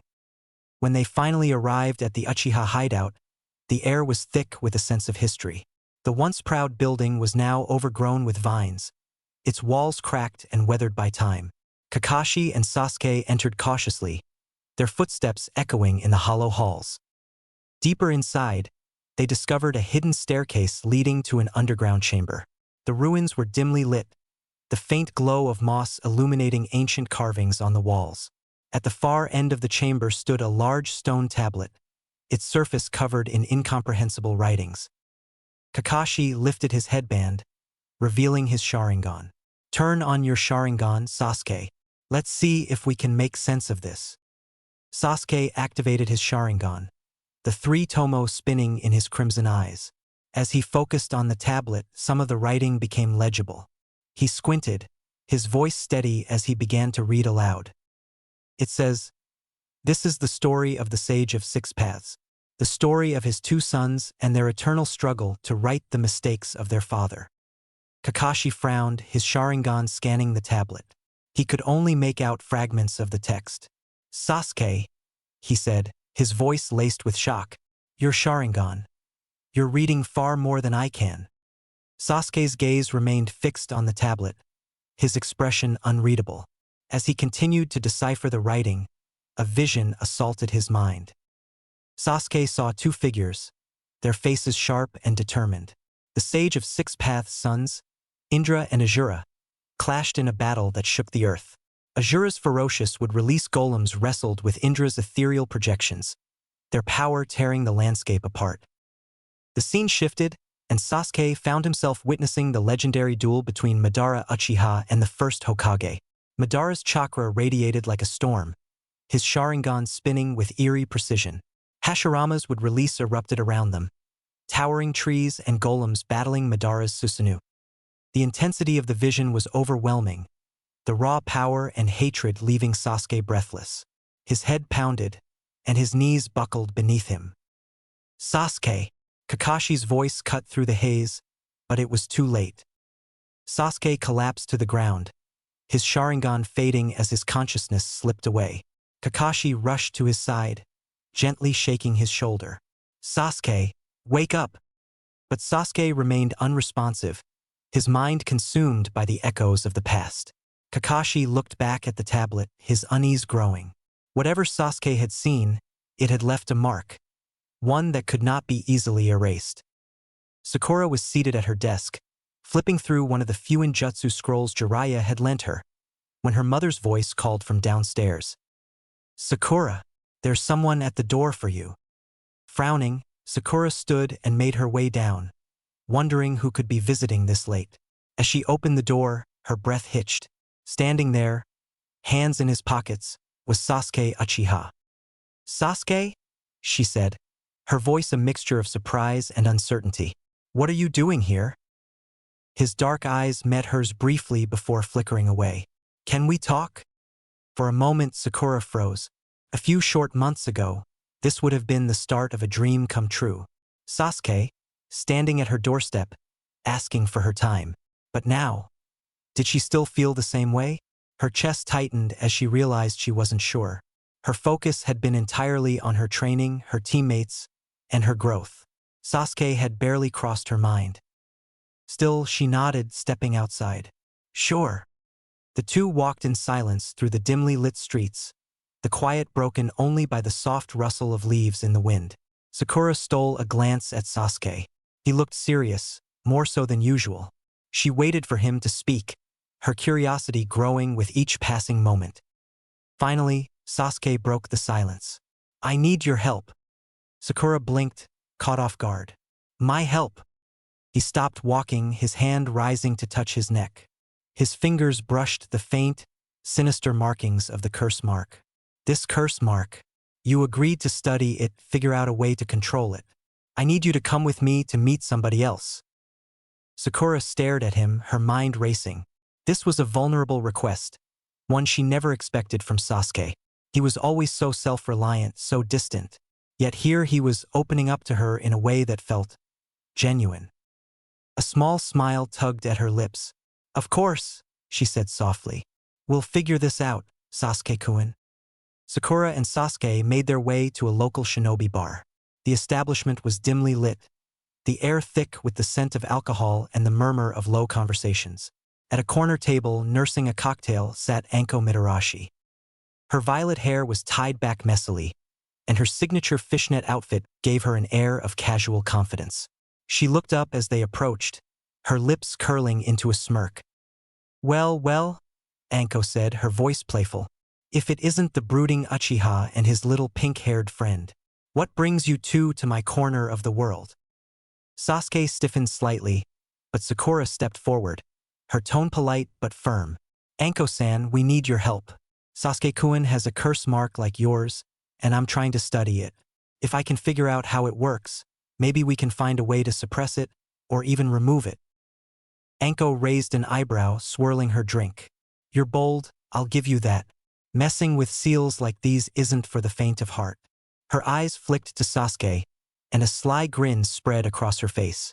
And here I thought you were just a quiet, pretty boy. Didn't know you had an evil streak. Sasuke scowled, but Sakura barely registered the comment. Her focus was on Anko. Will you help us? Anko leaned back in her chair, considering. Why should I? Because Jiraiya-sama is involved, Sakura said quickly. He's mentoring me in Fuinjutsu, and I'll have his guidance every step of the way, because it's your best shot at finally getting rid of Orochimaru's influence. Anko's smirk deepened. Jiraiya, huh? Well, that changes things. I wouldn't mind hearing what the old perv has to say about these marks. She took a sip of her drink, then set it down with a clink. All right, I'll help, but don't expect this to be easy or clean. Sakura nodded, relief washing over her. Thank you, Anko-san. Don't thank me yet, Anko said, her grin sharp. You're messing with something Orochimaru created. It's not just dangerous, it's deadly. As they left the bar, Sakura felt a surge of determination. The road ahead would be challenging, but she was ready. Sasuke had come to her for help, and she wouldn't let him down.